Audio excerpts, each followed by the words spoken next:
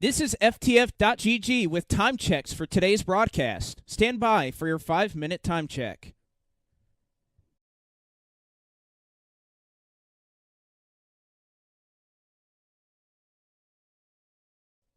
That was 5 minutes to airtime. This is FTF.GG counting down today's broadcast. Your next time check will be 4 minutes to airtime. If you're receiving this broadcast by satellite and are having problems with your Wagner receiver, contact Westwood One Network Operations at 888-HELP-450.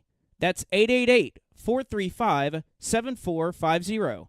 Email Westwood One at netops@westwoodone.com or online for technical information, technology.westwoodone.com.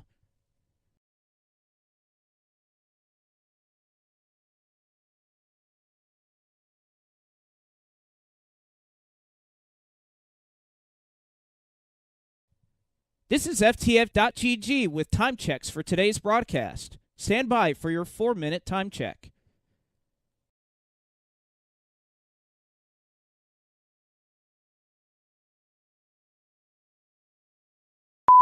That was 4 minutes to airtime. This is FTF.GG counting down today's broadcast. Your next time check will be 3 minutes to airtime.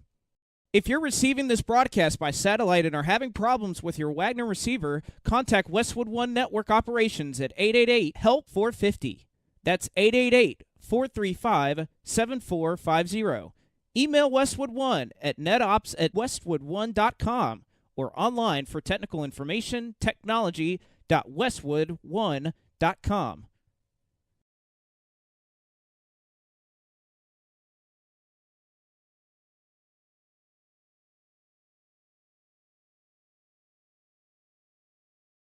This is FTF.GG with time checks for today's broadcast. Stand by for your 3-minute time check.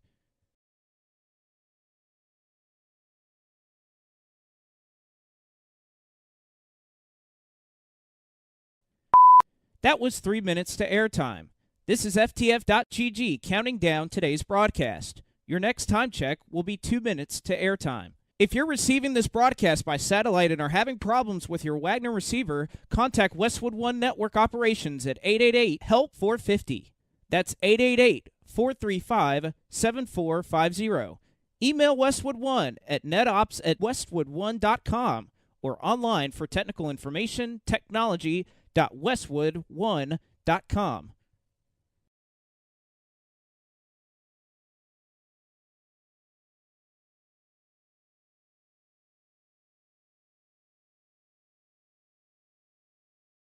This is FTF.GG with time checks for today's broadcast. Stand by for your 2-minute time check.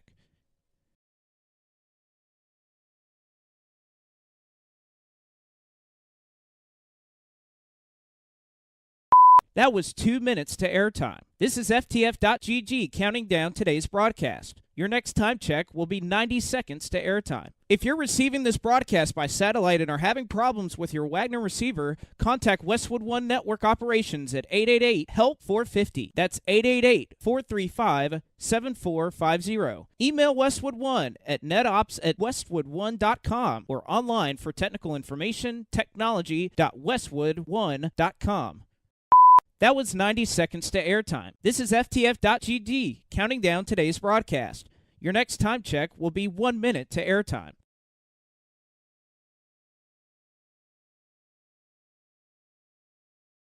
This is FTF.GG counting down today's broadcast. At the tone will be 1 minute to airtime. Stand by for your 1-minute time check.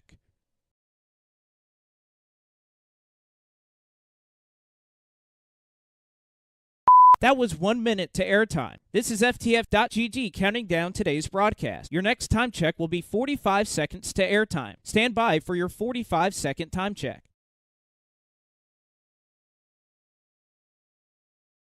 That was 45 seconds to airtime. Your next time check will be 30 seconds to airtime. Today's feed is also available at FTF.GG's private frequency at the Speedway. FTF.GG may not be responsible for conversations overheard by monitoring this frequency. Start the archive recording. That was 30 seconds to airtime. This is FTF.GG counting down today's broadcast. Your next time check will be 15 seconds to airtime.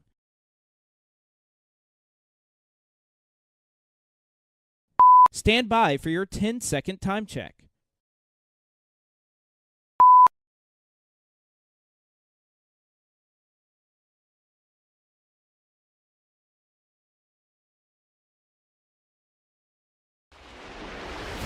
Four wide for the lead into turn number 3.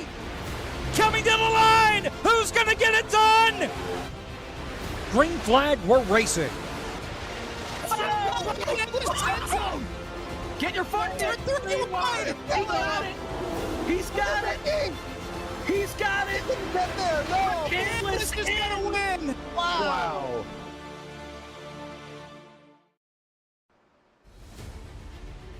9 months after the running of the Rockingham 508, it has been a long off-season for these 1987 events, but we are back for the first one in 2025 with the running of the Atlanta 550, benefiting Music City Youth in the Arts as we embark upon the Atlanta Motor Speedway, or at least the 2008 configuration of this racetrack. Hello, everyone. I'm Blake McCandless. I'll be alongside Jacob Hitz as well as Caleb Hoffman tonight in the broadcast booth. And Jacob, it's hard to believe it's been 9 months since we ran the Rockingham 508. That was a compelling race that went right down to the wire with strategy.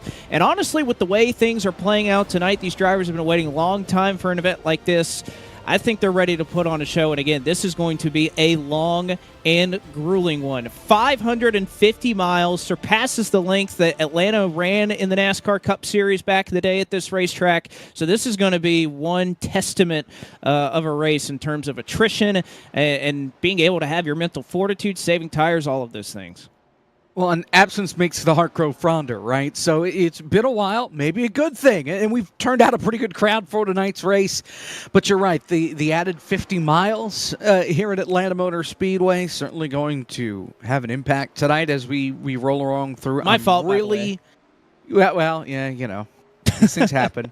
I'm really curious, though, to see how things progress as we go through the night or as we go through the day in Sim for 550 miles. Obviously, we're expecting a lot of green flag runs. That's going to open up different strategy windows as the night goes on. How are these drivers going to be able to handle these aging tires as we go through the fall off? And in the end, who's just going to be able to outrun everybody else? It will be a lot of fun to see how this all comes together tonight. And at the end of 550 miles, casually 367 laps around this racetrack, somebody is going to walk out of here a winner of the Atlanta 550. Should be a lot of fun tonight. And again, I think a lot of names in this field that, you know, frequent these cars on the service over the last couple of years, some of them that don't, but we know have been awfully competitive. You have a couple of previous winners of some of these 1987 events that will be a part of this. You have the All-In 650 and World 600 winner and Michael P. Frisch that'll be starting near the tail end of the field. You have Garrett Conrath, who won that Rockingham 508 that took place about 9 months ago, that'll join this one. Blake Reynolds, the 2023 winner of the Rockingham 508, is a part of this field tonight as well as many names that have been up front. They've been competitive. They've been close to winning a couple of these races. You talk about Michael Cozu Jr., Kevin McAdams, Sean Butler, just to name a few. Even Philip McCandless will be out here as well, a former winner of the Yankee 600 a couple of years ago. But the one thing that is going to be a lot different about this race and about how things are on iRacing right now. Again, there have been a lot of adjustments to iRacing's dynamic track system, and with that being the case, I don't know if there's anywhere more fitting, Caleb, that we could come to than Atlanta Motor Speedway, and specifically this old, worn-out, and kind of previous version of this racetrack that lends itself to some incredible racing. Yeah, and I mean, that's going to be the thing to watch all night or all day long is how this track continues to progress, starting just past noon in Sim right now. But again, as we go through the 550 grueling miles here at Atlanta, I mean, this track is going to go through a lot of change. Tire wear is going to be so important to watch, managing your equipment. And again, 550 miles to figure all that out. Different shadows, different lanes. You all have to manage to try to end up in victory lane. lots of these drivers will have to manage, including the elements. Again, it's March 5th in the sim, so temperatures are going to hover kind of in the mid to lower 70s throughout the race. The track temperature as it is right now is sitting at a nice crisp and cool 92 degrees, but will continue to increase as we go along through this race. But again, many of the rules that were run in 1987, we have implemented here, aside from racing back to the caution. Pretty much everything that we could keep as akin to 1987 as we could are implemented in this race. So that's, single file restarts, lap cars on the inside, going to be pretty loose with caution flags. All of those things. It is definitely going to be... definitely going to be something to watch and something to see. We're also going to have a relatively large field for this one as the numbers add up as we're counting them. 50 cars will be set to start this one. So a large field that's even larger than what you would have had in the Cup Series back in the day. 43 would have been the max, and 50 will be the one or be the number that we have today. They will share some pit stalls down in the pit lane, which again is one of the benefits, I suppose, of being in the iRacing world is we can have a little bit of a larger field to try and compete for this one. Very, very cool. I'm glad to have this many guys willing to show up and run this race. That, yeah, you know what? I want to sign up for 550 miles around this racetrack. That's always the part that amazes me, that we decide, yeah, you know what? Let's go out and torture ourselves a little bit and run around the racetrack this long. But we'll see how things go tonight and see if drivers at some point just decide, you know what, enough of this. Let's move on. Let's get to maybe sleep tonight and go from there. So we'll see how these drivers tackle it all, as this is really their last chance to get a breath before this race starts. No scheduled cautions for this entire race, so there's the potential that we start all the way, or rather we go through this entire race caution-free. It may not happen, but there is at least the potential that that is the case. So these drivers have to be prepared. You say that, and then about 5 seconds into the Rockingham 508, we had a yellow last time. So I think you're just, but we did end that race with about a 200 lap run to the end, and with the history of these races, they have played out to be generally clean. Not a lot of yellows. Again, I'm sure I'm jinxing us right now as we speak, but it's pretty good. But without further ado, Caleb Hoffman, why don't you be the one to start us off and introduce the starting field for the Atlanta 550, benefiting Music City Youth in the Arts. Yeah, starting with the very rear of the field here, starting 50th tonight will be Ryan J. Sharp in the number 79. Tristan Baker going to be rolling off in the 49th position. Brendan Landauer in 48th, starting alongside Dale Earnhardt Jr. in 47th.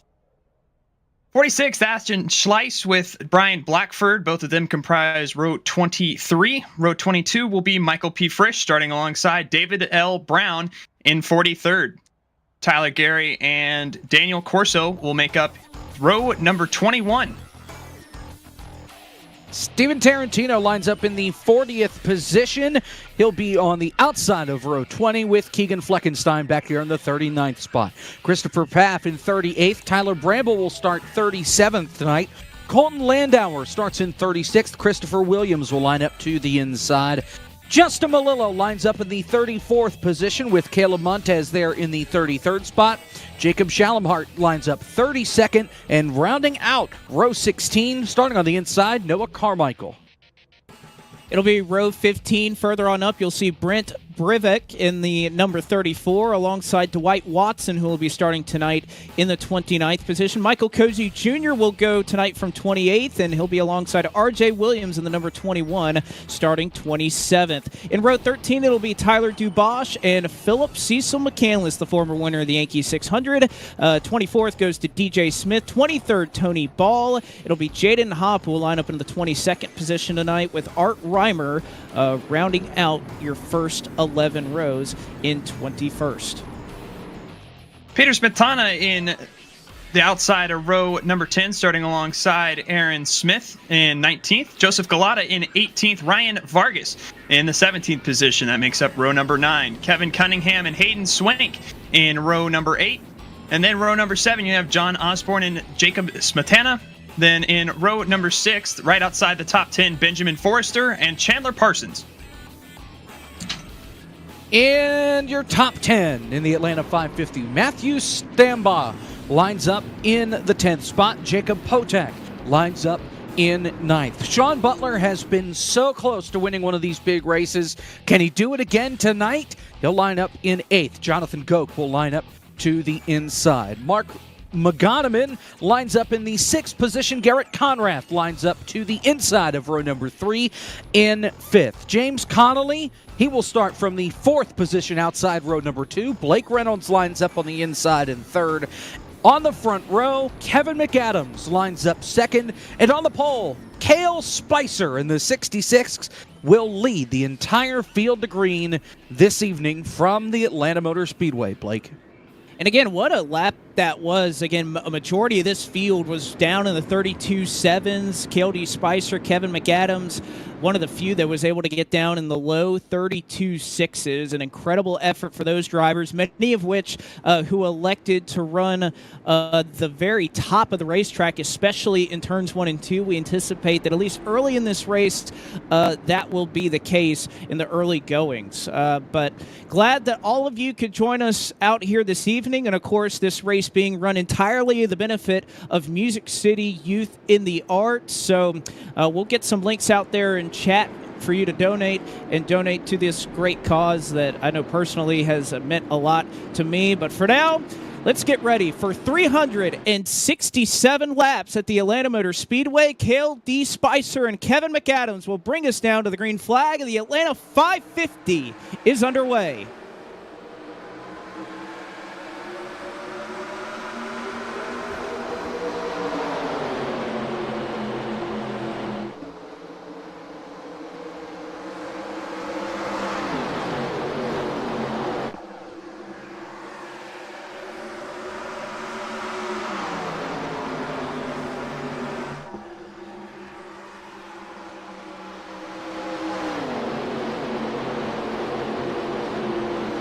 And I tell you what, Kevin McAdams did not waste any time getting around Cale Spicer, who'll be the official first lap leader of the Atlanta 550. And even we got some nice commentary from in the session. Sean Butler says, guys, congratulations. We made it further than we did at the last Rockingham 508. Yeah, we were worried we were going to jinx it a little bit, but the good news is they made it through that first lap cleanly, and that's always a concern, especially in these race cars. As you start to get up to speed, the shifting a little bit different, a little more complex in these race cars, so it's easier for somebody to miss a shift, and when somebody does, that can really cause some calamity further back in the pack as everybody stacks up. But a nice, clean start, as you see side by side here, the aforementioned Sean Butler up the racetrack with Blake Reynolds going down to the inside. This is for that 5th position. You've got Garrett Conrath right there, the red, white, and blue right behind, trying to get to the inside as well. And looking at Sean up there on the high side, I mean, we talked about it pre-race with the weather concerns and how this track is going to change. You got to keep in mind there are 50 cars on this racetrack laying down rubber and running around everywhere. You can see Sean trying to run that middle groove in the corners, so that's going to play a big role in how this track ages and develops through 367 laps. Going to be a lot to monitor there. Well, and, you know, Sean was one of those drivers. I was in here running some laps last night. There were several drivers who were part of kind of those late-night test sessions and just leading up and getting prepared for this race. And Butler, as well as many other drivers, really found a liking to what you'll see on your screen right now. You know, everybody talks about Harvicking here at Atlanta Motor Speedway, and kind of with the new configuration of the racetrack, again, that's not entirely possible. But right now, there's definitely been a lot of drivers who have found that, again, you see that white strip that separates the racetrack from the apron here. Even in iRacing, yes, there is grip on that paint, And many drivers, especially with the fact that these 1987 cars are so slow through the corner, it's a lot of off-throttle time. And you can see, little off-throttle time. That's how slow they're going. There's a little bit of a stack up there as Magamian gets a shot from Sean Butler. Chandler Parsons will take advantage. But early on, what we were talking about, you see a ton of drivers already starting to just try and hit that white strip of paint every time they go down into the corner. By the way, great job, Zach Johnson. Just happened to be right place, right time. On board with Sean there as he got to the back bumper of the Domino's car. A little bit of a bump and run, I guess, in Atlanta. But he makes it work. He gets to the inside, and he'll try and make the pass and stop the bleeding for the time being. Just up the road, Jonathan Goke is side-by-side with James Connolly. That's for the third spot. Goke using the outside line. And he takes that Air Force car around the outside and will clear Connolly up off the corner as now folks are starting to get single file sorted out a little bit. They know this is a long race, that, hey, we can just ride it out a little bit, let this race come to us instead of pushing it too hard and winding up out of this race before we even get close to a quarter of the way through. And that's the one thing that is so much different about this race compared to really anything else that these drivers will face on iRacing. We'll talk about it again and again, but we're on lap 8 right now of 367. That is, I mean, that's an insanely long way to go. And again, it's such a different mental approach for drivers, and, you know, everything's about shorter races nowadays, and fixed racing is, 30 or 40 or 50 laps depending on the track that you're running at.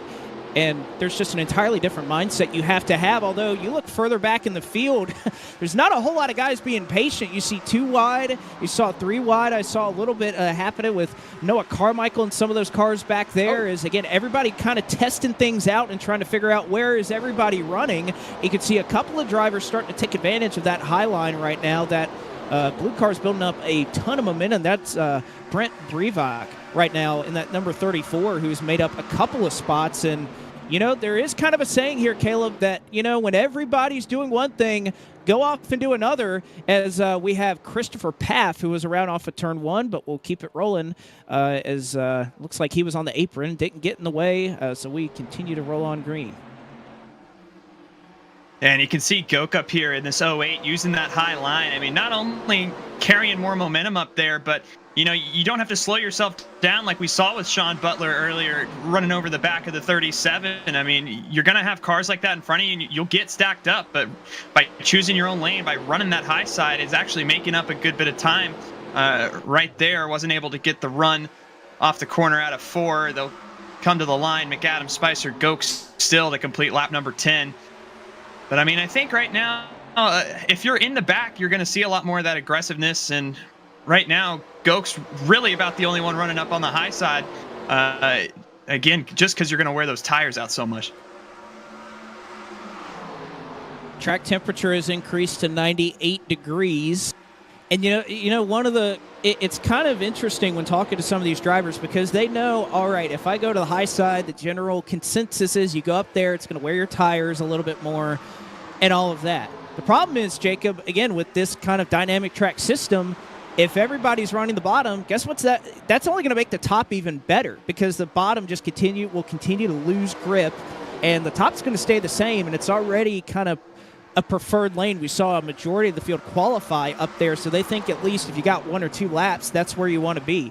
But the longer everybody runs the bottom in 1 and 2, that's going to continue to make that outside line stronger and stronger. And right now, Brevak doing the best job of anybody. We talked about him continuing to make up spots. He started in 30th. He's already into the top 20. Yeah, up to 18th, just past Art Reimer in that 34 machine. He'll try and get to Matthew Stambaugh here, getting down into turn number 1 to the outside again. And we saw in qualifying, Dale Earnhardt Jr. tried to use this line and fenced it on both of his qualifying laps. That's why he started so far in the field, just couldn't get the grip through qualifying. But he's able to, Brevak here is able to fit that fender up in the outside, as we have trouble already on the back straightaway. Dwight Watson has crashed in the 90. And this is going to bring out the first caution flag of the race. We made it 12 laps caution-free. And already trouble, and it looks like that aforementioned outside line is what bit car number 90 over in turns 1 and 2. And that was 100% the case. You could see Watson getting into the corner. And that's the thing. You'll see these cars kind of want to ride up the racetrack. You can see just a little bit of a pop into the outside wall.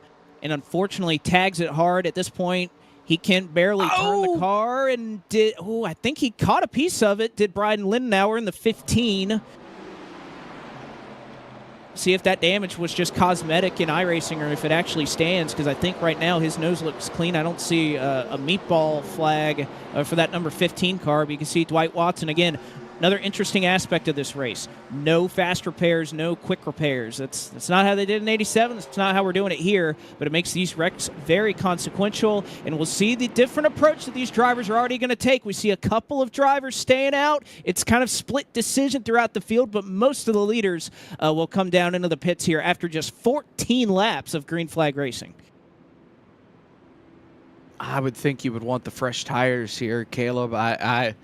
I think staying out's a little bit of a greedy decision. Now, some of these guys may decide to pit next time around, so they start in the back, but Cale Spicer, who started on pole, is part of that group that stayed out, as well as Jacob Smetana, Art Reimer, Michael Cozy Jr., Justin Melillo, and a couple of others. But it's some 2-tire stops on pit road, I think a few fuel-only stops, and then some taking 4 tires. So a real split decision on pit road on what you want to do for this first caution flag, knowing that there's so much time left in this race. All right, well, split decision here. It could get interesting at the front of the field with old tires and fresh tires, but we are under the caution flag for the first time in the Atlanta 550, benefiting Music City Youth and the Arts. Right now, it's Cale Spicer, your leader.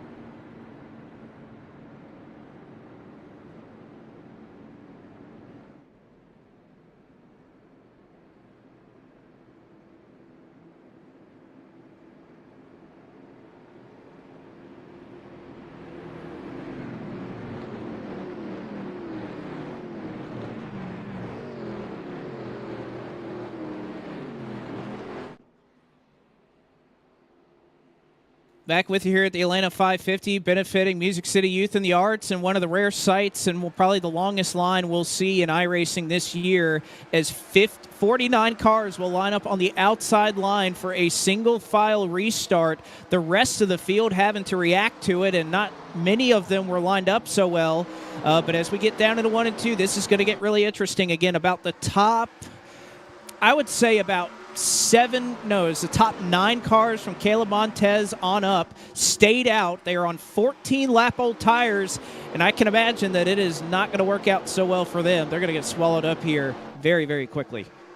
Well, and we already saw in that short green flag run that lap times fell off about a second from where we started this race. They were running in the mid-34s by the time the caution came out. We started in the mid-33s on that opening 2-3 laps, so the big tire fall off already.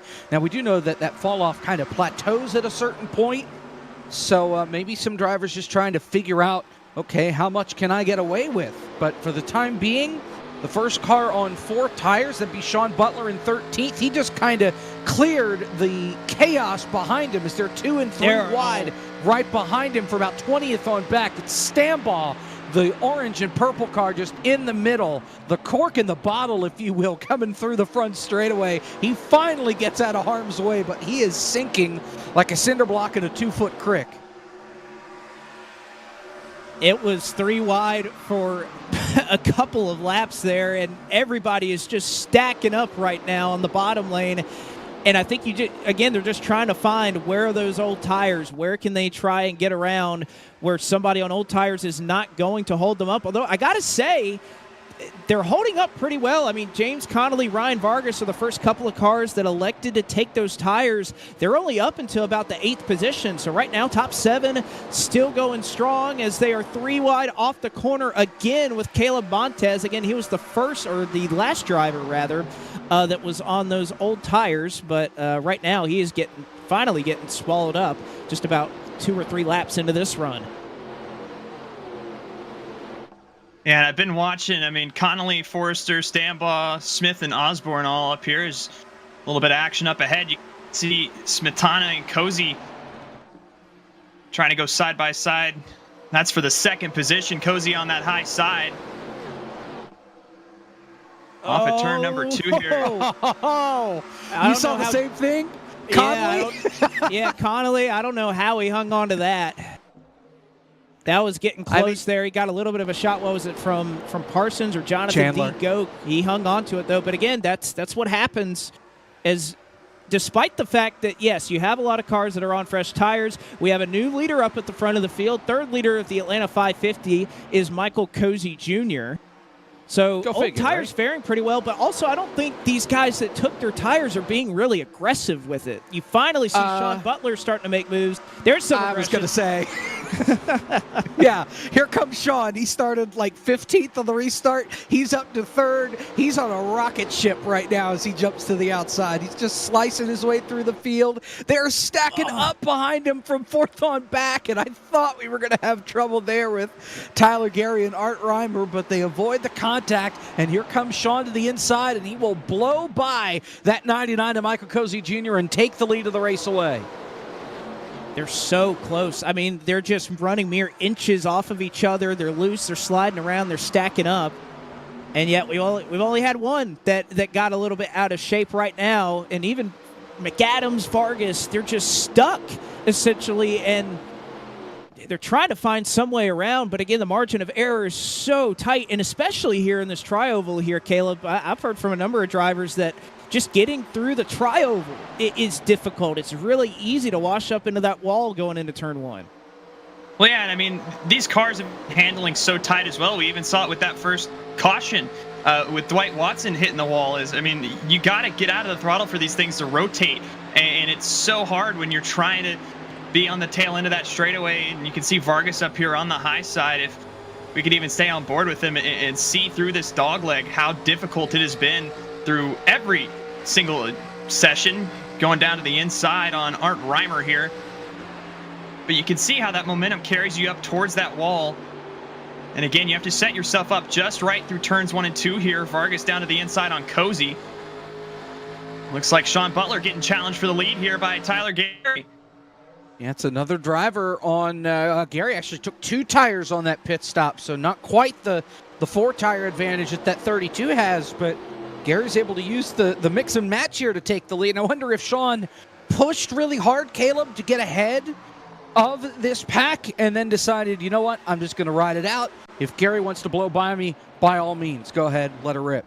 I think that's a track position play by Butler. He probably wanted to get up ahead of everybody. There was a lot going on with some of those cars on old tires. He said, I'm going to get out of here. I'm going to push for a couple of laps, get myself in the lead, get some clean air.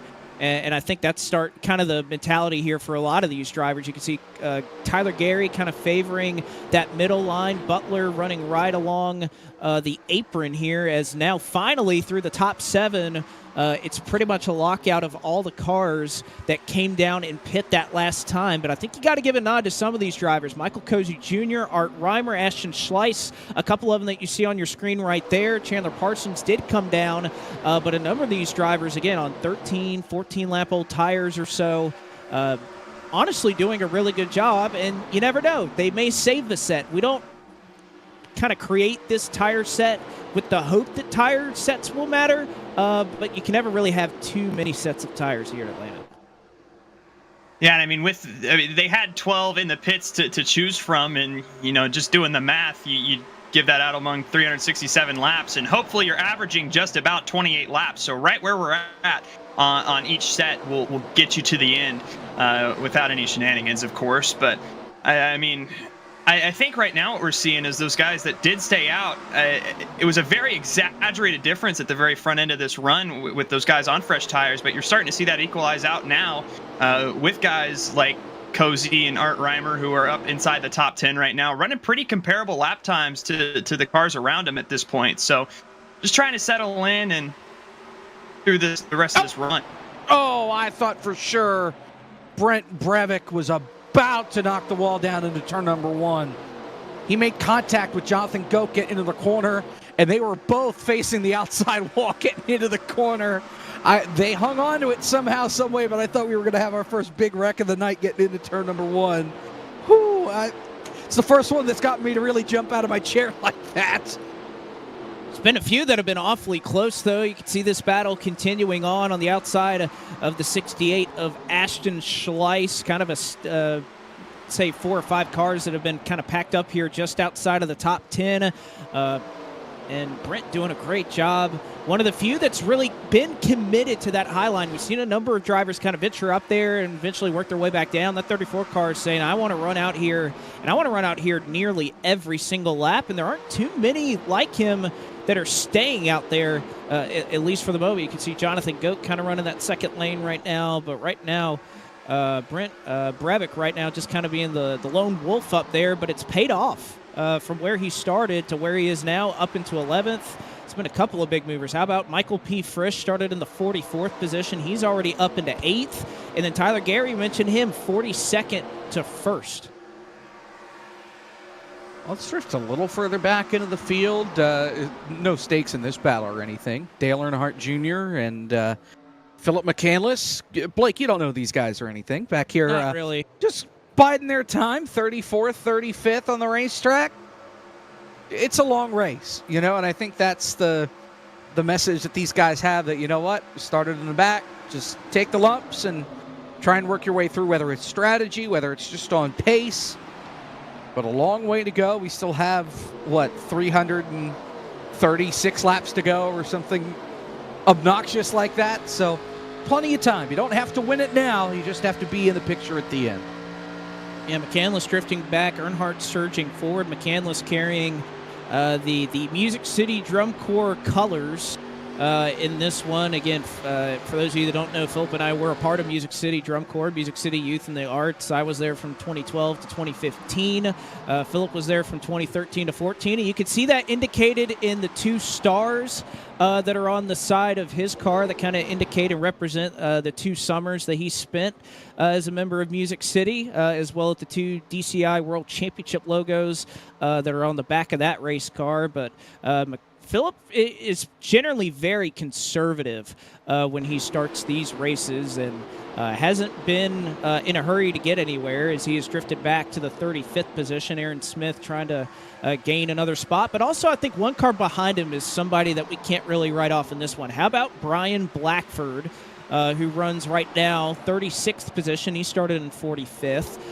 He's somebody that almost won a Rockingham 508, just being patient, letting the race come to him, staying out, going long on some strategy calls, and the race played into his favor. And that's another big part of this race, is strategy. So much goes into it. There's no stage breaks. We don't know if there's going to be a caution the rest of the race. And because of that, so many different aspects of this race can play out on how often you want to pit. You want to go long on fuel, because it's another thing we've seen in these races. When you go a lap down early, you have a little bit of time, but it is so difficult with single file restarts. Oh, Jonathan Goke is sideways and around, and he takes the Domino's car with him of McGonigan. I butchered his last name, but the caution's out. Magamian, there we go. I'll get it right eventually. But I think there might have been some contact coming off turn number 2 between Magamian and Goke. Just looked up off of 2, and that 08 was sideways and just took that 37 with him. No big damage, They slapped together pretty hard once they finally went around on the apron, but let's take a look. Bring out the second caution, and ooh, yeah. Megamian just drifted up.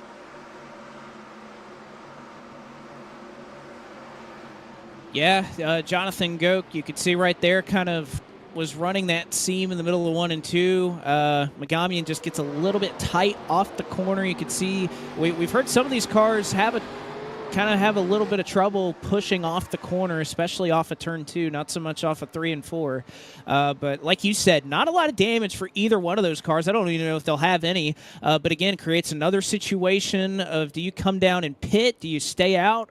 And no shocker that many of the drivers we saw that pit about 22 laps ago, some of them are going to come in and get a second set of fresh Goodyear Eagles, but basically everybody who stayed out on the initial start of this race is at least down and trying to get 4 tires now. Yeah, all but one of the drivers here that choose to stay out took 4 tires onto that last caution. Ryan Vargas took 2 at that first caution flag, and he stays out. Everybody else took 4. Peter Smetana drove through the pits but missed his box, so I think he's going to have to come back in to get his work done. Sean Butler takes 4 tires again here, so that's his second 4-tire stop, but will win the race off of pit road since Smetana didn't even get a stop in the box. Gary also takes 4 this time after taking 2 tires the last time they were on pit road. So that run was only a little bit longer than that first green flag run, Blake. Well, it's Tipton. You only get about 22 or so laps. You want fresh tires because the car's starting to slide and not handle well. It's pushing, it's doing all those things. But regardless, we will continue to pace around under the second caution flag of the Atlanta 550. It is former Rockingham 508 winner Blake Reynolds who leads the field.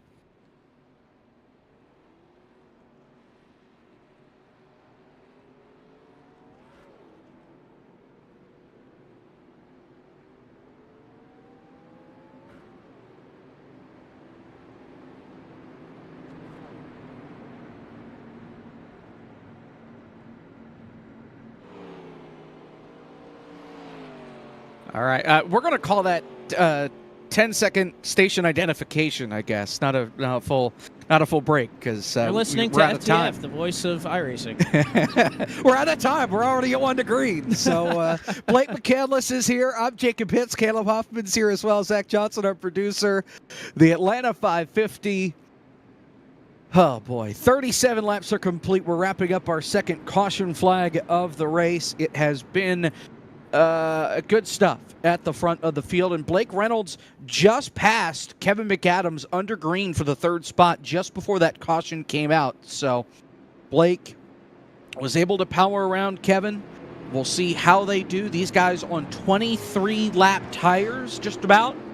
A couple of caution laps in there, so maybe about 20 green flag laps on these tires.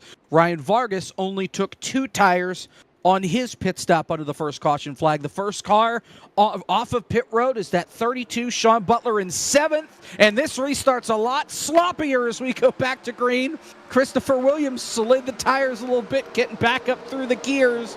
They figure it out, but they are fanning out at the front as they go to turn 1.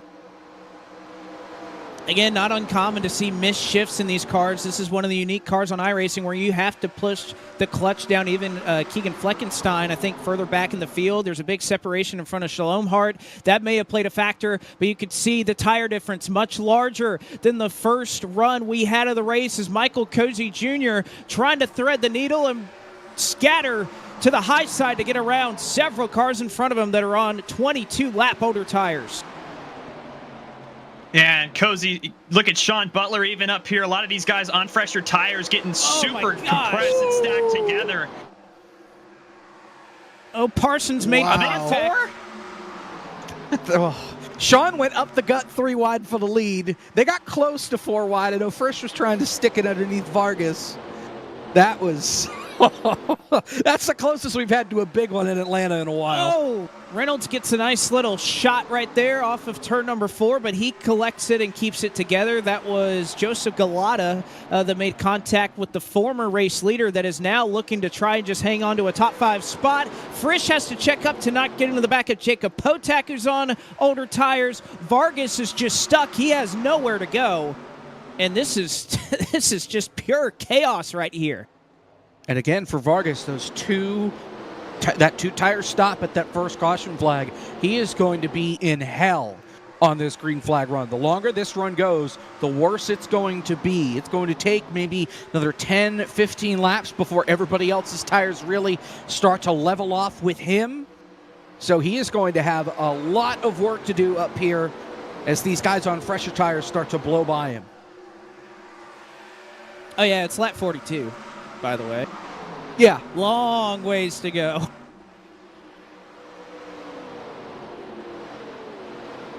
And looking at this group with McAdams and Vargas.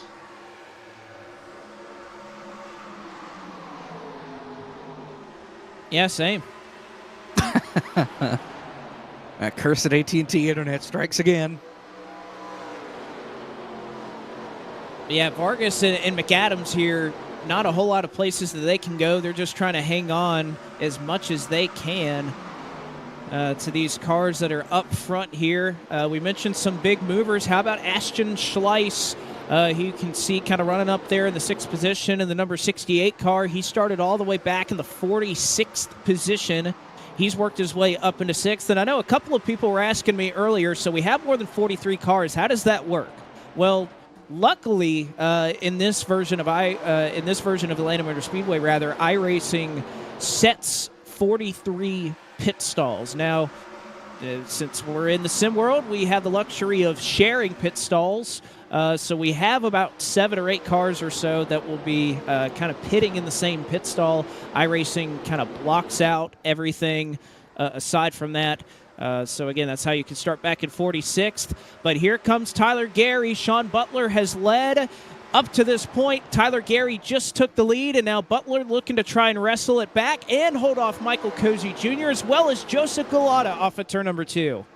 A nice little 5-car pack here at the front of the field, and these guys are all on 4 fresh tires, so they can kind of let loose a little bit here. They don't have to worry about any drivers on older tires. They don't necessarily have to save their stuff too much because they're pulling away from the guys behind them, so they're kind of off on their own island.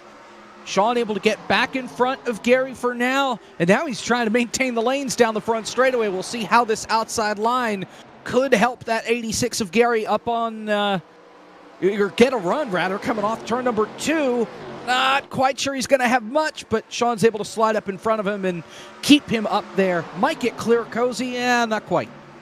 You know, one of the downsides of having 50 cars is there's so much going on at one time, and we have to show this battle for the lead, but they are leaning on each other around the 23rd position as well as Butler trying to claw back the advantage that Tyler Gary has as he runs the high side.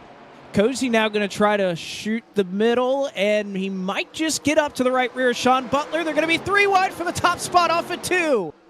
Oh, and Cozy got loose there in the middle. That's going to let Gary scoot away.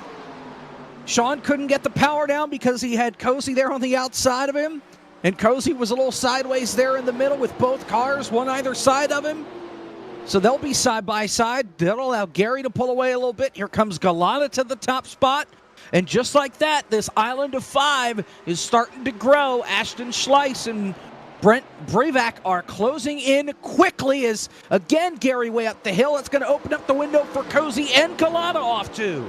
Well, again, what I'm starting to see here, and again, a product of kind of where these drivers cycled out in terms of their tires is, yes, there are some cars that are running down these top 5 with how hard they're racing, but top 10 on back, there is a large and considerable gap from about the 8th to 9th position on back. It continues to grow after that. So these top few cars racing exceptionally hard, but again, they're making up a ton of time on the rest of the field at the moment as Gary all the way to the top, Michael Cozy Jr. staying true to the bottom side. But I got to say, you know, all the different names we talk about, Tyler Gary, a Coke Series driver, Michael Cozy Jr., a Coke Series driver, Sean Butler, really a stalwart in these 1987 cars. That 34 car of Brent Brevik has impressed the heck out of me with what he's been able to do early in this race, and the fact that he's up here in the top 5 and continuing to look for more right now. And again, we talk about the balance of strategies. He's been awfully aggressive,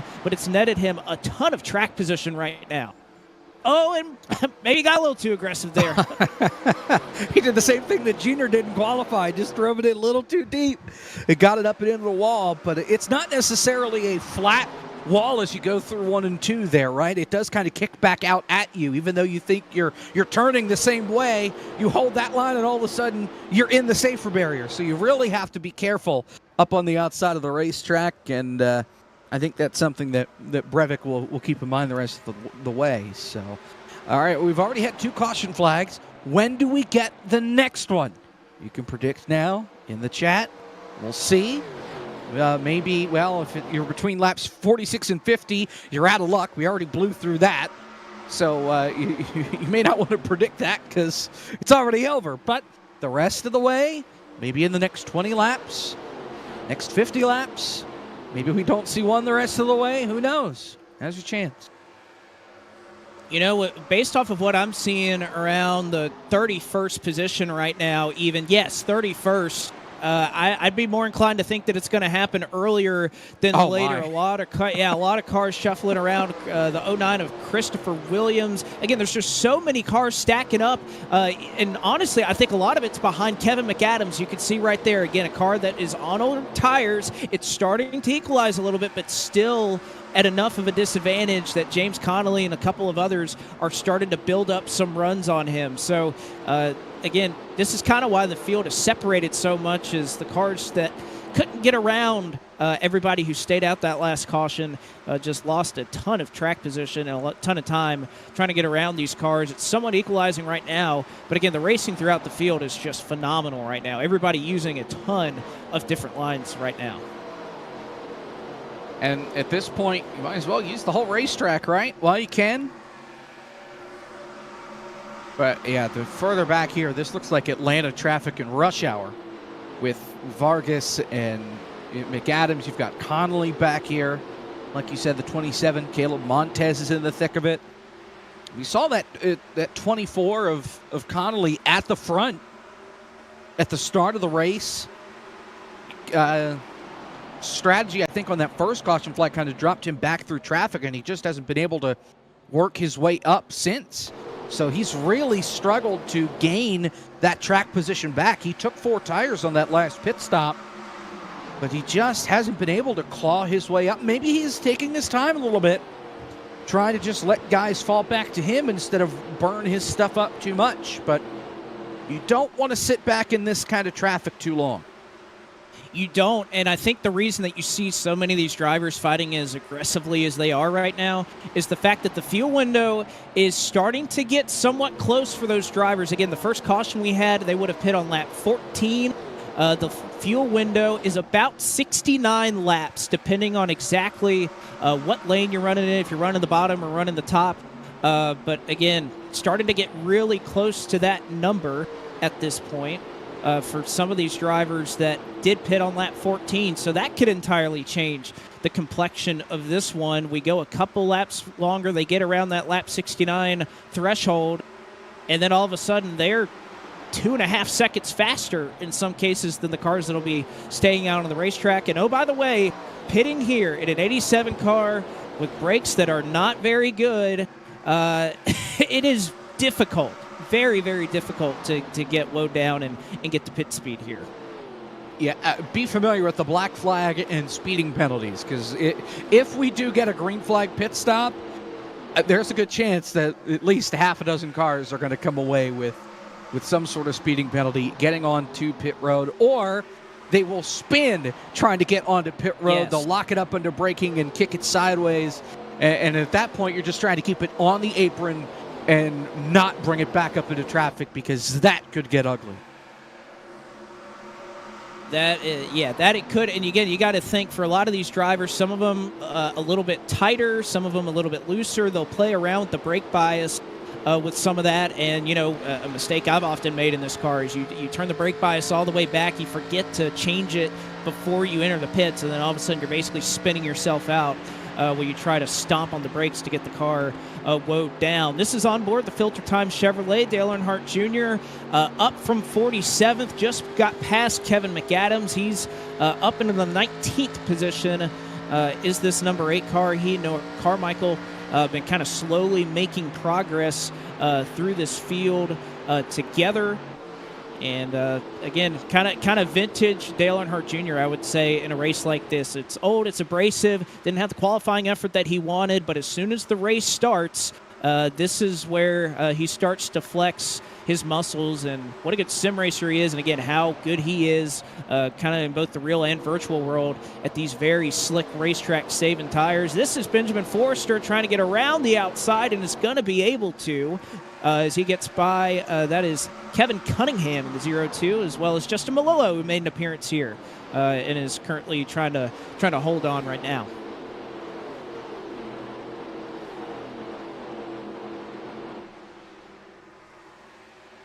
Just trying to sort things out. By the way, I don't know if we caught this. Joseph Galata is now your race leader. I don't know if he just passed Tyler Gary or how recent this pass was, but the it's 43 in sim, but the 86 out in front of the field. And he must have done this a couple laps ago because it doesn't look like Gary has gotten by him. But here comes that 86 back to the bottom, looking for that top spot. So he's had to work his way back towards him. I thought it's interesting here. Galata using that outside line. Gary cut to the bottom to make the pass work. And how about Brevik as well? Got up into third. He got by Cozy. He got by Frisch. He got by Butler. And here he is chasing these two down as they nearly hit off the corner for the race lead. And again, the longer these two battled, that helps that 34 car continue to gain some spots. I think we're starting to see more cars, especially at this later part of the run, that are starting to venture up to the wall. I believe I just saw Daniel Corso off the pace and is electing to pit. I don't know if that's a strategy call or perhaps if something happened, but Daniel Corso right now at least going to be the first driver as it stands at the moment to come down and start this green flag cycle, although he was well off the pace in the middle of 3 and 4. He might have had a meatball flag. Looks like he, at the very least, got into the wall in the front straightaway in the quad oval and may have broken the right front on that car and then kind of just limped it around and brought it back to the pit lane. So it didn't look like he had contact before that, but a lap ago, a little too high at the exit of the dog leg, put it in the wall and then limped her back around. So tough break for him. He's lost 2 laps already and is still sitting on pit road with no fast repairs. Meatball flags can really end your night, especially if they happen under green. Yeah, no fun at all. And again, very hard, even if you're able to make up some laps to get back in the game. Dwight Watson, we mentioned the early issues that he had. He's currently running 19 laps down, but again, he had some required repairs that he had to get done. Oh man, Joseph Galata. Again, we talked about how difficult the dog leg is here when you're entering on the high side. He just about ran that car into the outside wall, the number 86, as again, most of the drivers starting to venture up, especially at the top end of 1 and 2. Tyler Gary going to try to drag Galata back at the side draft, and that's how you execute it perfectly. Build up that run. Another change for the top spot. It's the 086 of Tyler Gary. Galata went for the crossover there, but it was just a little too far back. Couldn't get that car angled down enough and get the power on it.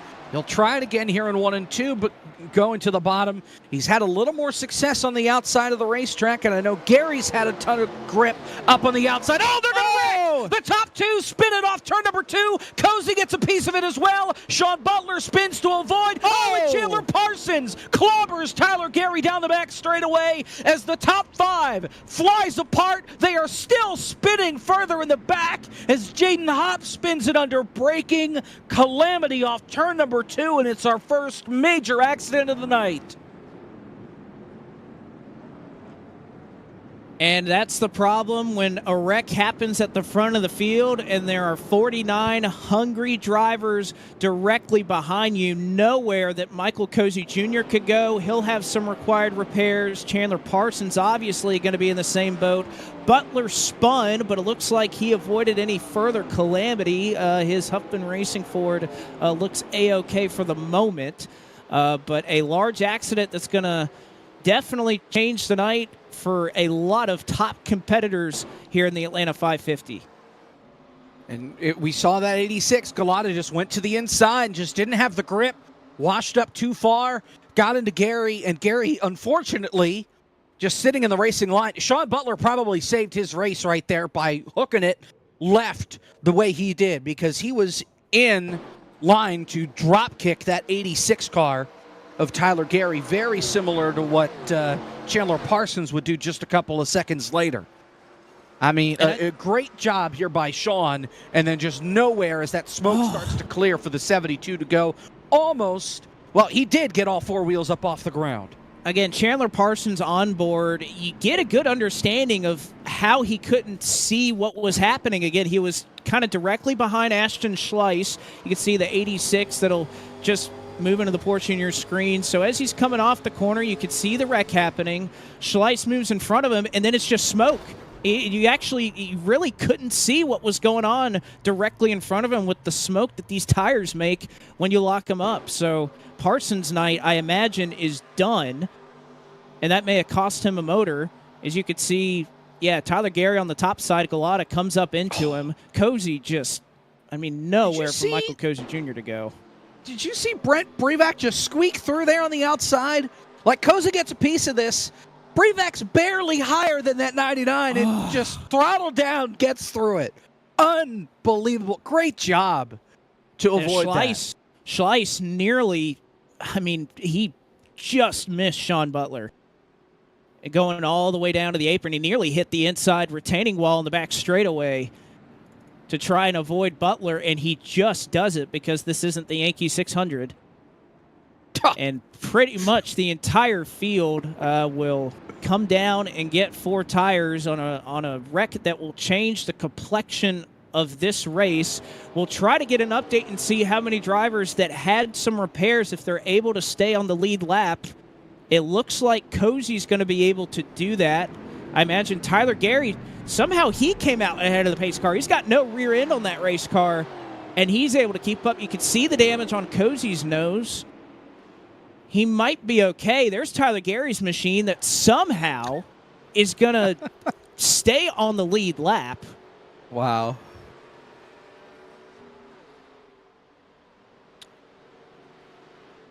Man, right, calamity so here. 3 cautions into the Atlanta 550. And this, it's about what we expected. Another decently long run. Now, Brent Brevac here, who we saw sneak through that accident, he's the lone car that stayed out. And he is on 30-lap-old tires. Everybody else, at least I think just about everybody else, took 4 tires on that last pit stop. It's showing Phil, who's in second, as just driving through the pits but not actually making a stop as we're back to green. It's easy to miss your pit stall, especially when we have all of these drivers who maybe, or a couple of them, that may be sharing pit stalls. So McCandless elects to save a set. And again, he and as well as that 34, they are going to pay the price, I imagine, here in pretty quick order. They are going to stack up behind them trying to get around. And here comes that car kind of making its way through the middle, or excuse me, on the bottom. That is Ashton Schleiss, who very easily will become yet another different leader here in the Atlanta 550. Good run for Ashton. Here comes Michael P. Frisch. He'll take over second. Frisch, another one of those guys that started out back, just slowly worked his way up to the front of the field. And that caution kind of fell right in his lap. He's been working his way to the front, and I want to slide a little further back in the field. You know who else is working his way up? Driver number 8, Dale Earnhardt Jr. He's up to 13th spot. He's got a little bit of traffic in front of him here with guys like Kevin McAdams and Matt Stambaugh, but this is the highest he's been all race long, on the doorstep of the top 10, and it may happen here as poor Phil McCandless is just hung in the middle, 3 wide on old tires. And he's doing a great job of it, but again, how cleanly can everybody else try to get by him? As he's going to go to the high side, allow McAdams to go. Stambaugh is going to try to do the same thing as well. Smetana for the Czech NASCAR team, they were awfully excited about running in this race. By the way, Jacobs Smetana, I believe it's Jakob, the way that you would pronounce that name. This race began at 2 a.m. local time for him in the Czech Republic. His shift starts at 6 a.m. So basically, as soon as we take the checkered flag, he's going to have to hightail it and hope he comes up with a good excuse for why he's potentially going to be out of work tomorrow. But you know what? He's doing a good job of it right now, getting up into the top 10. He finds his way by McCandless and doing a nice, solid job right now. No thanks. I don't think I would want to be up at 1:30, 2 o'clock in the morning for a sim race and then go work yet. Ay. How about the battle for the lead? Frisch on the outside with the 68 of Schleiss. Looks like Frisch gets the run off the corner and will clear to take that top spot away from the 68. And Cale Spicer, who remember started on pole, he's worked his way back up in here to the top 3, kind of lurking here in that 3rd spot. Good run for that 66.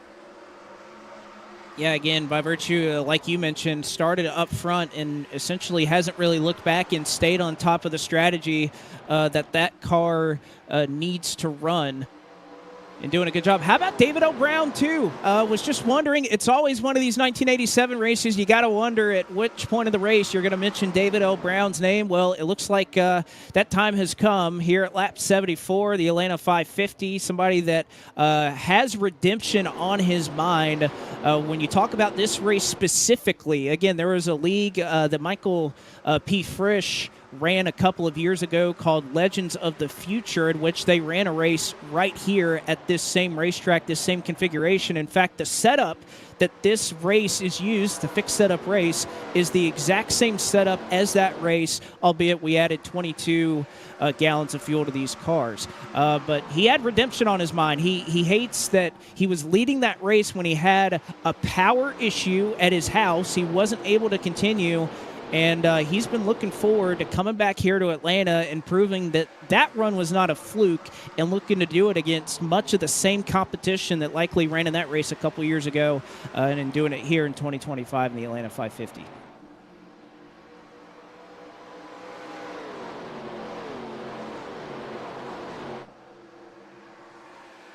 I miss Legends of the Future. That was a fun series. It Even though was. those races were painfully too long every week. Like, it's like if we did one of these every As if single this isn't week. long enough. Well, yeah, okay, but it's been 9 months since we did the last one. It's not like we just did this last week, and then we're going to do a Daytona 500 next week. No, that's not on the plan. Yeah. Well, and again, it's what we love about this is we do have a change up front. Michael P. Frisch, your race leader. Cale Spicer second. Ashton Schleiss third. David O'Brown fourth. Blake Reynolds has cracked his way up into the top 5. We talked about patience paying off for that driver that runs in the 6th position and doing it to perfection right now. Brian Blackford, 45th up to 6th. And, looking through the top 10, Jacob, it's amazing how many. There's only 3 drivers right now that started inside the top 10 that are currently running there, albeit we did have Garrett Conrath, who got some early damage. He appears his night is over. We talked about Cozy right now, even though he started in 28th. Mark Magamian started in 6th. He's back in 43rd. But a lot of heavy hitters in this race right now. They got there, but they didn't start there. As you can see, actually, Cozy goes a lap down with some of the damage that he still has. Well, and I think that last caution really blew up some of that track position where we still had a lot of guys that started at the front of the field at the front. That's not necessarily the case anymore, as you got guys like Cozy limping their way around. Obviously, Tyler Gary with a lot of damage. He is still running on the racetrack. Chandler Parsons has parked it. Ryan Sharp has joined him in the garage area tonight, done for the race. Obviously, Sean went for his slide. And even the contact a little earlier with Jonathan Goke and Mark Magamian that sent them both to the back. As you mentioned, Magamian still hasn't been able to work his way back to the front, and Goke right now sits just 23rd. So it's been a tough battle for him to work his way to the front of the field. So it's you'll have comers and goers in this type of long race, but the cautions, I think, have escalated that a little bit, taking some of those heavy hitters, some of the favorites in this race, and moving them either to the back of the field or out of the race entirely. Some heavy hitters, and I'm kind of surprised to see where they're running right now. Tyler Dubois and Sean Butler running nose to tail right now, 30th and 31st. on the scoring charts. Again, Butler contending for the lead at one point in this race. Tyler DeBosch, we know how good he is in these 1987 cars. There are certain tracks that he can just get around so very well. But right now, I think after some of the chaos we saw in the opening 50, 60 laps or so, again, I think just taking a little bit of a patient approach here, taking care of their equipment, seeing how this track changes, but knowing that, again, we still have a long ways to go. We're not even a quarter of the way through this race yet. Yeah, a lot of time still left up on the scoreboard. You don't want to put yourself in a position where your race can end this early on. You want to at least have a shot to run for this race late in the going, as you see Breback up the hill a little bit, coming through turn 2. 286 laps to go. That's all. Whew. Yeah, only.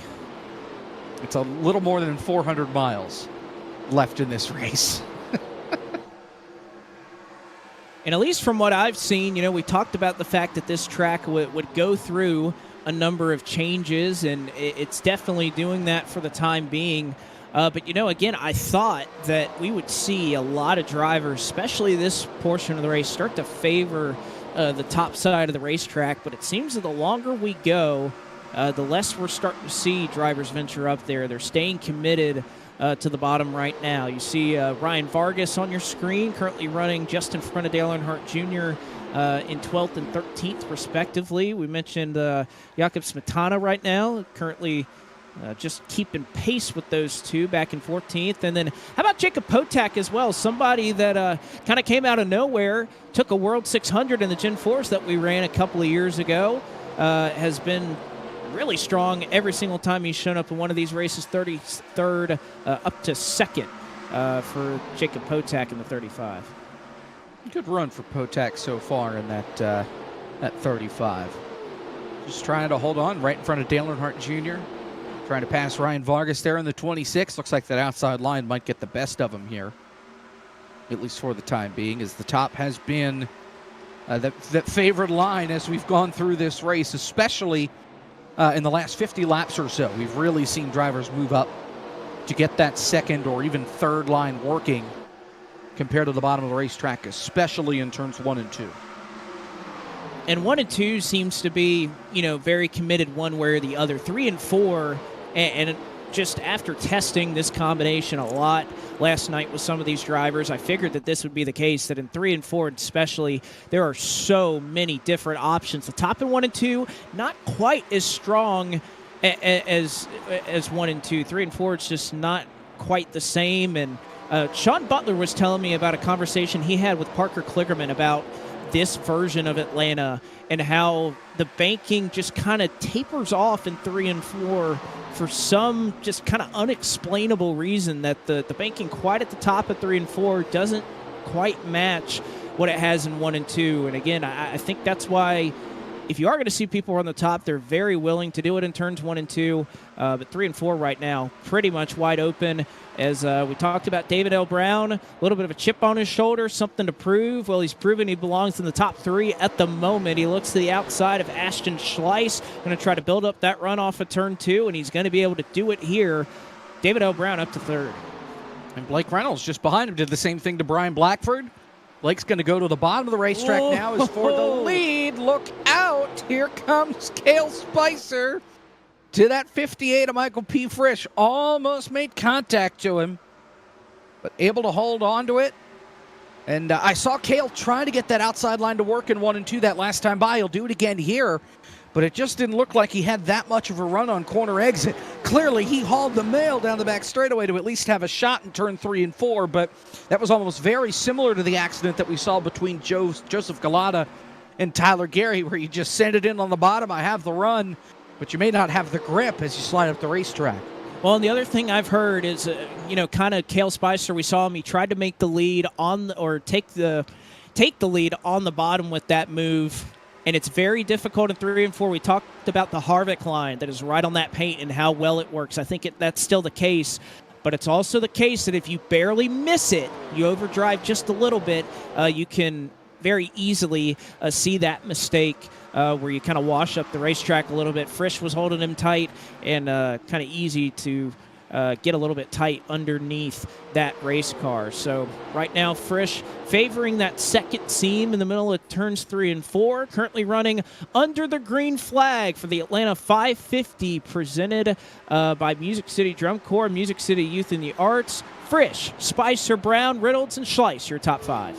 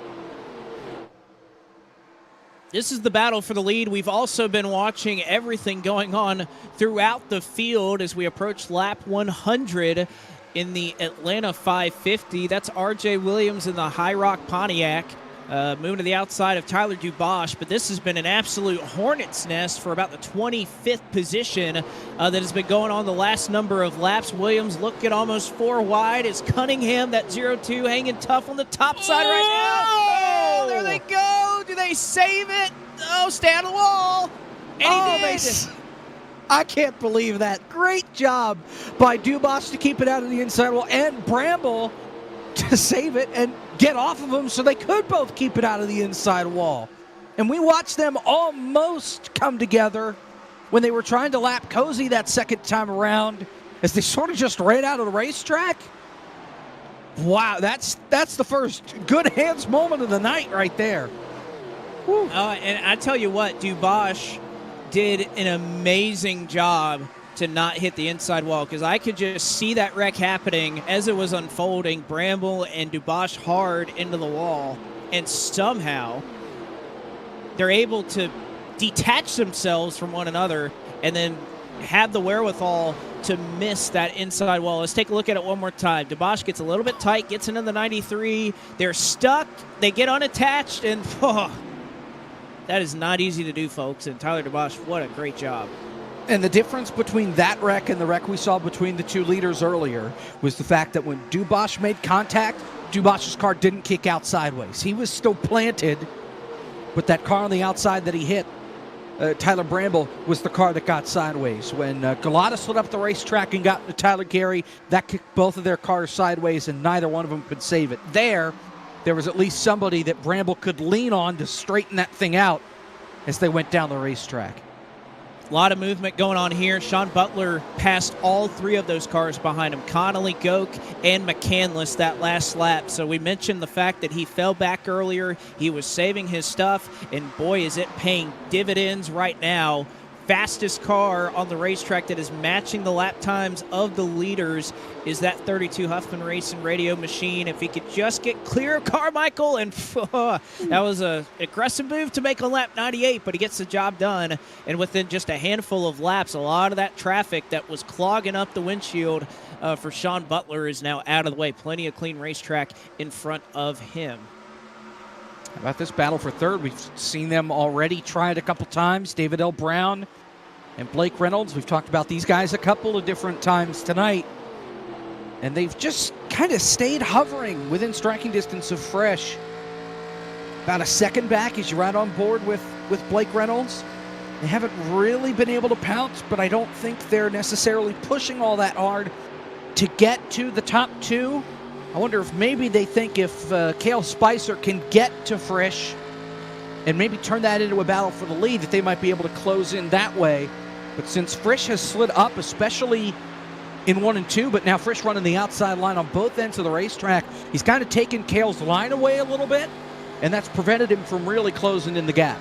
Yeah, I kind of was just thinking that, as much as, the Aero Wars, they kind of started around this time in the 1980s, but there is a degree of clean air versus dirty air, and perhaps Frisch kind of playing that to his advantage as the race leader. You can see Brown tags the wall from the third spot, but doesn't get glued into it. You see the car that's going behind, that's the 90 of Dwight Watson, who was caught up in that incident earlier. He'll fall a now 19th lap behind the race leaders. There's still 43 cars running on the lead lap at the current moment. Colton Littenauer right now. There is a lucky dog in this race because we don't allow racing back to the caution. As soon as iRacing can code that, we will put that in here. In our 2003 had it, why not? And so we have the lucky dog. Lindauer would receive it at this point. Then you have Corso that's 5 laps down. Cozy had to come in and pit for a meatball flag that I can only imagine was a flat tire. He currently runs 6 laps down. Watson's still on the track at 47th, 19 down, and then Sharp, Parsons, and Conrath out of the race, although Daniel Corso, 5 laps down, slow and on the apron. He may be pulling his car back into the pit lane here soon, but still a long ways to go, but we have crossed lap 100. All right, let's give it up for lap 100, everybody. Only 267 laps to go, a little less than that now. So we finished the first 150 miles of this race. All right. Yeah, pat on the back, everybody. We did it. Yeah. Whew. Hope you don't have any plans the rest of your Tuesday night. I do not. So. Or Wednesday morning. Yeah, well, I don't have any then either, so we're good to go.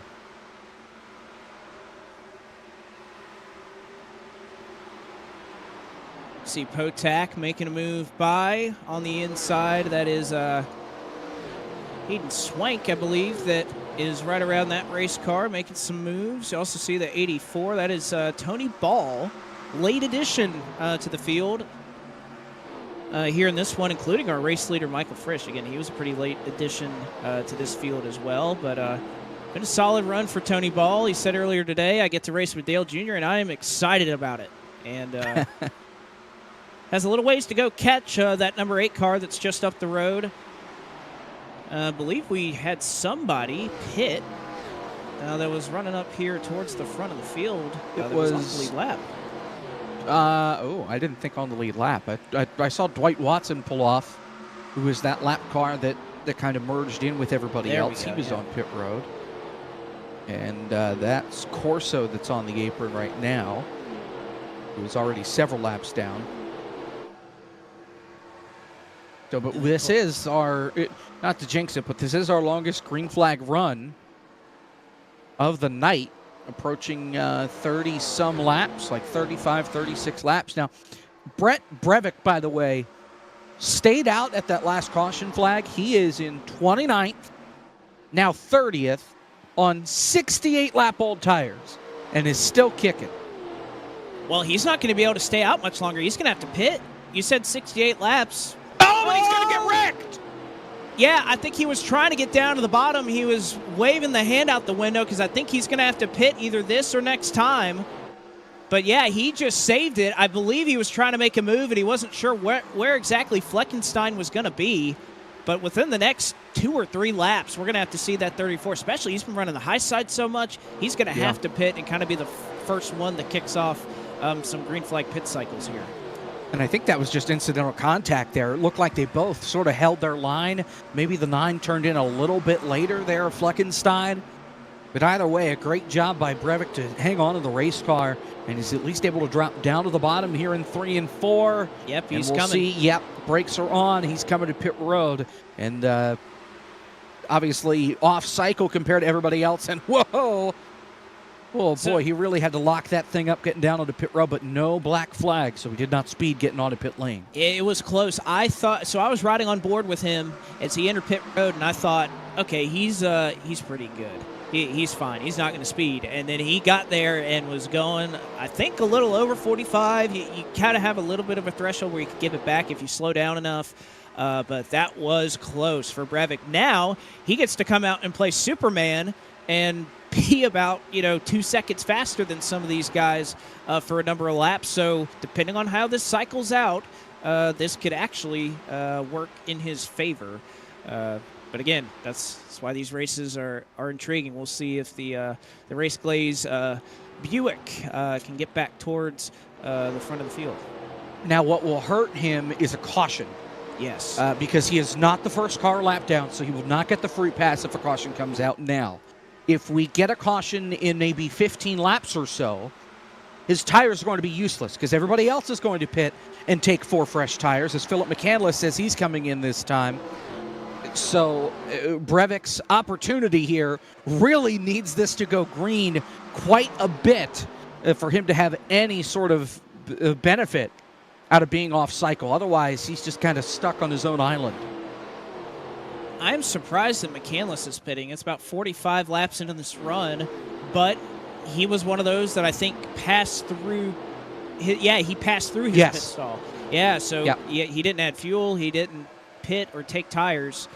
So he's going to be forced down in the pit lane. He only fell back, though, to 19th, which all things considered, not that bad. Here comes Blake Reynolds up into second and looking to try and wrestle away the top spot from Michael P. Frisch here at Atlanta. And since we've seen Frisch switch to that outside line, have to be curious now, where does Blake Reynolds go? Does he try and run that Harvick line down on the bottom of the racetrack to try and get the advantage and get to Frisch? You saw them both pick that middle to bottom lane there in turns 3 and 4 that last time around. Now they're both right back up to the outside of the racetrack. Spicer's going to join the party as well. So does David L. Brown. So it's a 4-car breakaway here at the front. And they're all nose to tail as they make their way around. Blackford still doing just enough to be attached to this group. He hasn't caught him. He hasn't let him out of his sights, but he's just kind of mulling and hanging around at the moment. You can see the view on board his drafty car Chevrolet, exactly how far back he is from the number 68 of Ashton Schleiss. Here we go. Here comes Reynolds to the inside. See if he can get the power down on exit. Frisch is going to get a run. And he was sliding the car off exit. He wrapped the bottom perfectly. He put his left side tires down on that white line. And as soon as he got off the corner, got a little bit loose. And now, one thing you can do with these cars, you can play around with the arrow on the car in front of you. You can get that car a little bit loose. I think that's what he's trying to do with Michael P. Frisch here. Trying to get a little bit, push up on that spoiler, push up on that left rear, get that car in front of you loose. But now he's going to go all the way to the top side to try and make the pass. Yeah, I think he kind of baited Frisch out there, went to the bottom a little bit, kind of peeking. Am I going to go bottom? Am I going to go bottom? Frisch picked the bottom instead. Reynolds picked the top side, and now he has a huge run getting down into turn number 3. Oh, Frisch is going to try and pinch him down, though, and not let him slide up. This could get dicey. This is good to watch two talented drivers kind of jockeying for position here. Reynolds wanted the middle seam, and he said, Frisch, if you're going to run that second lane, we're going to hit here. So he's claiming his territory right now to try and run the lane that he thinks that 66 car is going to turn best in. He almost has Frisch clear off the corner, but not quite yet. And a big run there from Frisch off that outside. And the more these two stay side by side, That's going to allow Spicer and David L. Brown Oh, one into car the mix. hard on the wall. Tyler Bramble stays green as he kept it rolling forward, but he got slammed into by Brent Bravick, who has those fresh tires. Bramble's going to need a meatball. Or he doesn't have one, but I don't know how much longer that Buick's going to continue to limp along because it can barely get around the corner. Good thing he was able to keep it straight, though, as Reynolds got clear. Frisch crossed him over, though, as they went through turn 2. And I think Frisch is going to have the preferred line here on the inside. We'll see what kind of run Blake gets. He opts for the middle line here in turns 3 and 4. They're going to get really close. Frisch gets loose, and I think Blake might be able to clear him off 4. And he will. New race leader, former winner in the Rockingham 508. The skills translating here to Atlanta as well. The Channel 199 66 car of Blake Reynolds has it for the moment. Frisch trying to battle back. Meanwhile, David L. Brown back in third. Here's how he did it.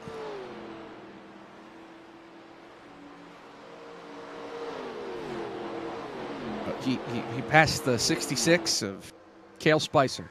That's how he did it. Back to you, Blake.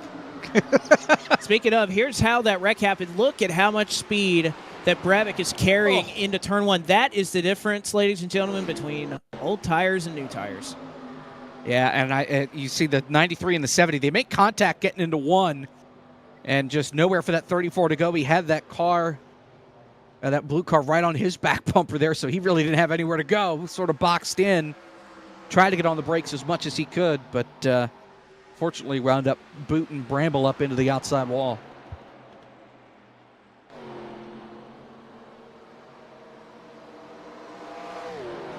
It's a good battle going on behind Dale Earnhardt Jr. We mentioned how he had worked his way up into the top 10. Don't know if he upset the right front too much, but it looks like he is ailing right now, trying to hold off Ryan Vargas. It looks like Hayden Swank, that purple 7 car on the bottom, going to be able to go on by. But right now, Junior trying his best to fend off some hungry challengers looking to get their way up into the top 10. You can see Butler has passed the number 8 car, but the Filter Time Chevrolet right now trying to stay in that clean air. He doesn't want dirty air. It's a Filter Time car, but trying to keep it right now, but tough to do so. Especially on these older tires. You know, we're entering the 50-lap range here on this green flag run. So this is by far the worst tire conditions that these guys have driven on all race long. Swank gets to the inside and gets clear. Here comes Vargas on the outside as Junior goes to the bottom. I wonder if he thinks he's going to come to pit road this time. By the way, he just kind of slid out of line right there to get to the bottom. Well, and again, there's a lot of drivers doing a lot of things with brake bias, depending on how the car is handling, if they want the car to turn more, if they want it to turn less. And I think you're starting to see some of the drivers that were really aggressive with that brake bias initially when the track was a little bit colder, starting to kind of pay for it as the track has made up some ground. Because most of these drivers, I see them enter the corner, they're plowing up the track. It's hard to get the car to turn. Junior's kind of having the opposite problem. He gets in the corner, and that back end wants to step out immediately. So he's kind of struggling with a loose condition right now, which, again, I think would be kind of the product of where that brake bias would have been at the early part of the run. And unfortunately, when that right rear tire goes and it's as hot and slick as it is, it's really hard to kind of bring it back down to temperature. And I think right now just trying to hold on and get to this last couple of laps of this green flag run to maintain his position here. Saw right behind him, Matthew Stambaugh bouncing off the wall, getting down into turn number 1. Didn't do much damage to it, but just caught me off guard. He wound up in the wall. I think he thought that he was just following everybody else just fine into the corner. Next thing you know, he's bounced it off the safer barrier.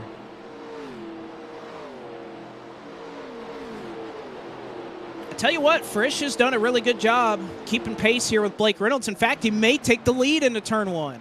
I was just about to say, I thought Frisch was going to not let Reynolds drive away, but that Reynolds was just going to pull away at this juncture. But Frisch, you talked about kind of faking people out into turn 1. Frisch nearly did that. He tried to jump up on the outside of Blake Reynolds, not able to do it.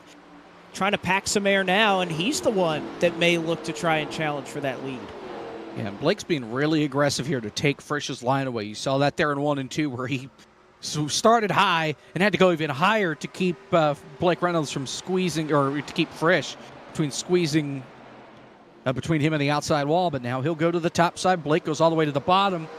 Dale Earnhardt Jr. gets over the radio. That 8 car is coming to pit road this time by. And I think that's more of a, I know I can go a couple of laps further on fuel. I just don't think it's worth it with the time that I'm giving up at the moment. Race leaders will stay out, most of them moving up to the top lanes in 1 and 2. And I'm sure the Filter Time Chevy got to know exactly where you're lifting to try to make things work. It's close there with Forrester. Oh, he missed it. Oh, he missed it. He's going to have to come back around. I wonder if he was looking in the mirror, too, and saw Peter Smetana there down on that inside line preparing to heat missile him and just decided, you know what, it's better for me to pull around. And he's going to lose a ton of time here as a result to have to speed back up and come back around. So he'll try it again.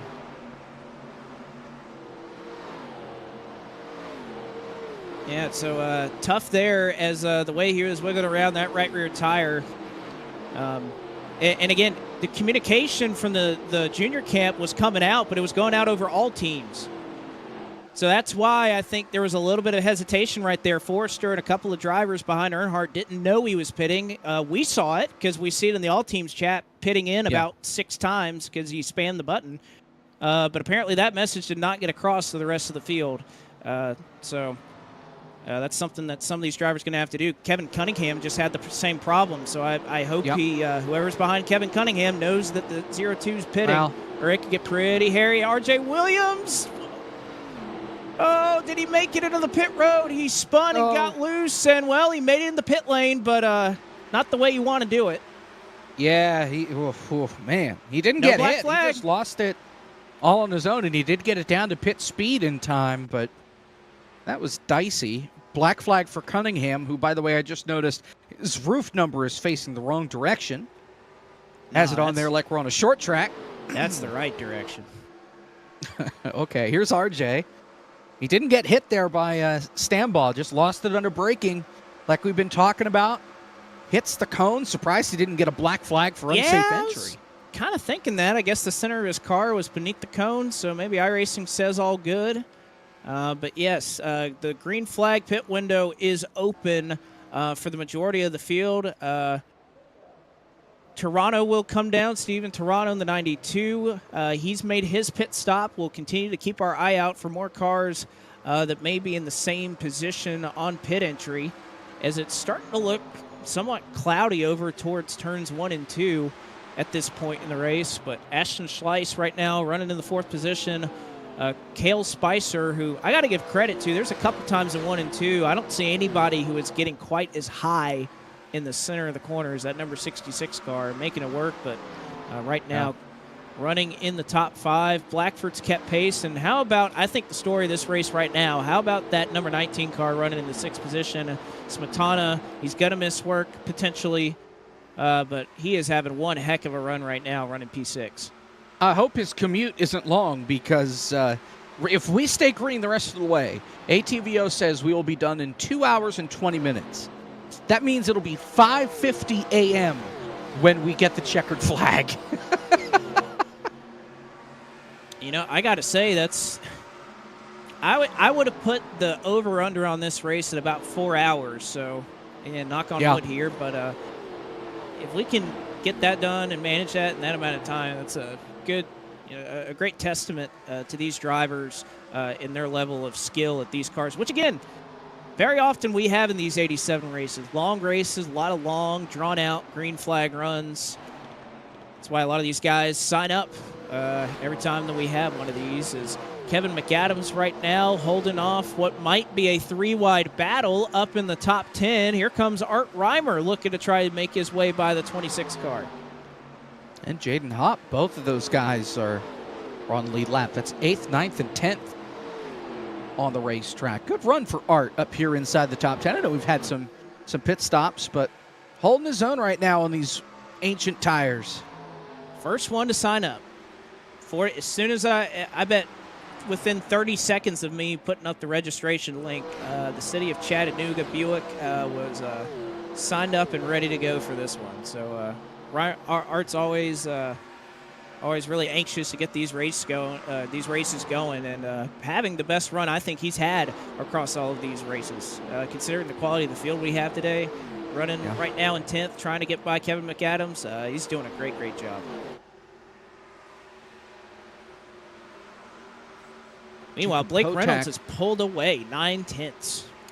Yeah, and I think that's just at the point where and I say tires that are and he starting just to tagged slip. Well, still, I think tires are at the point now for Frisch where it's starting to slip. As Cale Spicer, that car in, where is he? I don't know where he is. He's pitting. There he is. He's now in 6th.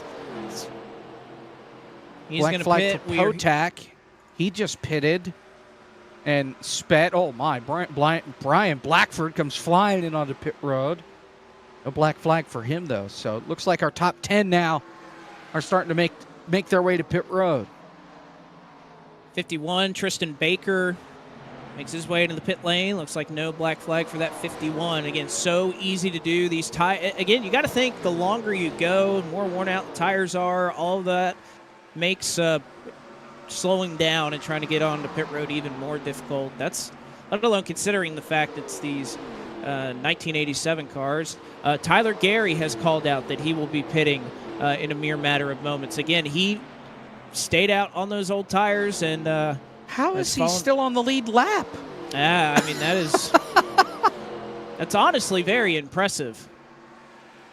Like that we he's been able saw to stay out that long. We saw the damage that Cozy had, and he was out there like he had 4 cylinders in the thing. Gary doesn't have a back end, and he was still on the lead lap by quite a bit.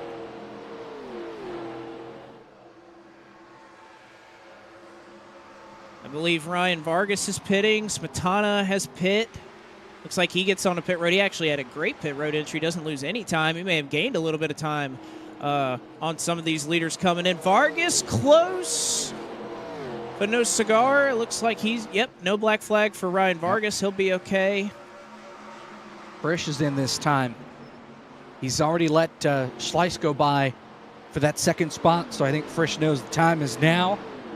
He's going to bring that 58 to pit road. And gets it there without an issue and without a black flag. So pit window officially, well, it already was officially open, but now everybody's taking advantage of it, including your race leader this time. Well, it's getting tough, too, because this is pretty much the edge of the fuel window, so everybody's pitting now. Is pitting with multiple cars. One has spun at the entrance of pit road.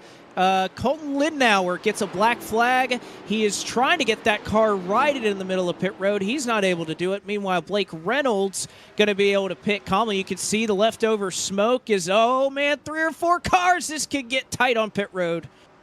Yeah, it is dicey. They figured it out. Oh, David L. Brown, he had the first pit stall, and he overshot his stall. Another spinner. It's a 25 car. Oh, and he's right in the middle. Oh, man. Good news is he got out of harm's way. Man, oh, man. This is one of the trouble for Ashton Schleiss. Schleiss has had trouble at the exit of pit road. Look at this. He can't get into his box. He had to move. He was in the wrong spot. Getting onto pit road, he had the 84 of Tony Bald who was inside as he was approaching his pit box, so he could not get into his stall, and spun it around at the last second just trying to get in. A disastrous pit stop for Ashton, who was inside the top 3. And again, you can see there were multiple cars in those first few stalls with the repeat drivers that we have. About 7 or 8 of those top stalls will be shared among some of these competitors because we had a 50-car starting field. We saw Reynolds pit a while ago. Benjamin Forrester, Sean Butler still staying out on the racetrack. Hayden Swank also has not come into pit either. Believe those are the last 3 cars that have yet to make a green flag pit stop. Jaden Hopp may be a part of that group as well. So we're just about sorted through this first round of green flag stops with very few casualties, all things considered. Jacob Potak has another black flag. So he's had 2 black flags trying to get onto pit road. Here comes Forrester. He's coming onto pit road, your race leader. One of the last guys that needs to stop. So that puts Cale Spicer at the front of the pack. He cycles around to be the leader of the race. Did he take Michael 2? He took 4. Okay. But he was fast on and off pit road. You compare the times between Spicer and Blake Reynolds from pit road entry to pit road exit. Spicer a full second faster. Now, Reynolds was also in the box a little bit longer, so that could be the reason why. But it's a 3.5-second gap between Spicer and Blake Reynolds. The only difference, Reynolds pitted 4 laps later.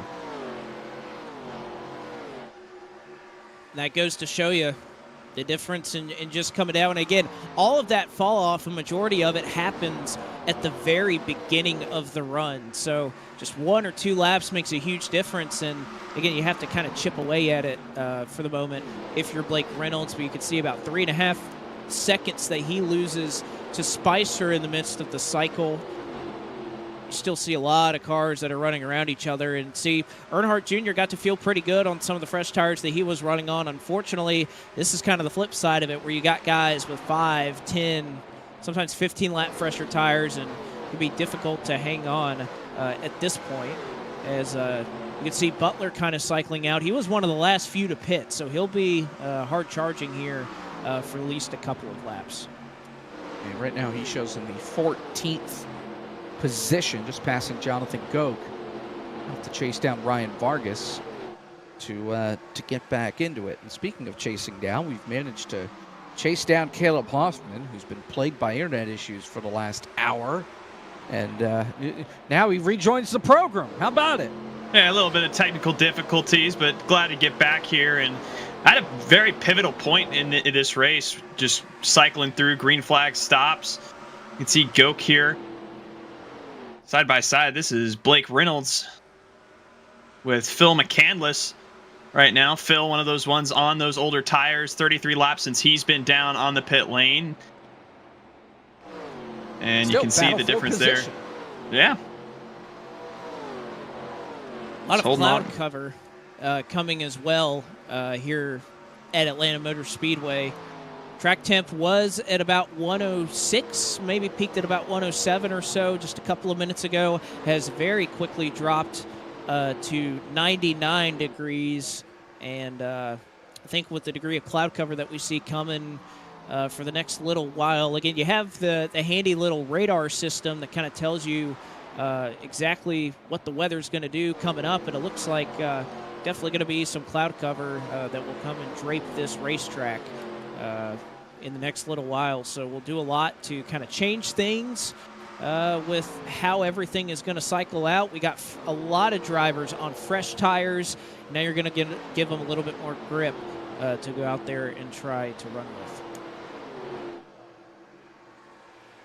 I'm sure some of these drivers will appreciate the cloud cover at this point in the race, since we've been out here for, close to 100 laps. Not quite 100 green, but at least 80 green flag laps at this point. So you're looking for a breather, something to just, all right, catch your breath, get back to ripping it around the racetrack. So, And unfortunately, yeah. How about we catch our breath, shall we? perfect. Green flag pit stops have commenced for the first time here tonight under green flag conditions. Still 43 cars competing in the Atlanta 550. Cale Spicer, your leader, with Brian Blackford and Blake Reynolds on the charge.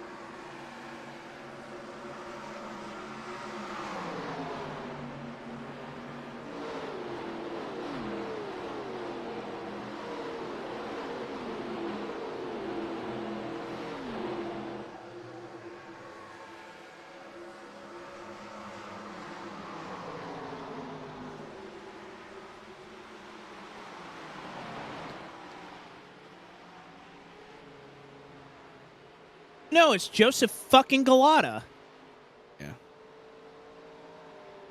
Caution's out at the Atlanta Motor Speedway. RJ Williams has crashed hard here on the front straightaway.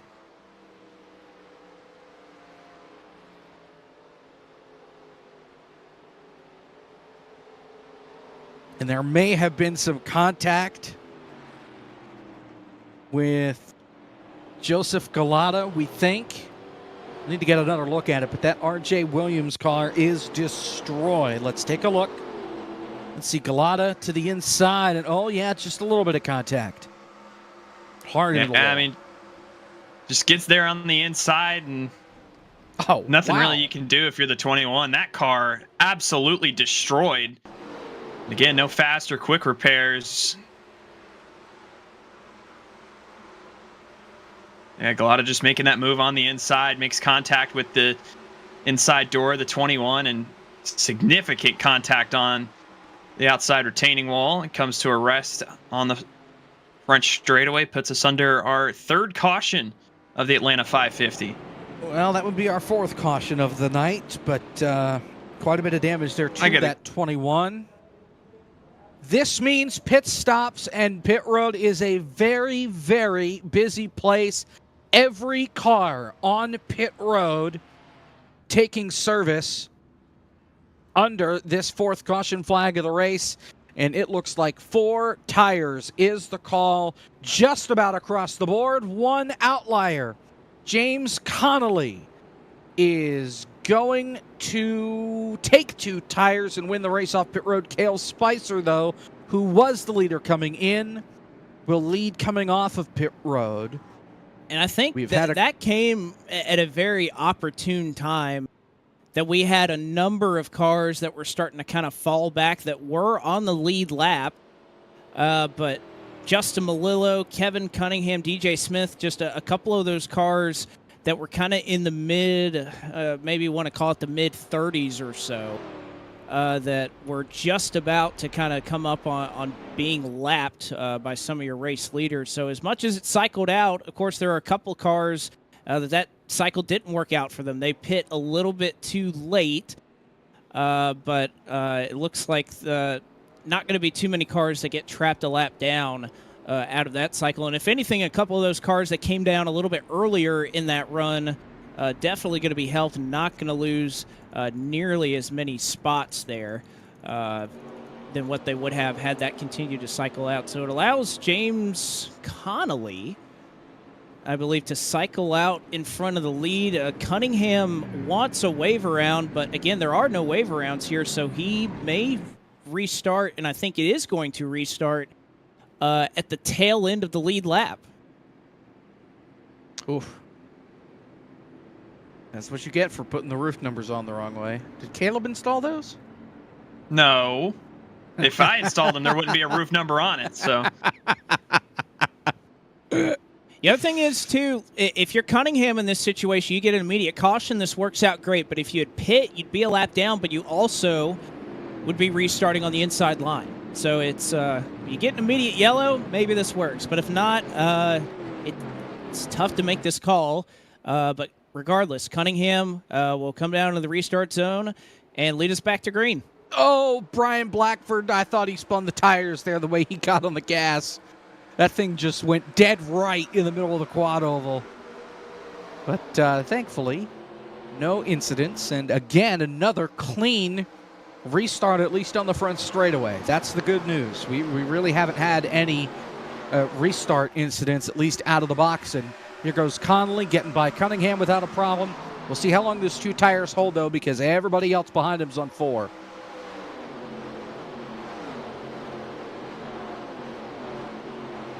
Seeing the Hornet's Nest of sorts back here.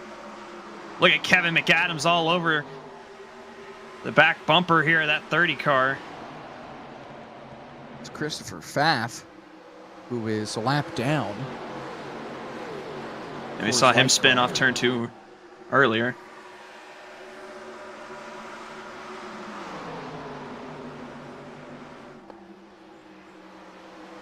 Meanwhile, at the lead, Cale Spicer's already taken that top spot away from Connolly. So that didn't take long. Here comes Blackford around the outside for second. Trying to clear Connolly and Blackford, another one on those 4 fresh tires. Again, just about everybody took 4 on that last stop. Connolly, I think, taking 2 just to try and get some of that track position back, but Blackford takes second and now looking for the lead. Got to say, Blackford's not usually the one to push and be this aggressive, but he's going to do it here off of turn 4. Drafty Car Chevrolet. It says it's out now on Steam, which, I guess is accurate. You can get Drafty Car on Steam. You can also get it on your mobile device, but he goes to the top spot here at Atlanta, and unlike the rest of the field behind him, he's going to try to venture up to the top side and make up some time there. And Spicer was trying to hold on the inside there, but Blackford able to continue to pull away there up to 3/10 now. And continuing to pull away just a little bit. Spicer running right in those tire tracks, though. And again, everybody feeling a little more comfortable on that bottom. Like we saw before that caution, not much. Well, there goes Blackford as soon as I say it, but McAdams and Sean Butler a little further back side by side. This right on the cusp of the top 10 for 9th. Sean's just been on a revenge tour at this point since he spun to avoid that big wreck off of 2 a while back. He's been clawing his way back to the front since. That caution probably good news for him. Kind of gave him an opportunity to get back up inside the top 10 and work his way toward the front again. Doing it the old-fashioned way. But lucky enough, again, in one of these races, the nice thing about this being so much different than pretty much everything else. Oh, trouble on the back straightaway. 2 cars around, right in front of Earnhardt. It's Shalom Hart who's spinning. Noah Carmichael and Williams just threaded the needle there. Just shot the gap. Got between the park car of the 92 and the park car of the 95. Woo. That could have been a lot worse. I mean, that is pretty much exactly what happened in that first run that we had off at 2. Somebody gets tight, they spin, and luckily it didn't end quite as catastrophic. Luckily, everybody's able to avoid it. You can see Earnhardt going on through. Oh, Williams did a great job spinning that car out. Yeah, Steven Toronto there just coming down the racetrack, locking it up, trying to avoid, and then just squeaking through Carmichael here. Watch this on board with Williams.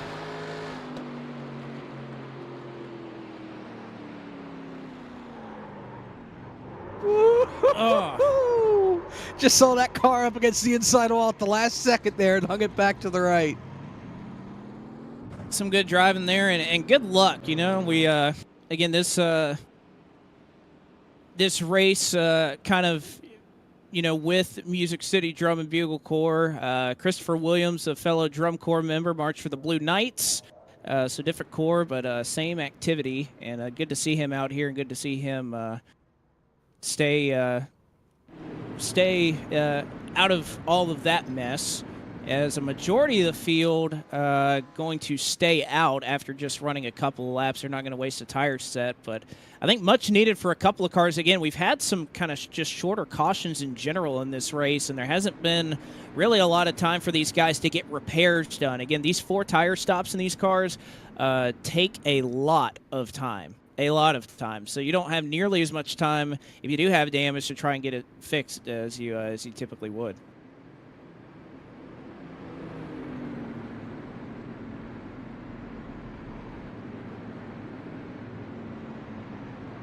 All right, so we're going to get a restart with a little more than 200 laps to go.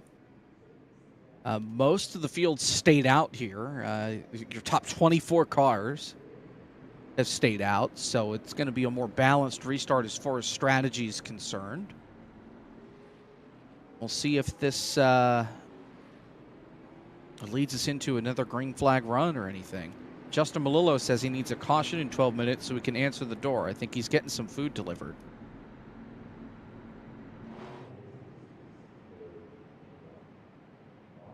Way to go, Justin.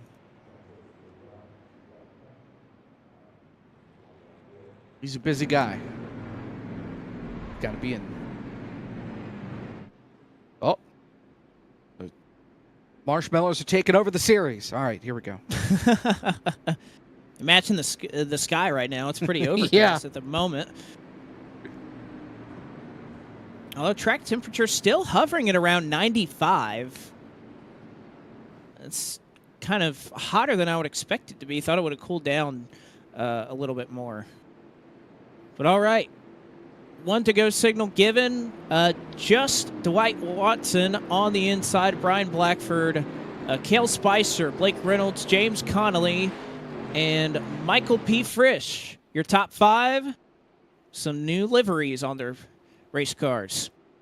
2:07 to go and we get the green. Man, Spicer did not get a fantastic restart there. They got a little stacked up. Nothing too dramatic, but got dicey in a hurry as they just start to fan out a little bit as they get to turn number 1. Blackford far and away out in front. Using that clean air to his advantage, but we'll see how long it lasts before Spicer and company start to close back in. It's good to see somebody like Brian Blackford leading again. Isn't on the service as much anymore. Got a lot of responsibilities on the real world side of things. Heck, he's building racing games as much as he's driving them, but doing a great job here. Man, the track is really rubbered up. You can see Frisch jumping to that second groove. Going to go side by side with James Connolly. It's not going to be much of a fight. Frisch is easily going to be able to make his way by for the 4th spot. Well, again, This everybody also else up here. comes at a really interesting time, though. I know it's hard to think ahead to the end of this race, but we could be kind of timing things out depending on how this all shakes out. What do we say? 69, 70 laps, maybe a little bit over that is the fuel window. Yeah. This is going to be close. I know that's thinking way ahead here, but if it does come down to that, it is going to be close. Those calculators are going to be smoking by the end of the night. They've had to do it a lot, as that is Sean M. Butler looking to try and get his way up into the top 5. Smetana still hanging strong on the outside. And both these drivers kind of a similar path to get up here. Really had to race their way up through the field this last run. Butler had kind of a more exaggerated example of that, but still has done a really good job to put himself in this position. Well, and Sean made his mark earlier in the race, too, just by being up the front, led a couple laps early, and then when that big wreck happened off of 2, he just had to spin to try and avoid it. Honestly, best case scenario, kept the car in one piece. Lost the track position, though, but he's been able to work his way back up inside the top 10 now. And he still has 203 laps to go to get to the very front of the field yet. So I don't think he's too worried about pushing the issue just because he knows there is so much more to go in this race. The problem, I would say, is the fact that you don't know if and when another caution could come out. So you don't want to lose too much time to the race leaders because you don't know when you're going to have the next chance to catch them and make the pass. It's always one of those things in these type of races, too. The further forward you are, I would say the higher chance it is that something doesn't happen. Now, we have seen a couple of issues at the front of the field in this race, but I would say the odds decrease is probably a good way to put it. The higher up you are in the running order, and I think that's why you're starting to see a little bit of a push and pull in terms of how hard these drivers want to try and get this track position here. Blackford doing a great job. And, you know, we've seen this a lot, Jacob. I know you've mentioned it 1 or 2 times, that leader really taking away the line of whoever is running in second. I've seen, like you have, a lot of responses to what they see in the mirror and then kind of moving that way in tandem with that driver through the corner. It's something we haven't seen in a lot of these 87 races, but it's definitely there've been plenty of examples of it here tonight in this one. Well, and I'm really curious here, too, if, you know, Brian Blackford's really trying to take the line away of Cale Spicer, or Spicer's just not willing to jump up to the high side, more just willing to ride around as James Connolly's throwing a mega block on Kevin McAdams coming down the front straightaway. And I know there's another Kevin that has a policy, you block, you pay. James Connolly, you better watch out, son, because if you do that too many more times, you're going to find out what that grass tastes like in the infield. I think Kevin just came over and simply said, I wouldn't do that. Again, 200 laps to go. We really want to block for 9th place? Yeah, we'll be seeing you at that point. Kevin looking to get to the inside on Connolly here, and Connolly, one of those cars under brake a little earlier, had smacked the outside wall, but plenty have. Adams doing a good job to pull alongside here and get to that inside lane, running right in the tire tracks of Sean Butler through 3 and 4. And we'll complete that pass. That's for the 7th spot.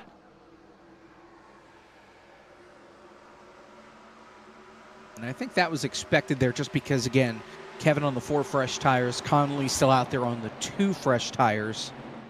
As Kel Spicer is trying to spice things up for the lead.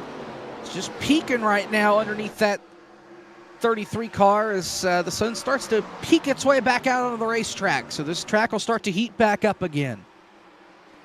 I tell you what, too, and I think this cloud cover has really helped the bottom lane. Just saw Ashton Schleiss try to go up there in 1 and 2, and it just did not work very well. He got tight. He kind of plowed up the track, and the huge runs that we've seen some of these drivers building up off of that corner, it just did not work out for him. Now we see David L. Brown jumping up there, trying to build up a run on Sean M. Butler, but was already ahead of him. But you could see, not quite the same momentum that we saw a couple of laps ago. So I think this cooler track starting to kind of play in favor, and I think you see the field responding to that. Look how many drivers, especially up here at the front, are trying to tag that white line and wrap that corner really tight. Oh, See, somebody smoking. has Yep. crashed. Yeah, somebody crashed hard. It's Christopher Pfaff. He has crashed here on the front straightaway. He's got a meatball flag. The right front is broken. Looks like he had contact with Tyler Gary here in the tri-oval and then got hit hard by the 90 of Dwight Watson right there. Saw the debris on the apron and then the smoke and the skid marks. So trouble for Pfaff, but we stay green as this was at the very tail end of the pack. Whew, those 2 cars just kind of met in the middle right there. And nowhere for the 90 of Watson to go. That's his second big hit of the day as we've got a battle for the lead in turn 2. Here comes Blake Reynolds. Reynolds out of nowhere, jumping out of line and going to try to make a move for the top spot. Spicer has a run. Is he going to try to make it 3? He'll think better of it. Also, Frisch trying to jump up in the fray as well. Something about these last few laps. Temperature starting to pick up a little bit both on the racetrack and under the helmet as Reynolds going to clear Blackford, at least for the moment. He'll have it at the stripe, but Blackford giving him a real good battle to try and get it back. 3 David wide Brown's further behind trying as to go. well. Yeah, we both saw the same thing there, And Dan. Frisch, I mean, that thing, it's getting wild back here. The top 6 spots. I mean, we saw this with Sean Butler going up the middle 3 wide for the lead a little bit earlier, and now they're trying to do the same thing. This for the 3rd position. And right now, Frisch running right on that white line. Then you have Spicer in the middle with David L. Brown up on the high side and getting real tight out of turn 4 there. Almost contact between Brown and Spicer. They can't get much closer than what they're getting right now. Spicer dives it in. Golly, he drove it in so hard, he nearly got into the back of Brian Blackford there. Brown still on the outside. Now Butler trying to join the party as well. McAdams probably wants to get a piece of it. And Spicer, poor guy's been in the middle of 3 wide for about the last 4 or 5 laps. Finally gets down to the bottom behind Frisch. I know he doesn't want to give up the track position, but the middle line is not where you want to be, especially with cars on either side. Now here comes David O. Brown. We'll see where he tries to go as Blackford got a huge run down the front straightaway. He's going to go to the outside. David O'Brown's going to follow him, and Blackford may have a shot at the lead here down the back into 3. He's got a big enough run, but again, we've seen him kind of do this time and time again. Gets the run down into 3. Reynolds going to hold strong on the outside. Is there enough grip down there for Blackford to clear? It looks like for a moment it was. What a move by Blake Reynolds. Does the crossover in the middle of turn 4, and he'll actually lead back to the stripe. That was incredible. An insane move there from Blake Reynolds, and it'll give him the lead back. Oh, You see Blackford's going to shoot it too far and hit that outside wall. David L. Brown all over the back bumper of that 33 now, and that's, again, really compressed this battle for second now. Blackford trying to hold off David L. Brown, Sean Butler and company, while still trying to chase down Blake Reynolds for the lead. Again, that is a line that Blake Reynolds ran that I have never seen at Atlanta, and it worked. It totally worked. Tell you what, wall or not, Blackford's not done. He still had a run down the back straightaway. I think because David L. Brown was shoving him the whole way. He may have another look here at the lead. Keeps it off the wall in 1 and 2. Let's see what kind of run he gets down the back. Massive run, although Brown is not going to push him this time. In fact, Brown's going to look to the inside. So Blackford has to run the second lane. Brown a little bit tight there on the bottom. He's in the dirty air of Reynolds. Frisch is going to have a run. Butler has just been patient, riding the bottom, letting these guys battle it out. Is Blackford going to make a move into 1 and 2? He's not going to. I don't think he wants to give up the top. He knows he needs that run off of 2 to try to make something happen. But here comes Michael P. Frisch up the middle to make it 3 wide for second. That's going to hurt both of these guys. And Blackford tackle off of 2. I don't know how they didn't come together at any point there, but now Michael P. Frisch on the inside with Brian Blackford. They're going to try to even get to Blake Reynolds for the lead, who's going to, again, use that diamond cut through the corner. And I mean, he's been making it work. I didn't really expect to see that line, like you said, but commanding lead right now. But a tall task to hold off Sean Butler, Brian Blackford, Michael P. Frisch, all 3 wide in that mirror. Spread throughout these lanes here at Atlanta. Here comes Sean Butler. He's going to look to the inside on Blackford for second. And almost there, still side by side through 3 and 4. I was about to say, I don't even know what you call that move. I'm going to have to come up with a nickname. But Blackford gets tight on the top of 3 and 4. Here is Sean Butler, 188 to go. And you would imagine that there's just 5 or so laps left in the Atlanta 550. Reynolds going to go to the top. Butler's going to run the middle. We haven't seen a ton of guys run there, but boy, does he make it work. He's even with Reynolds off the corner. Kevin McAdams is trying that same line to get by David L. Brown and Brian Blackford. So we'll see if this middle line maybe has some juice to it. Sean and Blake are going to be side by side off turn number 4. Looks like Sean will have the run off the bottom. We'll see if Blake Reynolds can maybe gather a run up on the outside. Little side draft, almost contact down the front straightaway. And Blake, as you mentioned, 186 laps to go, and we're racing like there are 6 to go.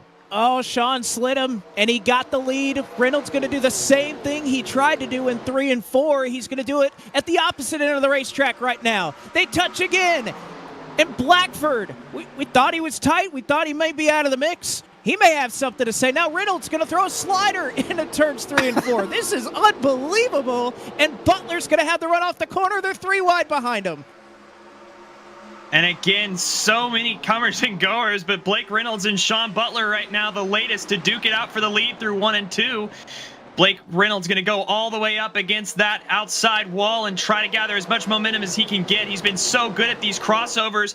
Gonna try it again. Yes, down the back straightaway. He's gonna get to that inside door. Sean Butler contact again through turns 3 and 4. Side by side for the lead, and Brian Blackford looking down to the inside. I thought Reynolds cooked it. He got into 3, and he started sliding those back tires. Oh, and Butler nearly tags him into the tri-oval. Still has a run on the outside. He'll stay hooked on the right rear. This is incredible stuff.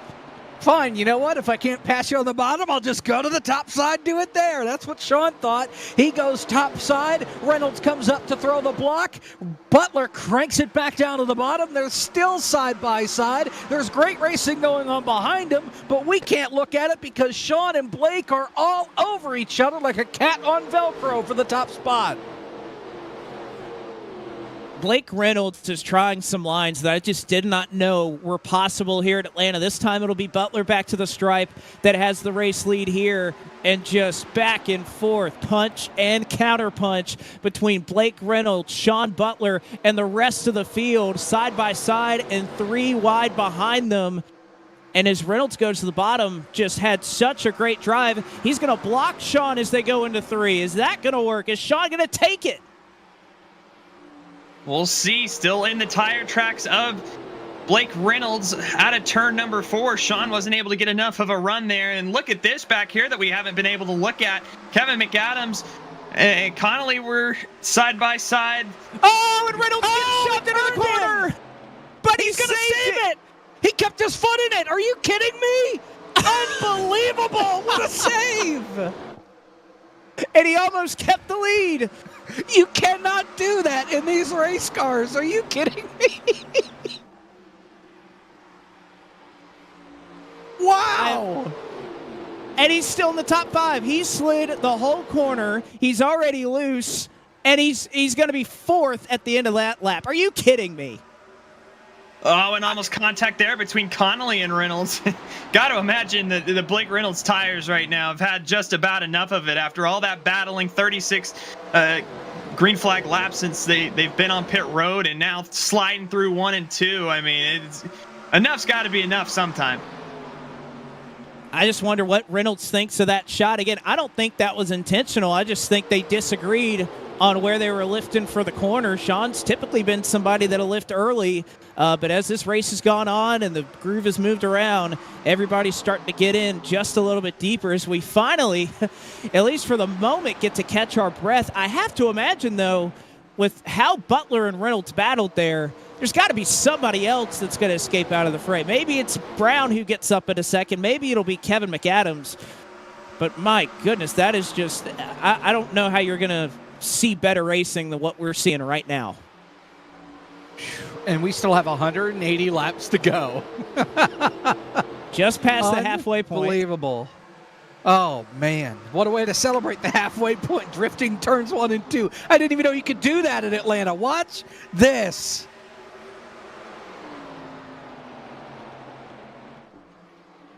Oh, man.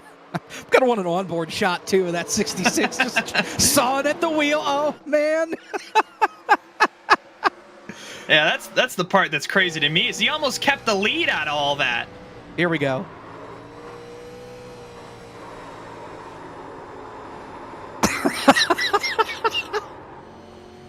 I mean, he didn't lift. What I love is No. in the middle of that slide, he hit the gas and he stayed in it. Unbelievable. When he got to the bottom of the racetrack and just floored it. And now, after Sean Butler got loose a lap ago off turn 2, here comes Kevin McAdams for the lead. And yes, Blake Reynolds is still in the picture. He's riding in 4th behind David O'Brown.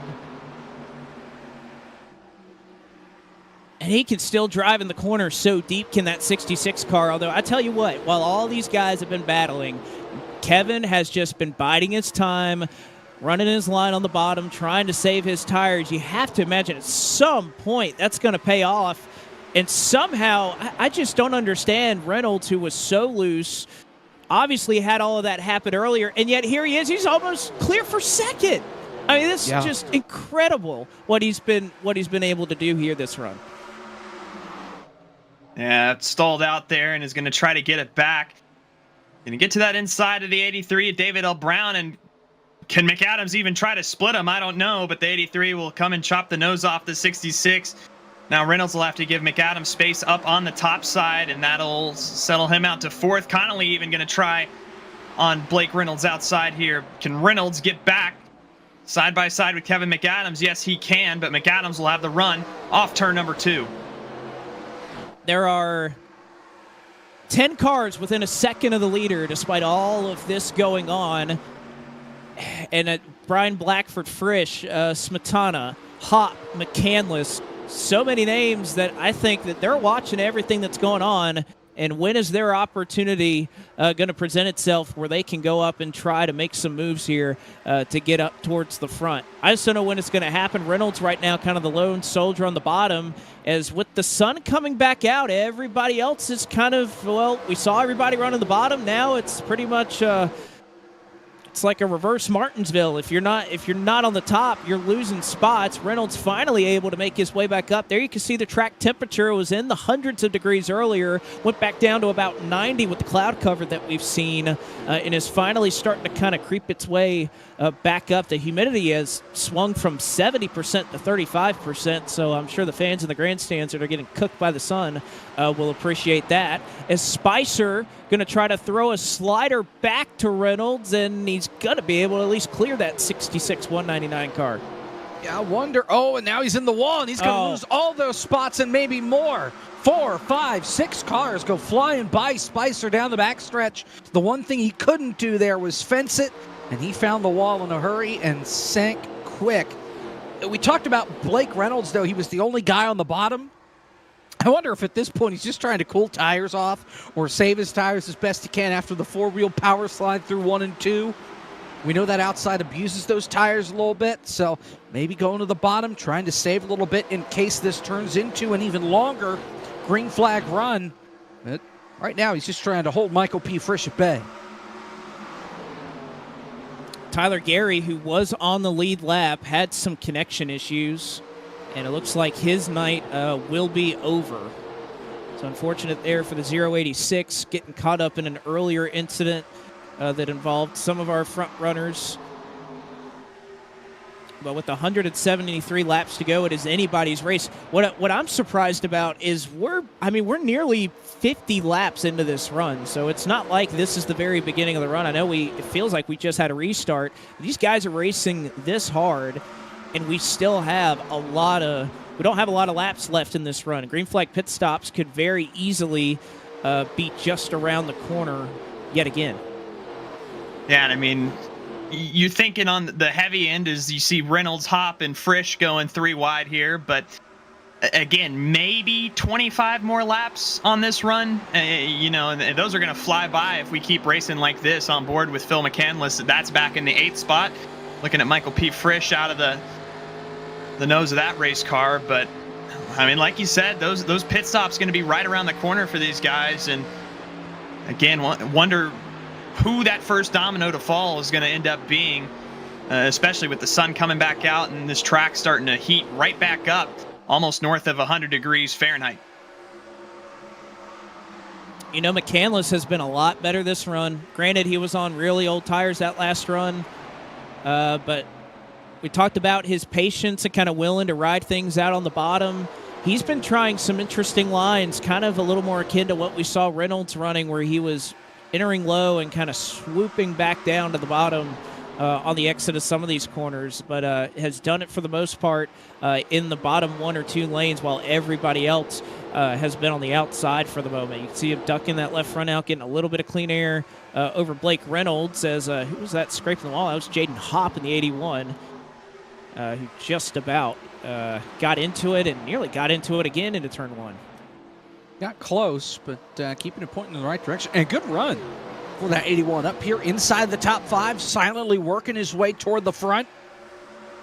He's been inside the top 10, top 15, really all race long. So a good run for that 81. Impressed to see him running up here with guys like Blake Reynolds and Michael P. Frisch and the like that we know are super, super good in these cars, constantly run these things. Some of the best on the service. Jaden Hop impressing a lot of folks here tonight. That he has. Smetana, I think you could throw his name in that category as well. And honestly, kind of surprised with the battling that he and Reynolds had, that Butler has started to stretch out his advantage over David L. Brown, about 0.4 of a second. Couple of car lengths he's been able to make up the last handful of laps or so, and he's been doing it going right back to where he's been really strong pretty much all race long, running right on the bottom. Oh, McAdams, I thought again, every time those guys go and barrel off into turn 1, I almost think, oh crap, they're about to hit the outside wall exiting the dogleg, and then they don't. But Even McAdams was somebody who specifically brought that up to me about being a concern in this race. And another thing, these drivers are about to hit up at the front. A little bit of lap traffic they're about to come across in the way. Tyler Bramble off the pace, and Sean Butler quickly approaching that race car. They'll have to make some evasive maneuvers in here in the next few laps, but spread out a lot more. And again, a lot nicer to take a second and breathe here after the insanity that we were watching just 10-15 laps ago up here in this top 5. Oh, Hop got the wall again. Hop and Blake Reynolds are both super sideways there off turn 2. Hop was started wiggling, and then Blake Reynolds did the same thing, kind of followed him into it. And now here comes McCandless 3 wide underneath. Reynolds has been running a really interesting line where he could just get in the corner so deep. Yes, his car is loose, but he kind of can kick it out. And I don't want to say bait that driver on the high side, but he's kind of able to use the thread of kind of throwing it in there and sliding up in front of somebody to get them to run the high side. Maybe they have to adjust their line a little bit, and then he's able to take advantage of it. Yeah, I'm trying to listen on board Blake Reynolds to see when he's really getting back in the throttle here. It's affected there because of James Connolly right ahead of him. But, I mean, again, it really, the drive off for that 66 has impressed me, where he's able to carve it down after he gets back in the throttle. And, I mean, usually these cars have a big tendency on getting tight in that scenario, but he's been making it work. And, again, down to the inside of that 24, you can see him a little further back.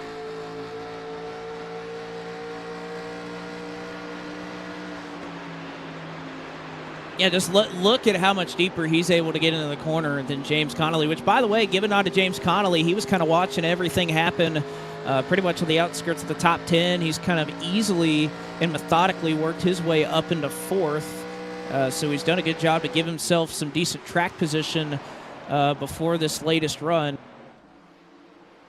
But again, we're going to start getting close. Again, these drivers last pit at lap 149.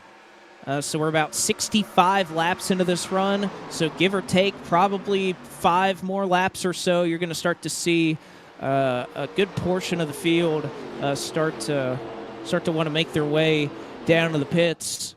Although, again, you got to stretch this out. Look, 163 laps to go. You need to go as far as possible because you're thinking you at least want to be making your last pit stop with about 70 laps to go. So if you can go another 22 laps, you can. There are a couple of drivers. Remember, we had about a 9-lap run. We did not see a majority of the field pit, but there were some drivers that came down that did take tires, that took fuel only. That could certainly play in some people's favor, those 9 additional laps of fuel, depending on how all this shakes out. That's a good point, Blake. I was going to bring up the fact that we did have that caution flag in there that perhaps could stretch this green flag run a little bit longer for these guys, but we'll see how it goes as we approach the end of this cycle. And you have to wonder if somebody like a James Connolly, who, remember, is only on 2 tires compared to everybody else who was on 4. Connolly, maybe if he's some of the first ones to pit, how much of an advantage or a disadvantage it can be. We saw the guys that pitted earlier on in that last green flag cycle kind of struggled to hold where they were at once everybody else cycled through. Oh, I thought Brown was going to get stuck in the wall there. He was so close. He tapped it, but I thought he was going to stay stuck in it. Luckily, he didn't. How about McCandless up into 4th? How about Connolly up into 3rd? They're able to get by Kevin McAdams, Blake Reynolds. Even Frisch is making a pretty hard charge right now. So as quickly as I thought McAdams was going to stick around the last couple of laps, he's just fallen out of line, and right now just trying to hang on to this top 6 or 7 at the moment. Well, McAdams even had a really close call with Blake Reynolds off of turn 2 last time by. That 26 pushed really tight and almost made contact with Reynolds. Had to get out of the throttle and let Frisch and Jaden Hopp now you see by him. And Jonathan Goke on the back straightaway tags the wall, but he saves it on the apron. We keep going. But kind of caught a little bit of the jut out of the safer barrier off of turn 2. But did a good job collecting that car back up, not spinning it out. And we're hearing the first call-outs, I believe, that some drivers are going to start to look to pit here. I think Ashton Schleiss just went out over the radio. I think he said he's going to pick this time in the 68 car. And he's back in the 15th spot. Remember, he had some antics trying to get into his pit box under that last green flag run. It cost him a lot of track position because he was up inside the top 10, inside the top 5. As 92 of Steven Taranto is also going to come onto pit road this time by. So it looks like the window is open. More for those guys deeper in the field. Nobody in the top 10 yet willing to make the call onto pit road.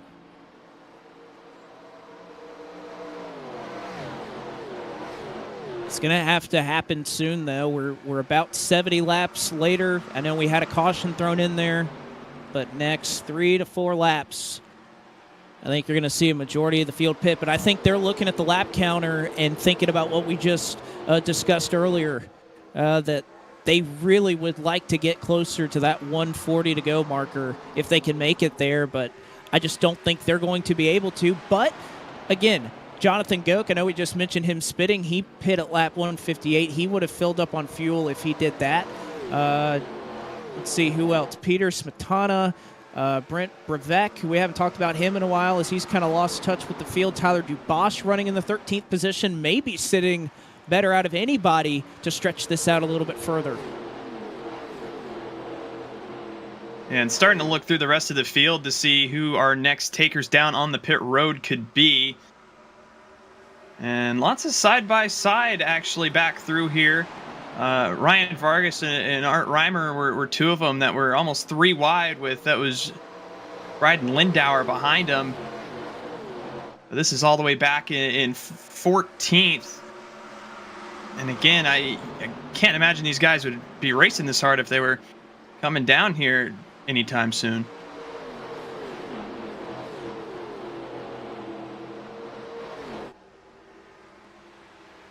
Another lap laid down, another lap that a majority of the leaders are going to stay out. The fastest car on the racetrack and nearly challenging for the race lead is that 24 Connolly, who's trying to bring along McCandless, but perhaps David O'Brown will be the one that will go up and challenge here as well. 2/10 was the gap last time at the stripe, and Connolly may look to try and take the lead here into 3, but Butler is going to try to take his line away.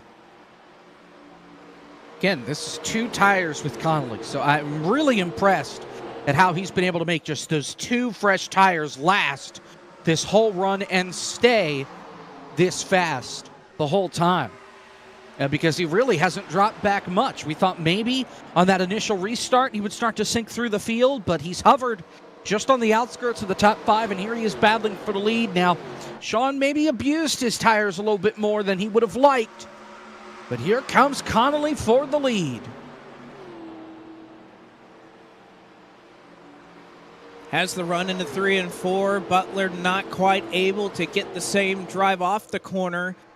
And yet another race leader here in the Atlanta 550. It's going to be James R. Connolly just on the very tail end of what would be perhaps the longest run that these drivers are going to try to make in this race. Butler's going to battle back, though, goes down to the bottom. But again, I think with... Oh, trouble! Trouble behind him. The 93 is sideways. Caution's out.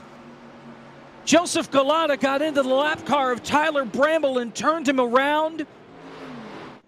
And the caution comes out just before most of the field would have started green flag stops.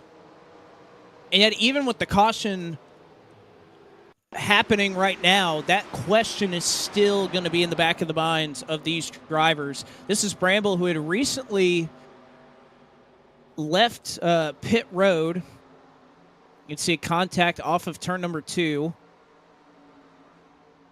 And Bramble is able to save that race car and keep it going in the right direction. Have to get another angle there to see if Bramble came down or if Galata came up, or they just sort of met in the middle there on corner exit. It was tough to tell exactly where. It looks like Galata came up a little bit into that 93. Bramble did have a little more room to the outside, but you don't want to get too close to that wall and risk bouncing it off the wall. He was still running higher than the car in front of him there of Brian Blackford, as pit road is going to be busy. And we are going to see these drivers fill up every drop that they can on fuel, because this is going to be pushing it in terms of what they can make. Oh, somebody's sideways. Oh, that's on pit Earnhardt. road. Oh, Junior. Junior's around. Hayden Swank is around. Again, I think this is what was tough about having all of these different cars on pit road, is that if you qualified in the back, you have to have a pit stall shared with somebody else. And I know that could be a bit jarring, but it seems Earnhardt overshot the box just a little bit. And we'll get back going here. But first off of pit road, just as they entered, is not going to be the order in which they left. It'll be Sean Butler for the Huffman Racing Ford that will take control of the top spot. 150 to go in the Atlanta 550.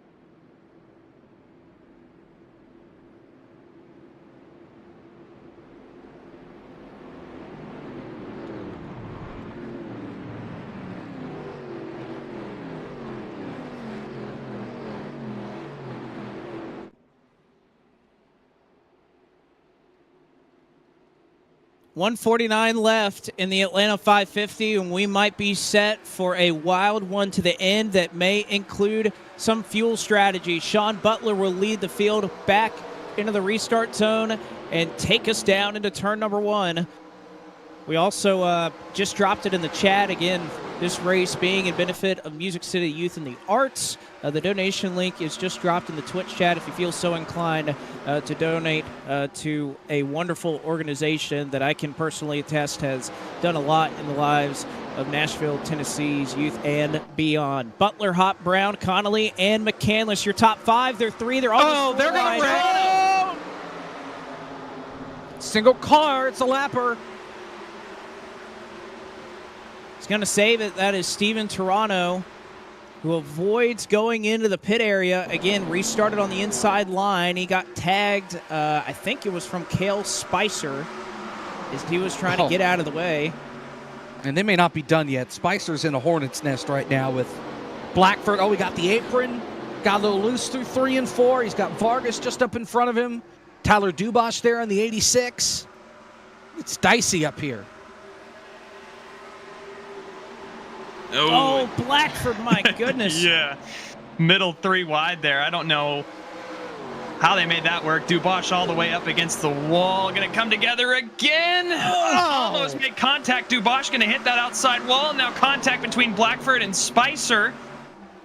I think that was an old veteran saying, hey, I didn't like that. Kind of a little swipe down the straightaway because Blackford kind of got run up into Dubosh there. And I think that's the old veteran saying, "Hey, kid, you need to calm down a little bit." Oh, it's not going to get any easier though. They lean on each other again into one. Spicer's loose. Spicer. He gets into McAdams. He's still drifting, and now McAdams got into Reynolds. Oh, he They all saved it. Wow. Good series of saves. But again, they're 3 wide back here already. Lindauer went up the middle with Forster down to his inside. Spicer going to come out on the worst end of that. He falls back almost outside of the top 15 if Art Reimer has anything to say about it back here. Oh, was that Vargas? Somebody's in his trunk. That is Brian Blackford as they go down into one. Yeah. They make contact again. The gloves have come off here in Hampton, Georgia. 144 to go. They smell blood in the water now. That they do. Meanwhile, Sean Butler just says, thank you very much, everybody. He's just driving away. He's got 7/10 right now over Jaden Hopp, who was hopped up into the second position, no pun intended. Are you sure about that? Yeah, he meant it.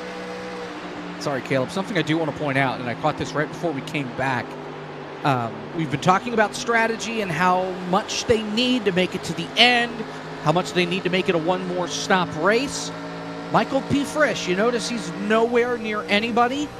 He is back in the 33rd position, miles behind everybody else. He came onto pit road with 1 lap to green, took 4 tires and fuel, and essentially missed the rest of the field on the restart. So he has the advantage of packing that thing full of fuel and the 4 fresh tires, but he has no track position right now. You know, I don't hate it. I mean, you get a little bit of clean track, so you get to use those 4 tires that you get. I will also say though, the fuel mileage by yourself is worse. There is a little bit of draft that comes into play. You're having to lift a little more in traffic, so that can maybe come back to bite you. But you know, I don't hate it. We'll see if it works. It's risky.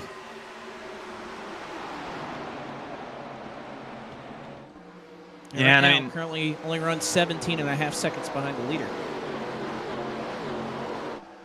like you said, I mean, risky, but at the same time, I mean, I think it all hinges on if we're able to run this thing green, then I think having that extra flexibility on a long green flag run will certainly come in handy. We were talking about it as well. I mean, with where that caution fell, taking you know, a 7-lap run would take you to about 80 laps to go. So I mean, if you were able to you know, split 5 laps between your final 2 stops there, it was certainly doable, and Frisch has given himself again that flexibility. I think is going to come in handy. Again, granted, we don't get a caution, which is not a certainty with how this top 10, they've been all over each other this run. Brian Blackford just was able to get around McCandless and Vargas, and actually has a run on both David L. Brown and Kevin McAdams up ahead of him. So that 33 on the move, and these guys certainly a lot more aggressive with each other since the drop of the green flag on this restart. And again, you talk about fuel mileage. You're going to lift a lot earlier if you're running on the bottom. You're not going to be in the throttle as much through the corner. So right now, Blackford using a little bit more, running the high side, get some track position to boot. But again, one of those things where if you're looking for kind of those extra 2, 3, 4 laps, those are the types of situations you may not want to be in, but he's able to make the move there. Gets 2 spots. He'll get by Brown. He gets by McAdams and up into the 4th position. I think that's why you've started to see, we saw a lot of cars running the outside later in that last run. I think most of them have ventured down a little bit lower as a result of what they think may be a race where they'll have to try and stretch it to the end. Butler, though, he ain't worried about that. He is just trying to get gone right now.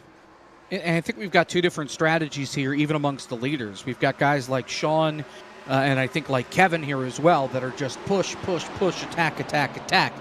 Then you've got somebody like James Conley right now in that 24, and I heard Kevin say it when he passed the 24, saying, I'll see you in 20 laps, knowing that Conley is saving his stuff for later on in the run so he can stretch it out a little bit. He's not quite just running on empty by the time we get later in the run, if this run turns into another massive green flag run to the end.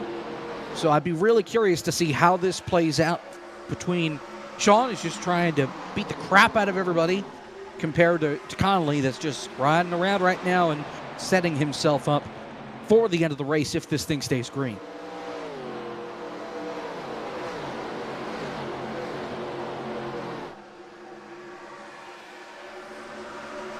Two of probably the best cars we saw late in that last run, James Connolly and McCandless, drifting back. Connolly was in 4th. He's now in 8th. So both of those cars starting to make some more aggressive moves. They've been saving tires and trying to be really strong all night long, even when fuel wasn't in the question, but now much more of a concerted effort to try and make that happen. Oh, and Spicer is right up into the side of McCandless. Yeah, Spicer's been really aggressive here on this green flag run. And you know who's really impressed me, though? We just talked about him, that 33 of Brian Blackford. He is ripping it right now. And I know we talked about somebody that he's more just willing to ride around and hang in there. He's not afraid to put the power down and really get after it. He's proven that here on this last green flag run, where he was fighting for the lead, trying to hold off Blake Reynolds, and now here he is trying to catch him and take over the second spot, even though they are well behind Sean Butler. Blackford doing a whale of a job right now. So many great runs to talk about up here.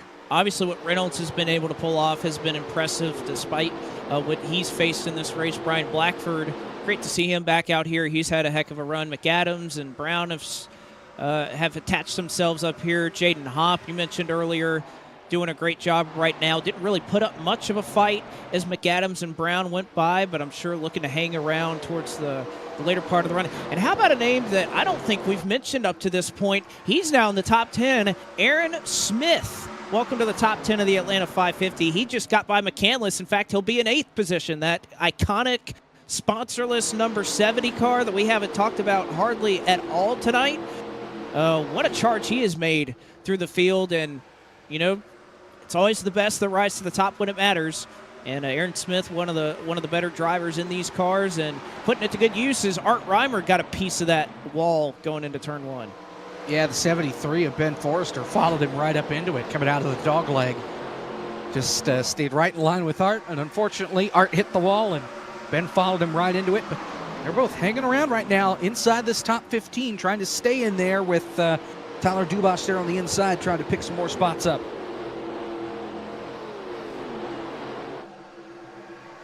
Don't want to make another pun, but it has been spicy around that number 66 car this run, has it not? Oh, yeah. I think at the end of last run, too, before he started to slip back, I think he burned his stuff up a little too much. Tyler Dubois, Benjamin Forrester. Again, I think you don't often see it in these races, but there are a number of really strong competitors that will take the opening half, the opening, 3/4 of one of these races and just hang around. They're not really trying to make aggressive moves. They're not necessarily trying to improve track position. They just know this is a long race. I need to make sure that I'm around at the end. And I think with the names we're starting to see emerge that we haven't necessarily talked about all night, a Benjamin Forrester, a Tyler Dubois, who up until that caution was in a really good position, I think, to be one of the few that perhaps could have made it on just one additional stop. Oh, Spicer got a piece of the fence entering turn 3. Been a tumultuous run for him. Oh, man. He got out of it there. Reimer came up and he paid him a little bit of a favor there. I thought Art was going to be heading straight for that outside wall head on there, the way they came together. Yeah, I thought they both were. Turn 4. Yeah.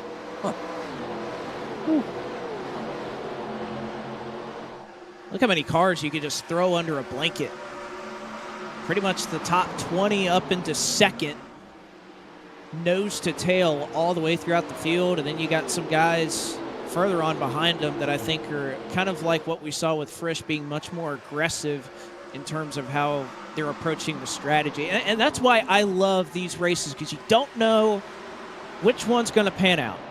And there's so many different ways that this could end up playing out. As we see a battle for second, Blackford is able to get by Blake Reynolds. So Brian Blackford up into second.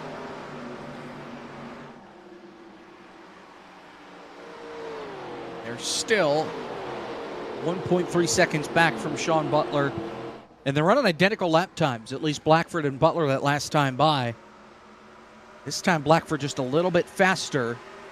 I don't know if Brian's too focused, though, on catching Sean Butler as much as just trying to stay out of trouble and get to a point where they can make this a one more stop race. But Blake Reynolds, he's not done fighting for that second spot. No, he is not. It's Butler just doing a great job. You see everybody else. There's not a single car that's on the bottom right now except for Sean Butler that last corner through 3 and 4. And, that's one of those things. I know the dynamic track system changes. Everybody has a different handling car, where the brake bias is and where they prefer to run. But, there's something else about if the leader is doing something and it is working as well as it is, not you always want to copy them, but I don't know, maybe you try it out. As we see Spicer finally able to get by a bunch of cars that are lined up nose to tail. He gets by the 49 of Art Reimer. Brian Lindenauer, somebody else they give a nod to, up in the top 15. Started dead last, shotgun on the field, 50th. And Brian Lindenauer right now in the 13th spot. Having it his way right now.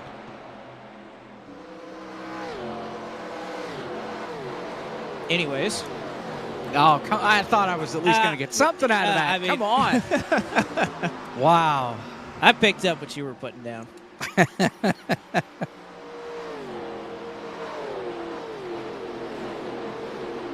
This battle not over yet for second. Still 33 cars on the lead lap. 243 laps into this race. And John Osborne is upset about, or at least surprised or astonished with whatever just happened around his car. I can't even find him on the... Currently running in 21st. There's a huge gaggle of cars that are. Boy. This is the battle for 21st, ladies and gentlemen. They're about 2.5 seconds behind Tristan Baker, who runs in 20th. But I don't know. Osborne came over to the radio and yelled something. I think he's just frustrated that he's still stuck side by side with Noah Carmichael, because they've been like this lap after lap. Nobody's really made contact or anything. It hasn't gotten too dicey.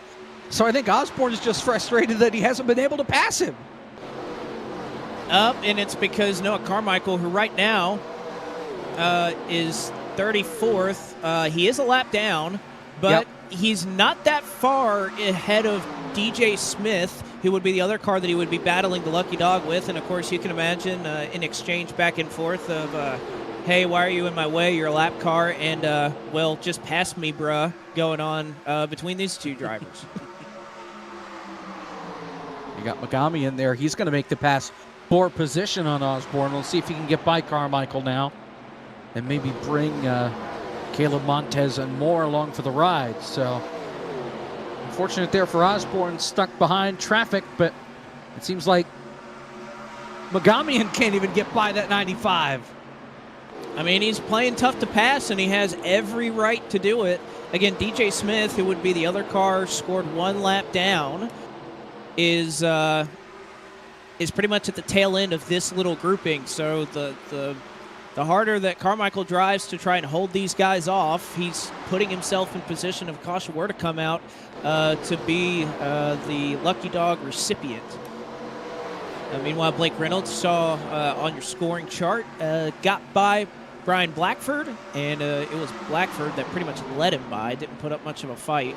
And he's trying to drive away from the number 33 car. But again, this is what I love about this race. Look how hard these drivers are battling back in the 20s. And, oh, man, sliding up in front, that's Caleb Montez in the 27. Williams trying to recover in his Blue Knights machine. You see Hayden Swank. This has allowed Dale Earnhardt Jr. to catch this pack as well. And the 8 car. And he just had a rough go of it. Started out back after hitting the wall on both of his qualifying laps. He was able to work his way into the top 10, but really burned the tires off on one of those long green flag runs earlier on in the race. Was one of the first cars to pit in that first green flag pit stop cycle, and never really recovered from there, and he's just been stuck in the weeds since that point. And it's going to take maybe a late caution and some strategy to get that 8 back up towards the front of the field.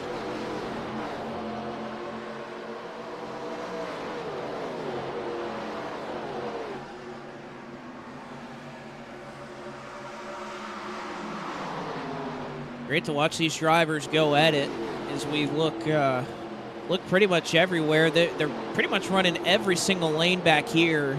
Up front, it has been a quick venture up to the top of the racetrack. Not a whole lot of drivers willing to run the bottom at this point. You can see everybody kind of, a couple cars in the middle, whatnot, but the few that we saw running the bottom early in this run, they have all migrated up to the top side of the racetrack, which this is something I talked with Caleb Hoffman, I talked with a couple drivers about early in this race, that iRacing has continued to make updates, and one of the more recent updates was to structures and trackside objects and how they cast shadows on the racetrack. So the grandstands, billboards, all those types of things received updates in the latest build. Well, because of that, you can look at 1 and 2 right now on our camera, and you can look and see in the middle of 1 and 2 where those shadows are going to be cast, which maybe with some of the graphics we have in the broadcast, because there's 50 cars, may not be turned on right now, but I can guarantee you on my machine, you can definitely see them, and that is my fault for not noticing that. But there are shadows that are being cast right there, and that does affect the grip of how much speed or how much grip there is up in the middle and the top end of 1 and 2. Yeah, I didn't realize they weren't there either. Don't worry. So I mean, right it's about 50 cars. Cut them a break. this point on the racetrack is where those shadows start to drift down, and some of them are even down toward that bottom lane as they go through 1 and 2. So, oops. Do want to point this out. Sean Butler had himself a moment on the last lap. I'm not sure if he got loose getting into a corner or what's happened, or if he's just slowed his pace down, but Blake Reynolds has cut the gap down in half. It's down under a second. It's down to 0.7 of a second. And Blake Reynolds 0.2 a lap faster that last time by. So Sean Butler is starting to be reeled in for the lead. Blake's still got a little ways to go, but Sean Butler perhaps letting a little bit of slack go on the leash right now compared to everybody else. And he's doing it by, you can see, he's been pretty committed to the bottom side in 1 and 2, putting those left side tires down on that strip of paint. But 3 and 4, he's kind of ventured out. He's been trying a couple of different racing lines. Reynolds right now on the bottom, kind of following in his tracks as well, and can't really argue with it. It's working right now. That gap's down to about 0.6, maybe down to about half a second here soon. Coming up on what would be about 40 laps in this run here in a couple.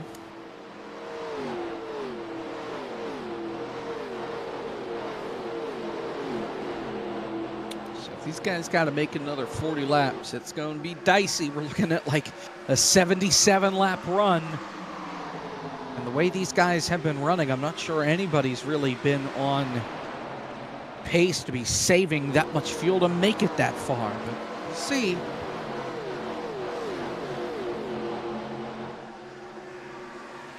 See this gaggle back here. Oh, car on the wall there off the back straightaway. That was Lindauer. Oh, Tyler Dubois cooked it into the corner, and oh, lucky for him, he got out of the wall quickly. And what's making the very top end of 3 and 4 a little bit difficult to run, again, if you're running in certain grooves, of course, there will be some rubber built up, but that area of the racetrack will be relatively clean. There haven't been that many cars that have, even if they run the top in 3 and 4, they don't stay high on exit. So there is a lot of marbles at the very top end of turn 4. Oh man, Spicer shut the door. Jonathan Goke, what a recovery from him. The issues he had earlier, he's trying to crack his way back up into the top 15. But yeah, a lot of marbles, a lot of build up at the top end of turn 4 right now, making it difficult. Haven't necessarily seen anybody venture up that high because of that. And I don't think you would want to see anybody get that high on corner exit coming off turn number 4. That might hurt. Safer barrier will snatch you if you can. And by the way, talked about Reynolds catching Butler. Kind kind of stalemated now once he got within about half a second of that 32 car. That's pretty close right there, even between Goke and Forrester. Forrester had to get out of the throttle, and that will open up the door a little further behind as they continue to fan out. There is your leader in Sean Butler. He's opened up his advantage to half a second over Blake Reynolds in second as they go through 3 and 4.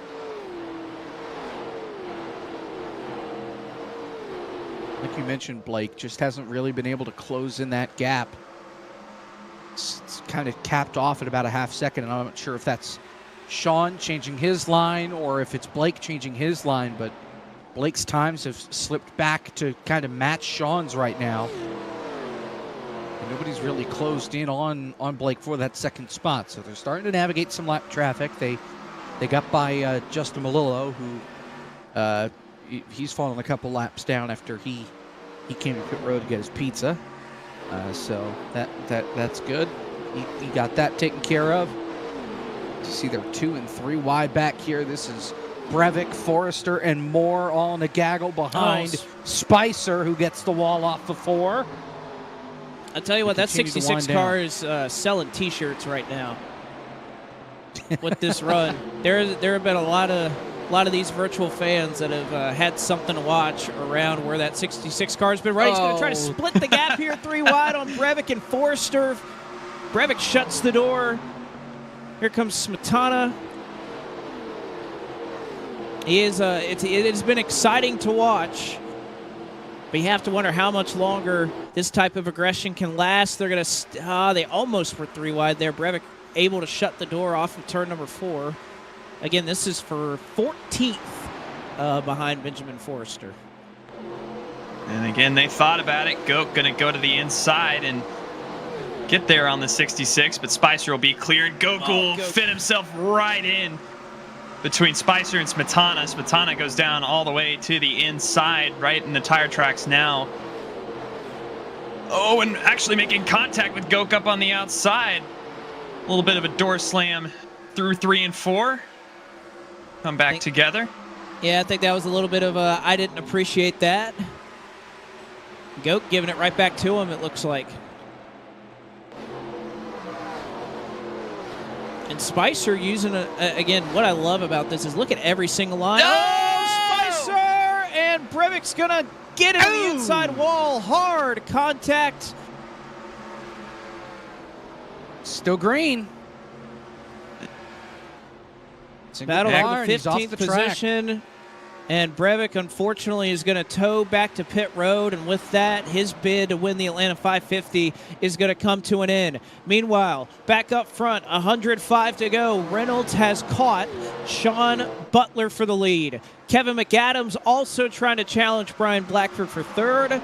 But the lead in the balance as we get into the race's final 100 laps. Sean again fell off these last couple laps, so gotta wonder if maybe he pushed it a little too far, and that's what's allowed Blake Reynolds to close. Kevin McAdams is working on Blackford as well behind him for third, but here comes Reynolds for the lead on the bottom. Let's see if Sean Butler can get a run up off the high side. It's going to be close. Remember the contact these two had earlier. I'm sure Reynolds remembers that. Yeah. It looks to be clean so far. He's going to go up, try the outside here instead of the bottom. Again, I mean, right in the tire tracks there. Across the stripe that time, Blake Reynolds was just a little bit slower than the 32 of Sean Butler, and now Reynolds going to go back up to that outside groove. Going to try right where the shadows have fallen. Big momentum for the 66, and a huge run will let him come down to the inside. They'll be side by side, but will Sean Butler have the mow off turn 4 now? Oh, we got a little loose. Yeah, he got a little bit of a wiggle there, and every time Reynolds has made a pass down here in 3 and 4, if he's on the inside, he's not going all the way down to the bottom. He's favoring that seam. But at this end of the racetrack, not the case. Is he going to have enough to clear Butler off the corner? He has him now. Sean gets a little loose there. And once again, Blake Reynolds makes the move by, and I don't even think Sean's going to try to make a move. He's going to settle in behind him for now. Oh, he gave him a big push getting into 3, though. That may get him up the racetrack. Maybe make him overdrive it. I think that's the method that Sean's trying to do. The old Jimmy Johnson, push him off into the corner and sail right on by. Well, he tried it once. There down the backstretch. Yeah, maybe he's just practicing for later, knowing that it may come down between these two, that, you know what, let's test some things out, see what works, see what doesn't work, so I know what I want to do if I'm in this spot on the last lap. And now he did the same thing that Reynolds did to him. Big run down the back straightaway, and I think you could see a little bit of more respect here. He didn't even go up and side draft him, but is going to hold steady there in that second lane. That's the line that Reynolds has really put to good use. He's sliding up the track. It forces Reynolds to react to it. And now Reynolds having to run high to try to avoid that side draft. Butler's going to go back down to the bottom of 1 and 2. This is where he has been strong all night long. 100 to go in the Atlanta 550. And I mean, these two duking it out for the lead. Blake Reynolds now with a monster run down the back straightaway. Butler will fall in line. If they do battle side by side like that for many more laps, does that even open the door for third place Kevin McAdams? He is closing a little bit. Gap's down to 0.6 of a second. Of course, this battle at the front has died down a little bit as well. But Blake Reynolds that last time by, faster by about 0.2.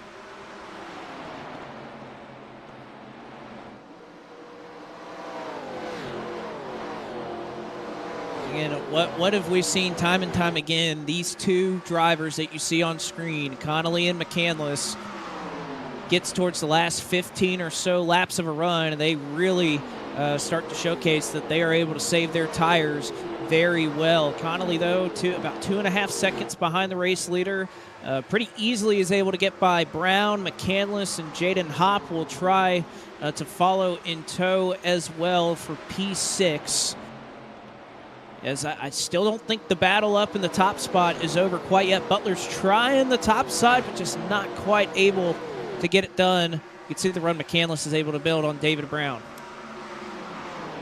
Sean got a decent run there down the back, but following right in the same line as Blake Reynolds here in 3 and 4 is going to make it tough to close in enough. And you have to remember that these guys are on 50-lap old tires, so not a lot of grip. They're just stuck out there slipping and sliding.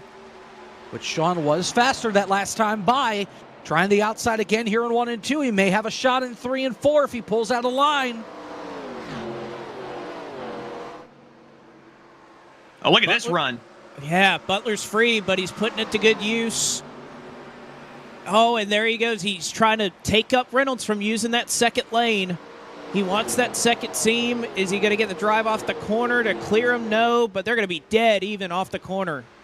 And I don't know if you saw that there, Blake. He kind of baited him into the corner. He backed off, getting into turn 3 a little bit harder than Blake Reynolds. Made Blake overdrive it a little bit so Sean could get back on the gas in the middle of 3 and 4 there on the bottom and stay alongside him down the front stretch. Oh, both these guys slide off the corner. Butler, again, I think, running the bottom. Seems like you get a little bit free on exit late in these runs. And I think at this point, because of that, hard to make that pass over there in 1 and 2, especially on the bottom. Of 3 and 4, we've seen drivers make passes on the top. We've seen them make it in the middle. We've seen them make it on the very bottom all over the track. So 1 and 2 has got to be the corner where you try to set them up. 3 and 4 is where you got to make it happen. Oh, and Blake almost tagged the outside wall there. I mean, he drove it in so hard. But, I mean, did a fantastic job to keep it off, and Sean wasn't able to get a run on him either, so able to protect that lead and actually built on it just a little bit, is held strong right around 0.2. And on the opposite end of the racetrack, we'll hold strong again across the stripe. 94 laps to go from Atlanta. And Sean Butler trying to pick away at this right now, but these two up front, the fastest. Oh, man. Butler just about did the exact same thing. Nearly tagged the wall in 1 and 2. Oh, boy, Reynolds had a big moment off of 2. He lost a little bit of momentum there. Both these guys, again, we've seen a lot of cars pushing tight, but these two up here, I don't know what they're doing, if their brake bias is really low or something, or they've just found a lane where they've gotten the car to turn over the course of a run. But these guys kind of find a little bit different than what we see throughout the field. A lot of guys up here loose rather than pushing tight. Man, I just want these two to race it all the way to the end. Can we make sure they don't run out of gas or something? As you see, Galata, he's one of the first guys here to come onto pit road. Now, stopping this early with 93 to go, he's going to have to make one more stop to make it to the end from here. Yeah, there's no way you're going to be able to make it. And, I was wondering that. Were we going to see drivers just kind of make a distinct move to try and stop twice? Because it was going to be so close on one stop. Blackford's one of them. He's on pit road. Brian Blackford running up in the third position just a couple of laps ago is now down on the pit lane and is going to have to be put in the same situation as a lot of these guys, or they will not be able to save 20-some-odd laps of fuel. They're going to have to pit at least one more time. Ryan Vargas, next pitting. One that's coming up. I think this opened the floodgates here, guys. I think we're going to have just a few, maybe try and stretch it to make it on one more stop. Oh, and Vargas steps it out a little bit on the transition to get it onto pit road. But he gets there without a problem. Jonathan Goke will join him as well. The pressure now on the leaders. When do they make the call to come to pit road? They do have a little bit of leeway here. They've built up enough of a lead that even if they pit 5, 6, 7 laps later, they're going to be able to make up that time easier than everybody else. So they can afford to see how their cars handle. Oh, Butler just about lost it in the middle of 3 and 4. Huge moment. So it's another thing you got to consider. I don't know how much longer these tires are going to last. Well, yeah, I mean, that's what I've had my eye on, just sitting and watching the hands of Sean Butler. I mean, he and Blake Reynolds up here are dirt tracking these things. A lot of counter steer, especially on exit. Getting back on the throttle is where handling is really starting to get sacrificed at this point. Black flag for Cale Spicer, who was speeding on entry on his pit stop just now. Yeah, he just brought it onto pit road. He got onto pit road, overshot a little bit, mowed the grass. So definitely did not enter safely. Black flag for car 66, and that's essentially going to take him out of contention.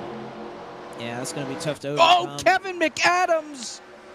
Dirt tracking it off of turn 2 with Connolly there on the outside of him. He'll lose third, but he about lost the race there off turn number 2. He was pointed to the infield. I love it. This late in the race, we saw a lot of cars plowing early, and it has swung the complete opposite direction. Again, same setup. Nothing's changed with the setup. This is just the weather conditions, dynamic track, everything about that changing. So got to give a nod to iRacing because, man, we have been treated to one heck of a race that still has 88 laps left to go. Reynolds starting to fall back into the clutches of Sean Butler once again. Also, knock, knock. How about James Connolly? Made his way easily by Kevin McAdams. Now he's up into third, and he's the fastest car on the racetrack. He might be my pick to make it on one more stop. As long as he's got enough fuel in the tank, I think Connolly could be the guy that tries to make it on one more stop here. He definitely has the tire life to make it that long, and the speed late in these green flag runs. It's definitely been shown that the last 10 laps or so, you don't take care of your tires, it becomes absolutely almost impossible to try and drive. Even Reynolds is somewhat feeling that right now. He is just sliding, not quite as much as he was earlier, but still very loose at the front of this field, and that's why Butler's been able to keep touch with him. Well, yeah, you can definitely see it in the lap times, and both of them have migrated up towards that outside wall in turns 1 and 2 especially. But again, Connolly has been consistently the fastest car of these top 3, of the top 5 even. He's the only one that's even in range of that 35.0. And he is tracking down Sean Butler for that second position, and inevitably Blake Reynolds as well, given that they don't come to pit road here. I mean, but again, expecting that to be sometime in the next 10, 15 laps. as they try to do this on one stop. Think we just got a call, if I heard it correctly, Aaron Smith in the next lap or so, maybe the next one to visit pit road. There's Christopher Williams, who has missed his stall. Again, we've seen a lot of pit road issues. Not necessarily, I mean, it's difficult to get on pit road as is, but we've seen a lot of cars miss their stall, overshoot. I have to think it's a brake bias issue. Guys have turned the brake bias down. They forget to turn them back up before they get on the pit road, and when they hit the brakes, well, it turns the car a little too much. And a black flag for that 09 there is he murdered the cone, mowed the grass, and did that little half slide there on pit road. Aaron Smith, you called it out. He did make his stop there this last time by. Here are the leaders coming to 83 to go. Your top 5 all staying out on the racetrack. Reynolds, Butler, Conley, McAdams, and then David L. Brown about 2 seconds back from the rest of them. There's another gaggle of cars. That's David L. Brown right there leading the way with Philip McCandless and Jaden Hopp 5th through 7th. Connolly is now 6/10 back as McCandless tries to make his move to the inside of Brown. Not going to be able to complete it this time. And Jaden Hopp doing a great job keeping pace with some of the best to drive these cars. You have to wonder how this strategy is going to shake out, and also a development here at the front of the field. Brian Blackford is about to unlap himself. So you talk about the difference between coming down and pitting, getting those fresh tires. Well, there he is right there. The part of the risk that is involved with this strategy is going a lap down. He no longer has to worry about that. He's back on the lead lap. Here we go. Floodgates are open. Sean Butler makes the call. He's coming to pit road, so we're coming to 81 laps to go. Looks like they are still going to have to make one more stop from here. Reynolds is pitting. Butler is pitting. McAdams is pitting. The whole field is almost going to pit this time. DeBosch ducks down into the pits as well. Yeah, Art's All right. in. All right, so, yep, this was the lap. This is the lap that hardly any of them could go any further. James Connolly stayed out. So did David L. Brown, McCandless, Hopp, Smetana. See Junior leaving his pit box. And this is right at 70 laps of this run. So I really don't think they're going to be able to make it on one more. That's going to be tough. No. Unless you were saving this run and you're going to have to save the next run, I don't think you can make it. Well, and like you can save like crazy, but if a caution comes out, you're out of luck anyway because everybody's going to come to pit road. Connolly's in.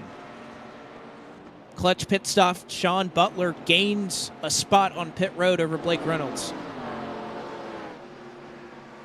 And that group merging right now. I was interested to see if anybody would even think about taking 2 there, but I think with just the amount of laps and how hard they were running at the front, wasn't a question. But now Sean and Blake and the rest of these leaders are on the flip side that we just saw Brian Blackford going through. If they are just flying past these guys that were on pit road not 5-10 laps ago.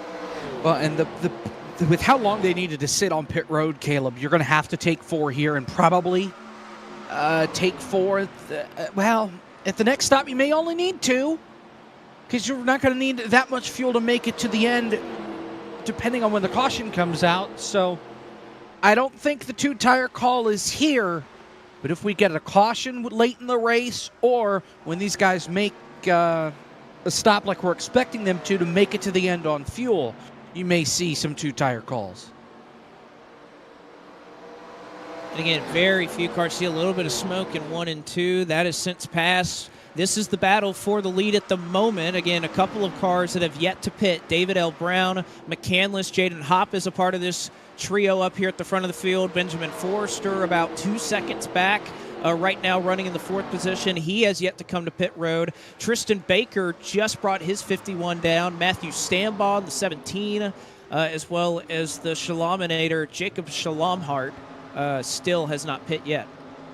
You see Magamian coming onto pit road. He was responsible for that smoke that we saw there in turn number 2. He looped it on his own in the middle of 1 and 2. So now comes to pit road, gets his service on that Domino's machine. Promising day for him. Started up inside the top 10, but it's unraveled from there. It was part of an early caution and has been working to try and get back to the front since.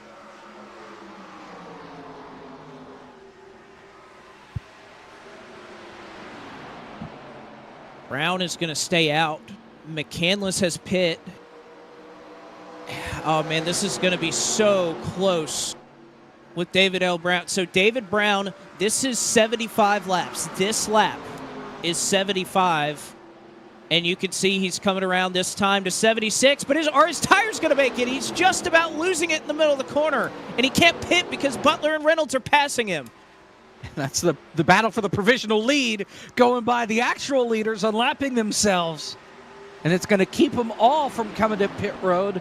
Brown and Hop. David O'Brown says now this time by, he's coming to pit road. Hop's going to follow him.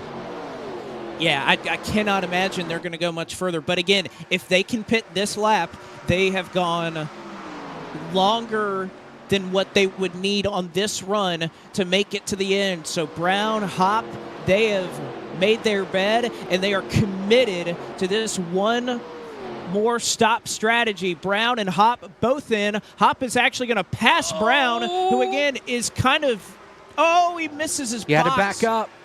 Yep. Again, it is tough to have that first pit stall here. That is a curse. Oh, and Hop missed his pit as well.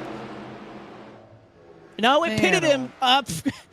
All right, I saw that, and I thought he didn't make it, so I'll stand corrected. But I didn't think his crew was going to service him, as well as the Shalaminator. Man, oh man. Yeah, how is that in his pit box? Are you kidding me? The nose is over the white line there, so Yeah, not sure how that happened, but Hey, man, he's got a good bad angle. He's got a good crew. He's got a committed crew, but he passed David Brown onto pit road. McCandless had to pit a lap or two prior, so again, he's going to have to go into just a ridiculous safe mode for him to make it on one stop. Stambaugh's out there. He's on pit road now. So Brian Blackford is going to take the lead of the race.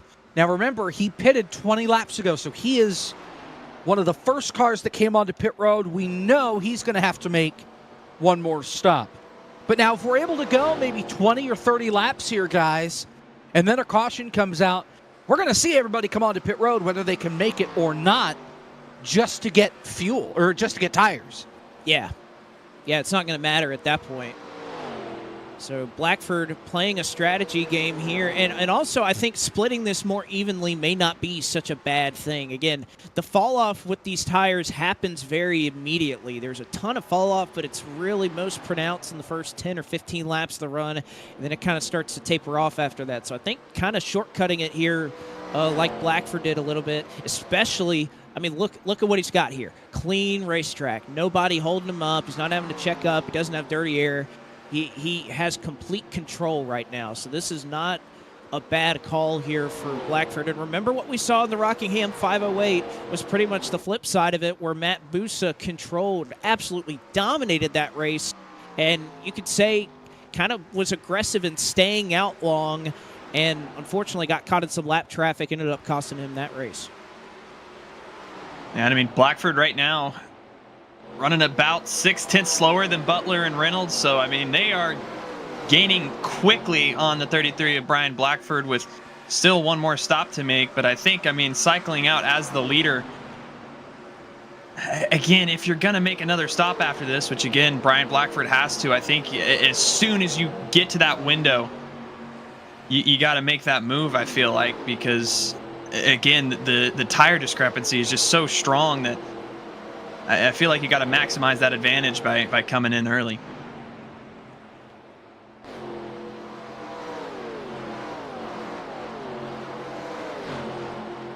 So this is for fourth. Again, Connolly made up a lot of time. It's always been at the end of the run that he's been very strong. Shalomhart has not unlapped himself yet.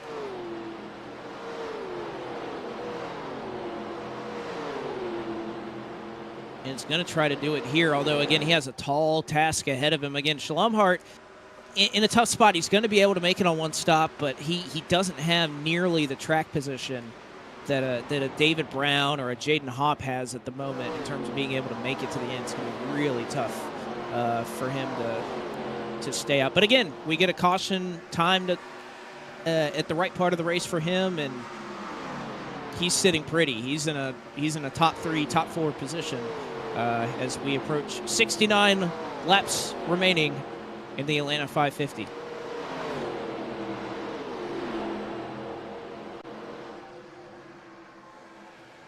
It's a nice time for a break, isn't it? We'll be back to take you through to the conclusion of the Atlanta 550, benefiting Music City Youth of the Arts. Brian Blackford, your leader, with Butler and Reynolds giving chase.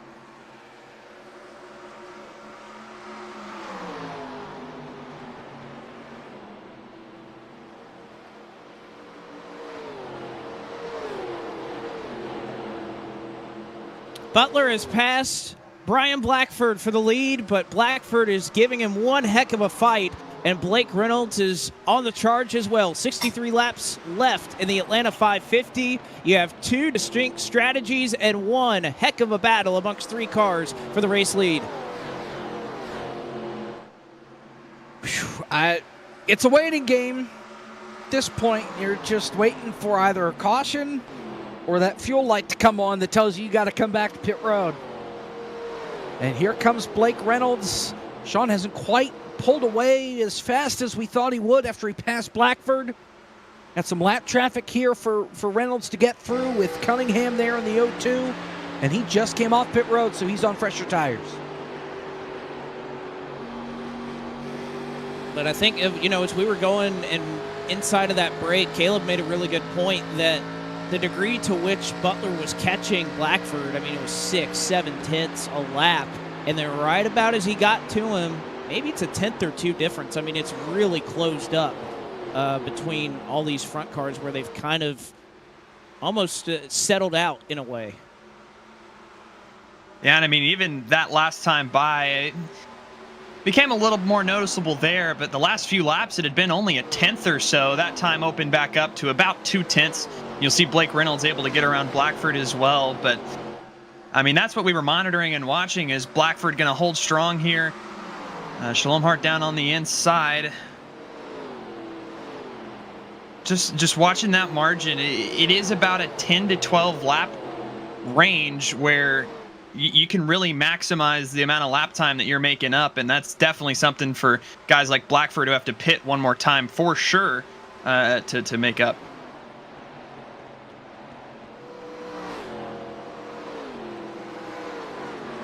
The Smetanas have kind of gathered in the top 10. Again, I think the pace of this race is working out for them. They're going to be able to leave this race, and then I think they have about 15 minutes before their shift starts. So salute those two. They are fully committed to that, and right now both of them running inside the top 10. By the way, please no caution. Please no well, caution. I also want to give a reminder to everybody, there are no green-white checkers in this race. This is 87 rules, so if we end under caution, well, guess what? This is a 550-mile race. This isn't a 566-mile race. At lap 367, they're getting the checkered flag, regardless if it's under yellow or under green. Like it should be. Hope it's under green. And we'll try not to throw a caution if it gets to that, but if it does, we'll end under yellow. Yeah, direct all questions to Benjamin Easterday in advance.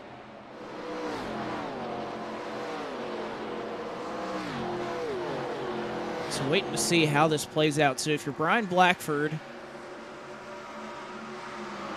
really, if you're any of these guys, Blackford's starting to lose a little bit of ground, now a second behind Sean Butler. When is the right time to make your last pit stop? Is it 35 to go? Is it 30 to go? You don't want to stay out too long and lose valuable time you would have with fresh tires, but you also don't want to put yourself in a position where you come down too early either. So delicate balance that these drivers have to try and make work for them, as again, two distinct strategies. About 3 or 4 of these drivers have likely made their last pit stop. David L. Brown kind of being the one prime example in that camp, running ahead of everybody else in that category. He's in 13th right now. But Jaden Hopp, who's on the exact same strategy, pit on the exact same lap, is half a second behind him. And I mean, I honestly feel like Brian Blackford had it pretty well timed. There was an 11-lap difference between when he and Sean Butler and company came down. And I mean, maybe a little tighter. I mean, if you try to, predict when they're going to come down, maybe 10 laps or so in advance, something like that. But again, I mean, I think Blackford did a great job, just didn't have that little bit of extra tire wear on his side to keep both Butler and Reynolds at bay. Oh, McAdams! What happened to Kevin? Did he try to pit? Yeah, he tried to pit, and he missed the pit entry. So McAdams trying to play spoiler here and make some early moves. Oh. I mean, did he get a black flag? He actually didn't. He did not get a black flag. Now, Yeah. I mean, he lost a hell of a lot of time, but he's still in the fight. Going to lose the opportunity to win this race, but he was trying to pull a quick one on him where he would pit, take advantage of those tires, and hope that it worked out for him. And actually, maybe he did get a black flag because he is sitting in his pit stall and not moving.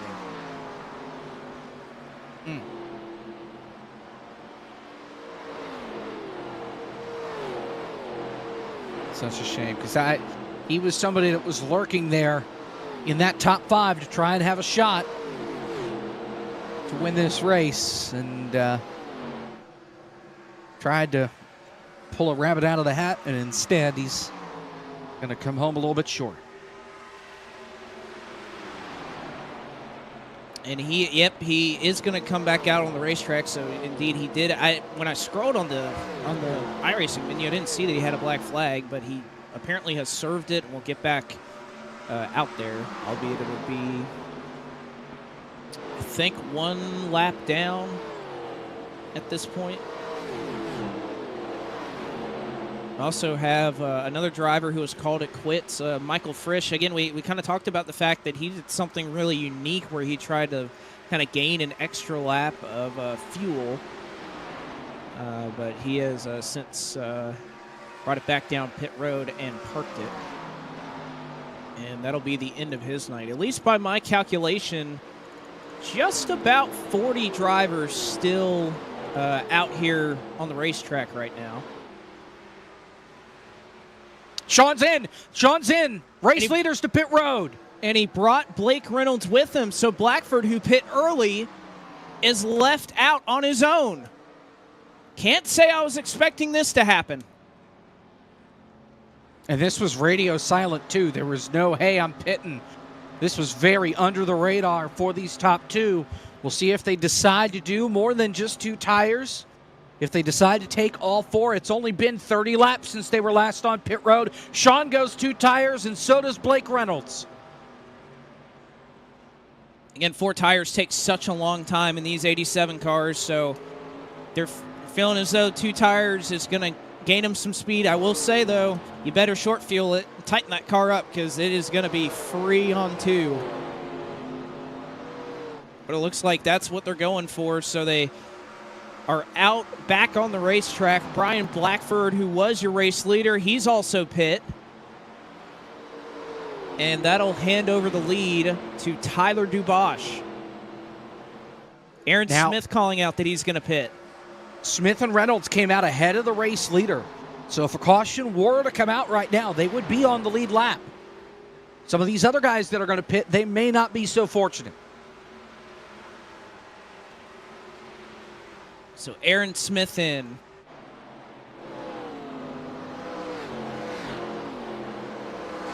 This is going to be interesting. You got 2 tires. You got some drivers that know they can't make it, that are going to go for broke and hope that a yellow flag bails them out. And then you have the likes of David Brown, Jaden Hopp, perhaps Philip McCandless, that might be in the camp where they can make it to the end without coming down to pit road. Reynolds is about 21 seconds for reference behind David O. Brown, the first car that can likely make it all the way to the end on fuel.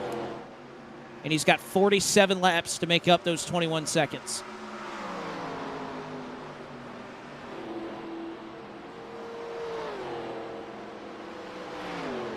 Got the Spartanas right behind Dubois here, and they're all within a half second of each other.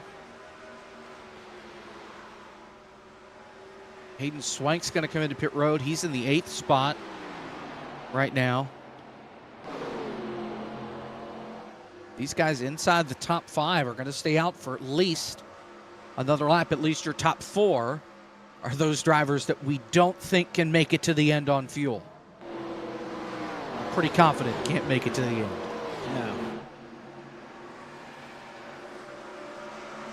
But this is a viable call for them. We go another 10 laps, you get a caution, and all of a sudden DeBoss and the Smetanas are in a great position. By the way, and we've seen this a number of times, somebody brought it up in the chat that they took 2 tires and it was not fun. And I got to tell you what, Jacob, I am looking at just Blake Reynolds and Sean Butler, and they are just absolutely sideways right now on 2 tires. Blackford did the same thing, and he's been slideways out there as well. So 2 tires have not been fun for these guys that have been used to just 4 tires the whole race long. We saw that earlier with Sean Butler, where after that first caution flag, he took 4, others took 2, and it was like they put nitrous inside that 32 machine because Sean Butler was flying. So if anybody decides to pit and take 4 tires, they're going to lose a ton of track position, and I don't know if they'll be able to make it up, but they will be flying around the racetrack once they hit the high banks again.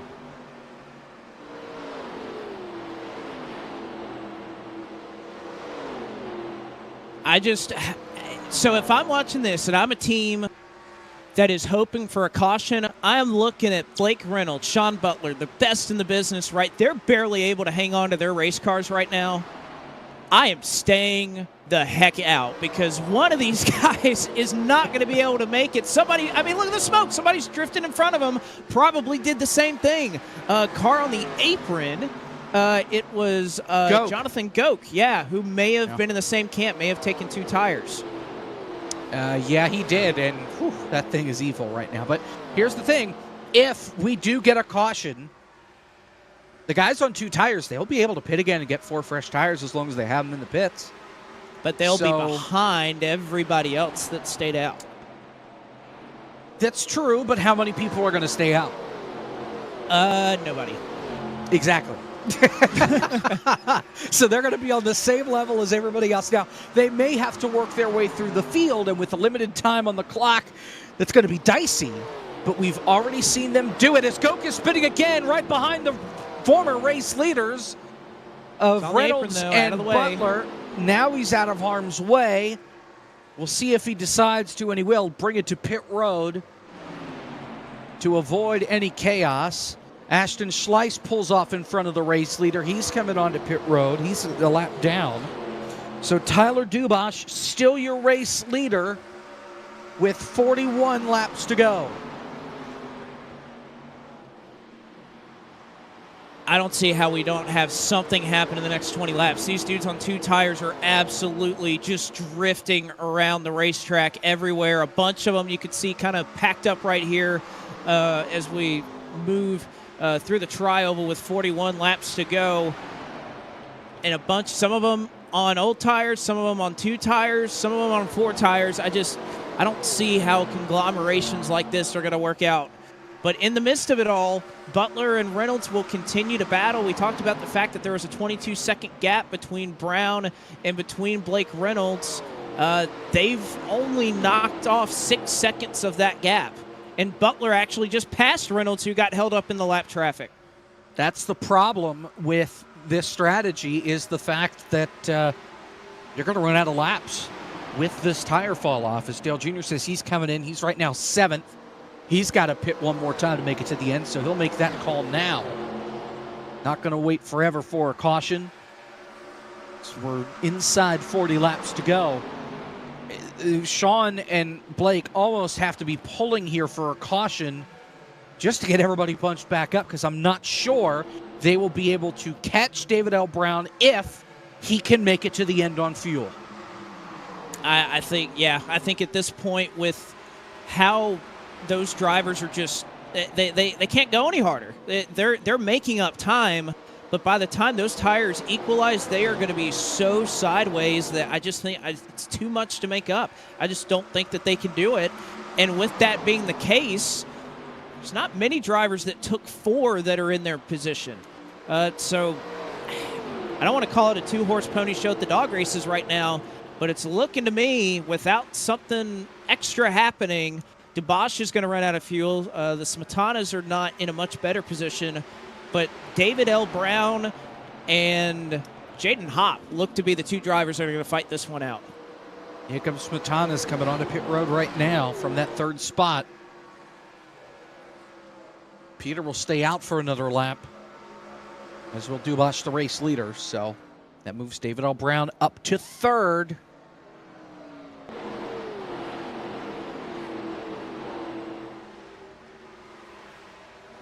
Don't you just love strategy races that can play out like this? Tell you what, that was close. There was Fleckenstein and Blake Reynolds off 4. Fleckenstein got the wall. Here comes Peter Smetana. He's coming onto pit road. Dubosh staying out for another lap.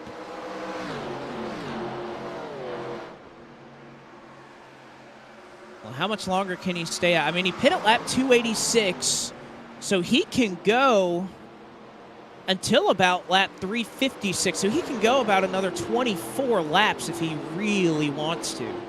And maybe he's just hoping for a caution and would rather have the track position if a yellow were to come out. I think that's exactly right. Hearing that John Osborne right now currently running in the top 5 in the 5th position. He's about 6 seconds ahead of Sean Butler. He's calling out that he's going to bring his car down into pit. The other thing that would make things interesting, too, a lot of cars that are scored 1 lap down. If something were to happen here, that will stack up and make it almost look like a true double file restart. It would just be full of lap cars on the inside. Which would be a bad news for some of these faster guys that if they get trapped on the lead lap pretty far deep in the field, that's going to make it a very interesting restart when they've got lap cars on the inside, so they can't use that inside line to pass getting down into turn 1. They got to go to the other way. They got to go to the high side. Mention the gap between Brown and Reynolds and Sean Butler. It is about down to a 13.5-second gap, but the lap times have nearly equalized. It's only 0.2 better for the Butler and Reynolds camp, and I don't think they're going to be able to go much further than that in making up a ton of progress all at once. So these two will continue to battle it out. Forrester, who is also up the road from these two, remember, he actually pit 3 laps before Brown. So again, it'd be asking a lot for that 73 to be able to make it to the end. But the way it is shaping up here, David Brown, Jaden Hopp, who has saved the best fuel, because that's the other thing too here, Jacob, that we know that they pushed it a long ways on that first run. But now you see the win right in front of you. You got the Atlanta 550 hanging in your grasp. We talked earlier about David L. Brown and wanting redemption. How do you balance this act of wanting the track position, wanting to stay up front, but staying as disciplined as you were on that first run to be able to get about 75 laps worth of gas? Well, we know this is his bread and butter too, right? We know that he loves the 87 cars, but we also know, Caleb, from watching FTF, that he loves these alternate strategies and trying to save fuel to make it to the end. Yeah, absolutely. And I mean, he again, like you said, is known for trying things like this. But I mean, really, I feel like he and Jaden Hopp have kept it simple, where they just ran it until it was completely dry, and they were in a spot where this was viable and they could make it to the end. And now this is starting to look like it's going to pay off. Again, I've had my eyes glued to the lap times here between Sean Butler and Blake Reynolds, who at this point have already made what should be their final stops. Granted, we don't get a caution or something of that sorts here, but I mean, those lap times have completely equaled out here. David L. Brown just ran a 35 flat. Sean Butler and Blake Reynolds, were 0.2 faster. And again, with the amount of time that they need to make up right now, just about 11 seconds over these last 30 laps. I mean, could get there, but I think they need to be more consistent than they are right now. I'll say one thing, though. It looked like they were skating out of the pits, but as at least the right side tires have come up to temperature, Butler, Reynolds, and pretty much the rest of the drivers that elected to take 2 tires, not quite as sideways as they were when the run first started. It's definitely still freer than they were, but it is not nearly as bad as it was when they first came out of the pits. The gap, though, was about half a second. It's now down to about 0.3. So talk about David L. Brown and Jaden Hopp. Hopp is making up some ground. You see Lindauer right there kind of holding on to a top 10 spot, trying to hold off James Connolly, who unfortunately has been brilliant in this race. It's just strategy's not playing out in his favor at the moment.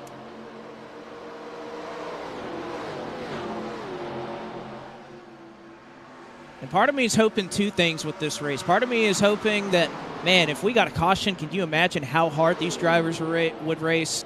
Another part of me is thinking that how Brown and Hopp have earned the right to be in this position, and would love to see this play out and see who's able to come out on top. Because right now, any one of those two is in prime position to try and win this race. Yeah, if a caution comes out, that would open it up to about, 12 drivers instead of just these 2, depending on how things fall from here. As you can see, they are stacked up down the back straightaway here. You've got Caleb Montez there in the 27 in the middle. Connolly up on the outside. You've got Osborne on the bottom. Just trying to sort things out. And for David L. Brown and Jaden Hopp, just hoping no contact. Keep everything out of the wall and point it in the right direction for the next 27 laps. Got a couple of cars coming up that are looking to unlap themselves. The Samatanas, Swank, I believe Earnhardt will be there in a couple of laps to try and get back on the lead lap. Uh-oh. Oh, there they are. A little bit of a connection issue right there. Can you tell they're on the same service? Yeah. Now you see me, now you don't.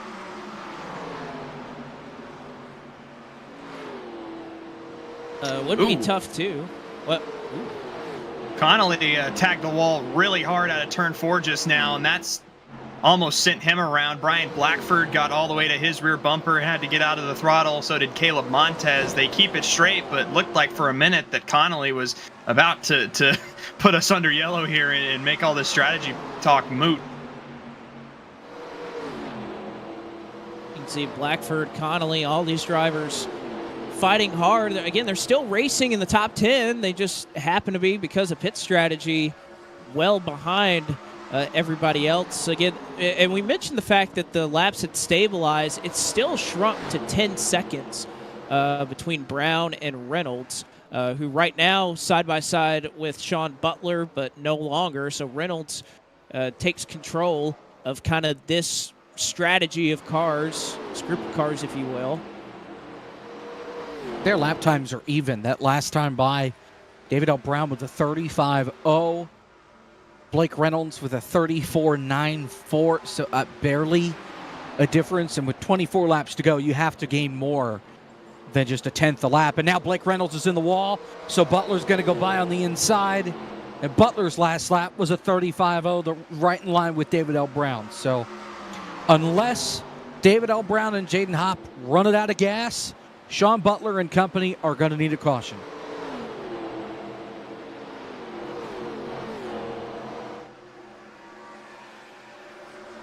But again, it's not over yet for Tyler Dubois. He probably has, when he last pit lap, 286. So it's about going to come to a reckoning here for Tyler Dubois. Not much longer that he can stay out. He's about 60 laps into this run. So about another 10 laps or so. Also hearing reports, if you listen to your top 2 cars, maybe we can ride along with them here as they enter the corner. Again, we talked about the degree to which they'd have to save fuel on this run, despite the fact that they're battling for the lead. Look at the RPMs, and let's take a listen.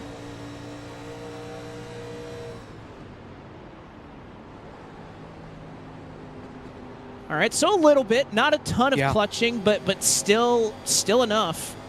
I think David L. Brown was doing a little bit more. Hopp at least has the advantage of being in the draft to save a little bit more. Now David L. Brown at least has the draft off of Junior. Let's listen into one. Woo. It's like to the middle of 1 and 2 there where he's on the clutch before getting back onto the gas. So David L. Brown really trying to save every drop he can. And I don't want to toot my own horn here, but as somebody who probably tries to save fuel more often than he should, especially in these cars, the one thing that Brown is doing really well right there, and even Hopp may want to try to copy, is the last thing you want to do, especially in these cars when you're trying to save fuel. You don't want to use any brake. Any brake you're using into the corner is wasted fuel that you could have been saving down the straightaway. These cars like kind of an early lifting point anyway. So if you're Hopp, if you're Brown, you want to back up that corner entry a ton. And that's what's going to help you. And honestly, that'll help you more than clutching in some instances. You can lift, a couple of car lengths earlier. You can push in the clutch, and you'll save more fuel getting out of the throttle. And they are still running faster lap times than Sean and Blake Reynolds, who are all gas, all gas, all gas. So whew.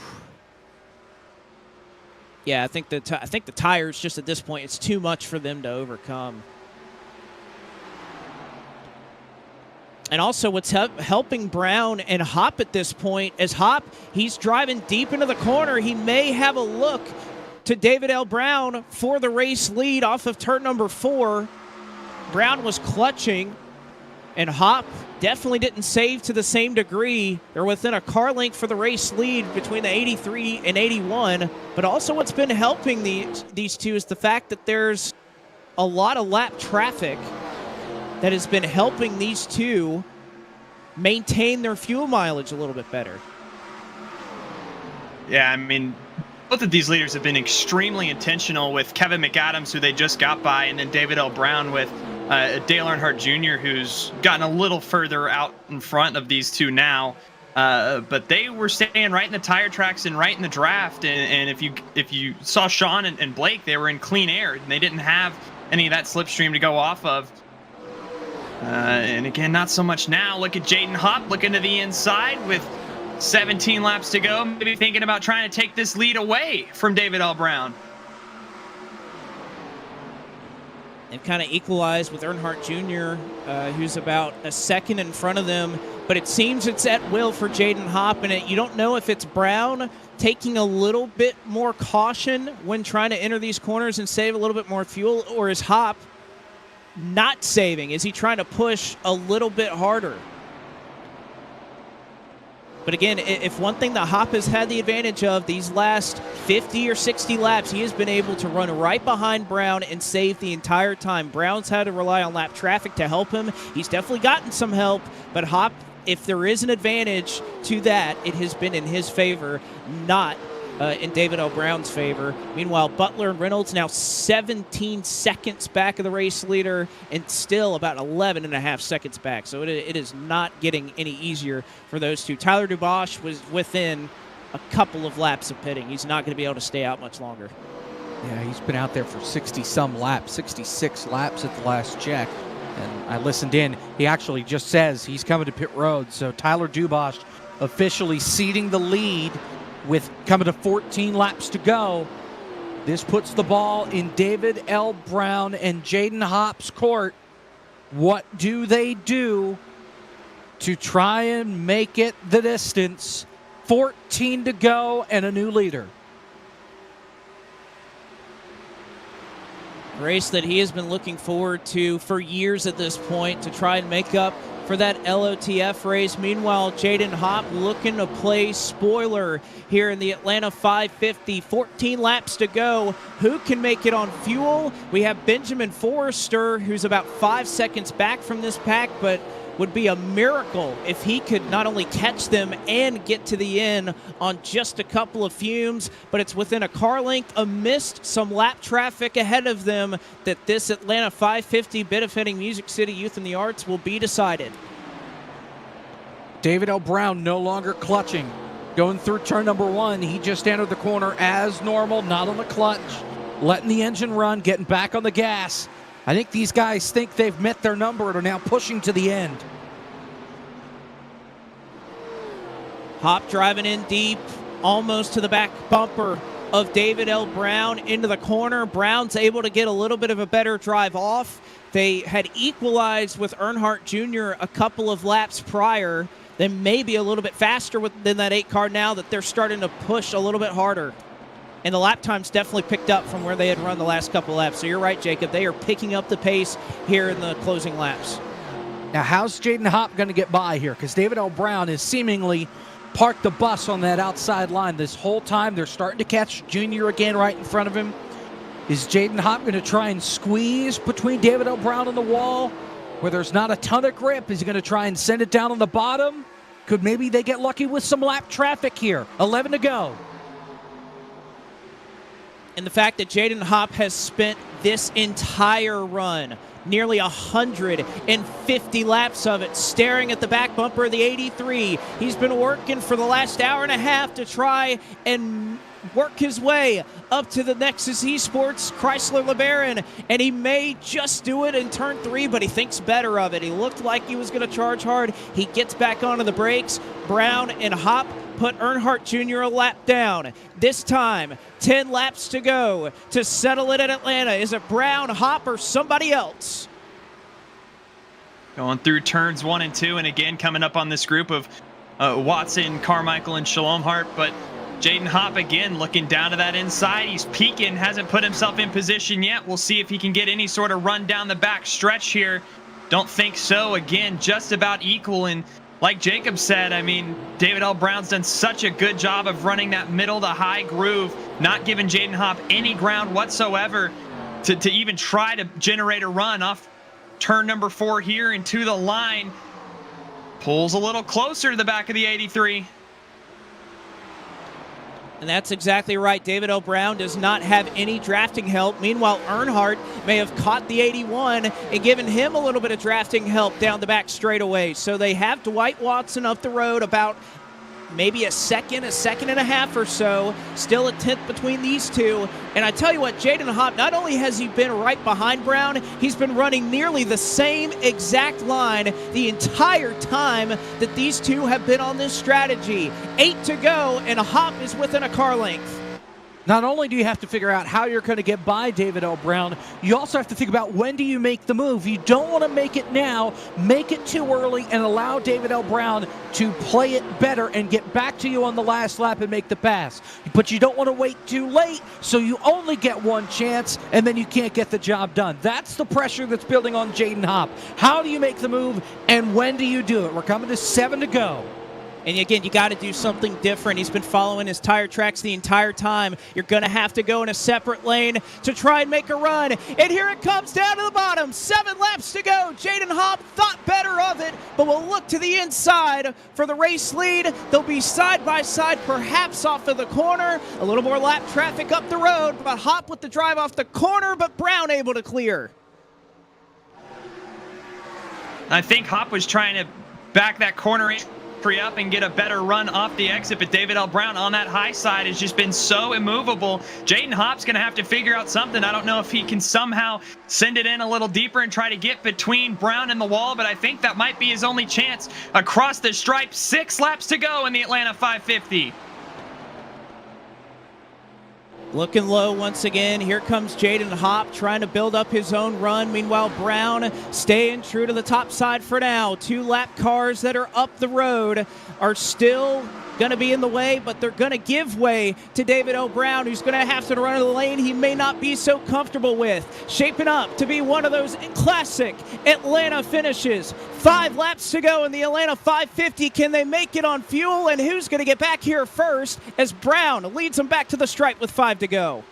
David L. Brown got through that lap traffic a little bit better as they come through 1 and 2. Shalom Hart staying right on the outside of Hopp as they make their way off the corner. Hopp may have gotten a little bit of a better entry into 1 and 2, but David L. Brown able to carry the momentum down the back straightaway. Coming to 4 laps to go. The gap is still 2 car lengths. How's Hopp going to get it done? I don't know how he's going to get it done. He's been sitting in the same position seemingly the last 30 laps, but he's going to have to make a move at some point. 4 laps to go this time. He's got a little bit of a run into 1 and 2, but going to lift earlier than Brown. He's still trying to save fuel behind the 83 car.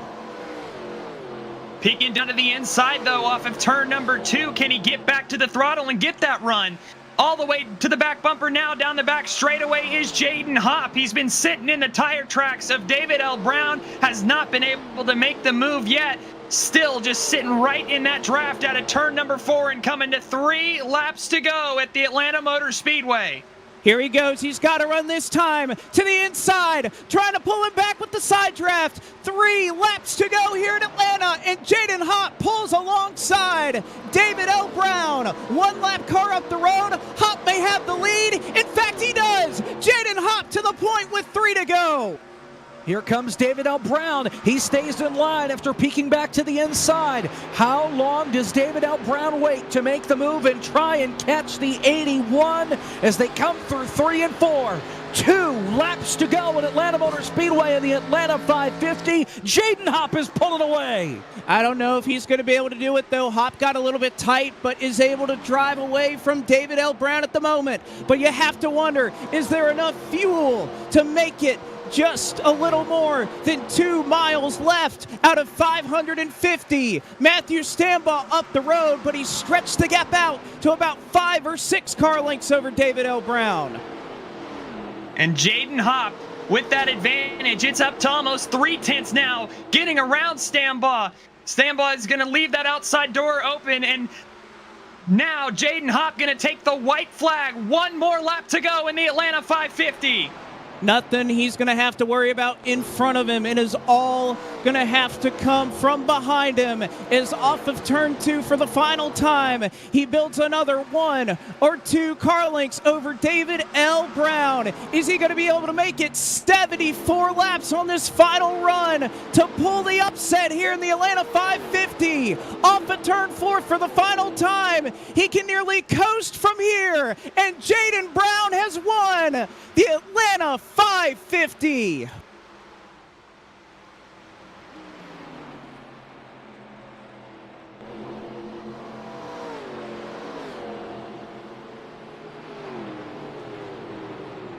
David beats Goliath. Jaden beats David. Fantastic finish. And I mean, he's been lurking all day. Jaden Hopp gets it done. Fantastic finish. He may even have enough fuel to do a burnout, Blake. I think so. He's coasting around here. Jaden Hopp. What a finish. Oh, look out pit road, look out pit road, look out pit road.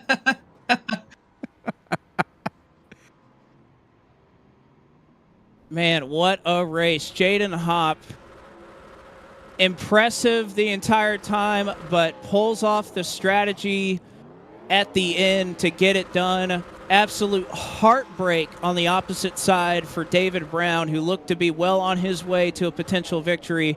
But that is the one thing about these races. It doesn't matter how many laps you lead. It matters about the last one. And Hopp, with just a couple of laps to go, made his move and got the job done. And that's the thing that's always so fascinating to me about these races. If this was the Atlanta 545, 5 miles is all it took, and David L. Brown would have been in victory lane. But Jaden Hopp, again, with just such a fantastically timed move, gets past David L. Brown for the win, and is the winner of the Atlanta 550. And just insanity that it came down to that. How about Ben Forrester? He was out there on 76 laps. He made it. He made it third. Oh my gosh. I can't believe that. Oh man. Absolutely incredible. Jaden Hopp, David Brown, Benjamin Forrester, top 3. How about Lindauer made it 78 laps to the end and was able to make it. Some incredible efforts here as you look at the top 10. Hopp, Brown, Forrester, Reynolds, and Butler. Then you have James Connolly. Aaron Smith was able to make it to the end as well. It was questionable if the fuel was going to work out for him. Blackford holds on for 8th. McCandless 9th. Tyler Dubois 10th. 11th tonight, Peter Smetana. Jakob Smetana right behind him in 12th. Brendan Landauer. Oh my, how about, yeah. Bryden? I've already screwed it. I don't think I've looked at that first name all night tonight. But anyway, he finishes 13th. Ryan Vargas 14th. Art Reimer finishes 15th. A good run for him. Kayla Montez there in 16th. Hayden Swank is the last car to finish on the lead lap in 17th. Dale Earnhardt Jr. finishes 18th, the first car, 1 lap down. Then Matthew Stambaugh and Jacob Shalomhart rounding out the top 20. 21st tonight is John Osborne. Joseph Galetta 22nd, Kevin Cunningham 23rd, Keegan Fleckenstein in 24th, Tristan Baker 25th, Kevin McAdams after that speeding penalty 2 laps down in 26th, Cale Spicer 27th, DJ Smith 28th, Noah Carmichael in the 29th position, and Chris Williams in 30th. 31st tonight went to Steven Toronto. 32nd was Justin Malillo. Tyler Bramble was 33rd, 34th. Dwight Watson, 35th. Jonathan Goke. Ashton Schleiss was 36th. Michael Frisch was 37th tonight. Mark Magamian was 38th. Brent Bravac was 39th. Tyler Gary rounded out your top 40. And the rest, most of these guys did not finish this race. You've got Christopher Path, Tony Ball. He had a good run going tonight, but finished several laps down. R.J. Williams, he had a hard crash in the quad oval. He finishes 43rd. Colton Lindauer, 44th. Jacob Potak, 35th. 45th, rather. Daniel Corso, 46th. Michael Cozy Jr., he had a very strong car tonight. He finishes 47th. Ryan Sharp, 48th. Chandler Parsons involved in that hellacious crash off turn 2, 49th, and Garrett Conrath, the 50th and final car to finish tonight, 304 laps down.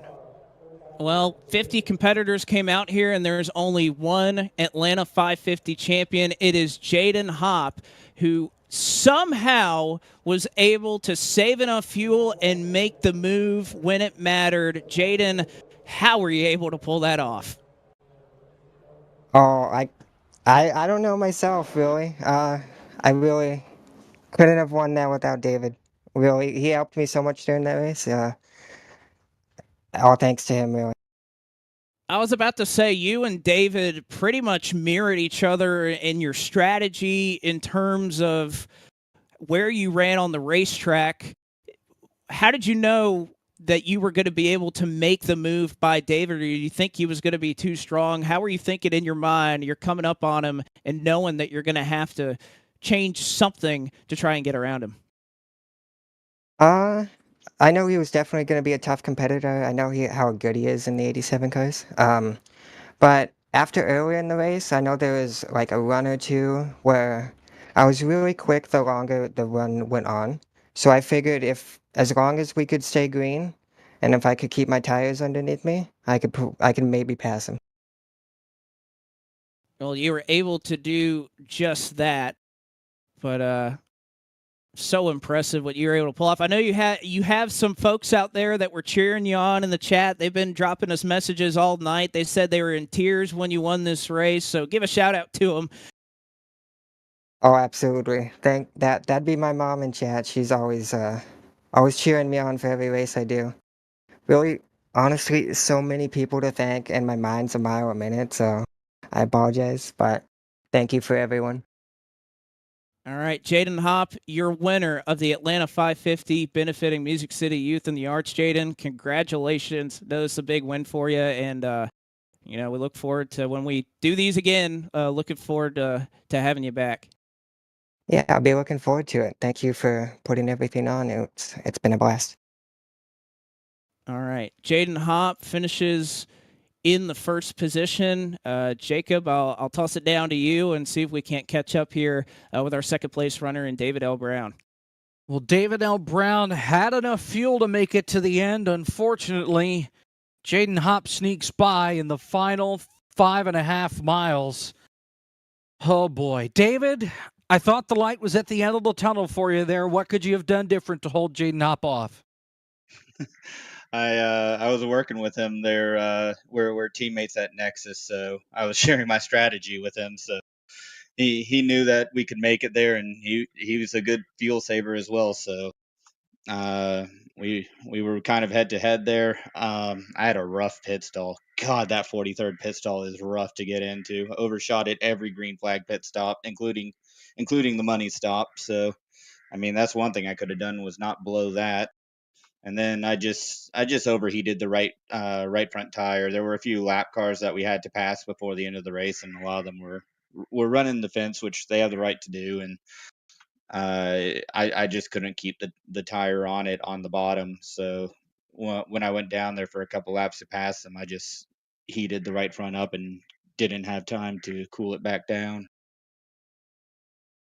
Was there any concern at all as that last run continued to develop that you were going to get caught by some of those guys on a different strategy, like a Sean Butler, like a Blake Reynolds, or as the lap started winding down and they made their last pit stop, you knew that you'd be safe where you were at as long as it stayed green?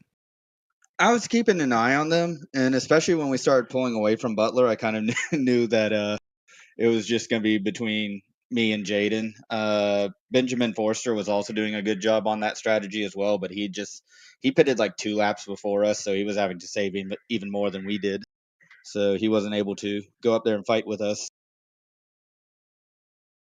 Well, David, congratulations on the top 2. I know you'd rather be the top 1, but a solid night all in all, and we'll see you around. I can't say we'll see you next week because I don't know when the next one of these will be, but we'll see you for FTF come next month. Absolutely, and Atlanta is in these cars in FTF, so I'm looking forward to that.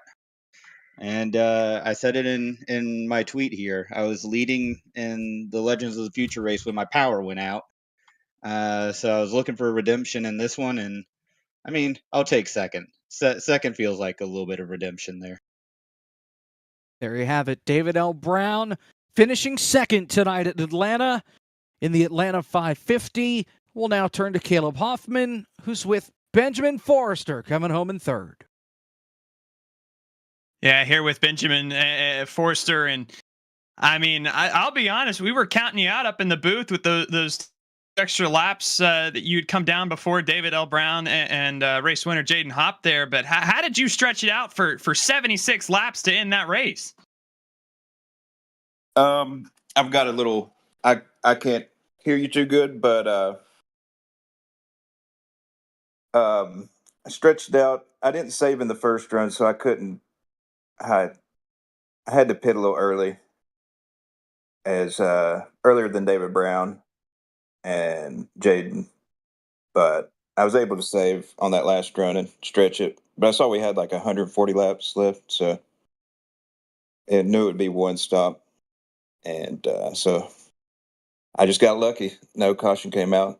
It was in the right place. Yeah, right place, right time for Benjamin Forrester. I mean, to come out of a 550-mile race with a podium finish seems like a good deal. But thanks for taking a moment with us, and congratulations on finishing podium. Yep. Thank you guys for hosting. It was a lot of fun. All right, we that is your third place in Forrester. Yeah, back to you, Blake. Yeah, we appreciate all three of these guys taking their time with us. Gonna try to get caught up here again. So many great runs throughout the field. So many people who had a really good time tonight. The racing was incredible, guys. And you know what? Everybody's kind of asking when the next one is. Well, I got some news. I don't have an exact date, but I can confirm that the Rockingham 508 benefiting the Dale Jr. Foundation will return for a, what are we on it now, 4 editions? Yeah, I think 4th edition of the Rockingham 508 benefiting the Dale Jr. Foundation is back in 2025. Haven't set a date yet. It's likely going to be late April, early May. It's always been around springtime that we've done it. A couple things we got to line up, but I would look in around mid to late March or so for that event's date and all the details on it to be announced. So for those of you who are watching, for those of you who have run with us, be sure to stay tuned to some of my social media or the Discord and all of those things to look forward to the next one of these 87 races. The Rockingham 508 benefiting the Dale Jr. Foundation is back, but guys, let's put a bow on the Atlanta 550. I knew that when we came here with this combo, with these cars, it was going to be entertaining. But even I don't think I could have anticipated having a finish like that. One for the record books. And we had like several different stages of this race. We had the calamity early. We had some fantastic racing in the middle of the race where we had like a 7-car pack for the lead going blow for blow with Sean and Blake Reynolds and Kevin in there. And then that long green flag run at the end of the race where we went more than 150 laps caution-free to end this thing, to name a winner. And the fact that it came down all the way to fuel strategy and pitting at the right time and essentially making the right move with 3 to go. Great stuff, great driving from Jaden Hopp, and I know we've seen him quite a bit on the FTF side of things. Really impressed tonight with what Jaden Hopp was able to do in beating one of the best guys in these cars and the best guys in these situations, David L. Brown. He might be kicking himself a little bit for helping a teammate out, but I know he said second place doesn't hurt as much this time around compared to if he lost to somebody that wasn't a teammate. Yeah, and I mean, I know as well. I mean, I got a text today at 1:15 from Blake saying this is going to be the best 87s race that we've ever done. So I had high expectations coming in, but I mean, like you said, also there, I mean, somehow even surpassed it with what a battle to the end, just in all facets. I mean, strategy, going all at it, watching Jaden Hopp work to try to get around David L. Brown, and in the end, have a perfectly timed pass where, it completely just takes all the wind out of David L. Brown's sails and can win this race. I mean, truly in all facets was one of the best races I think I've ever seen. And again, with the challenge of these 87s on a surface like Old Atlanta for 367 laps, and to come down to what it did is just truly incredible, and just a great race all around tonight. Love every time we get to come out and do one of these, but it is not possible without the great team here at FTF.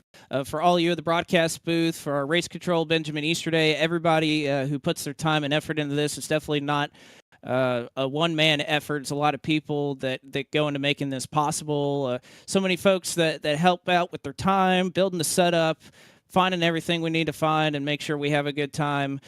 Just want to say thanks to all of those folks. Want to say thanks to everybody at Music City Youth and the Arts, which, again, we've been posting that donation link in the chat. I'll get it one more time if you feel so inclined to give. I'm glad that we get to do these races for a very worthy cause. But I can personally attest how much Music City has had an immeasurably positive impact on my life, and just glad to represent them and help them. But for our entire broadcast team, for Caleb Hoffman, for Jacob Hitz, for our producer, Zach Johnson, I'm Blake McCandless. Thank you so much for watching the Atlanta 550. Congratulations to tonight's winner of the Atlanta 550, benefiting Music City Youth and the Arts. Jaden Hopp gets it done in a thriller over David Brown. Good night.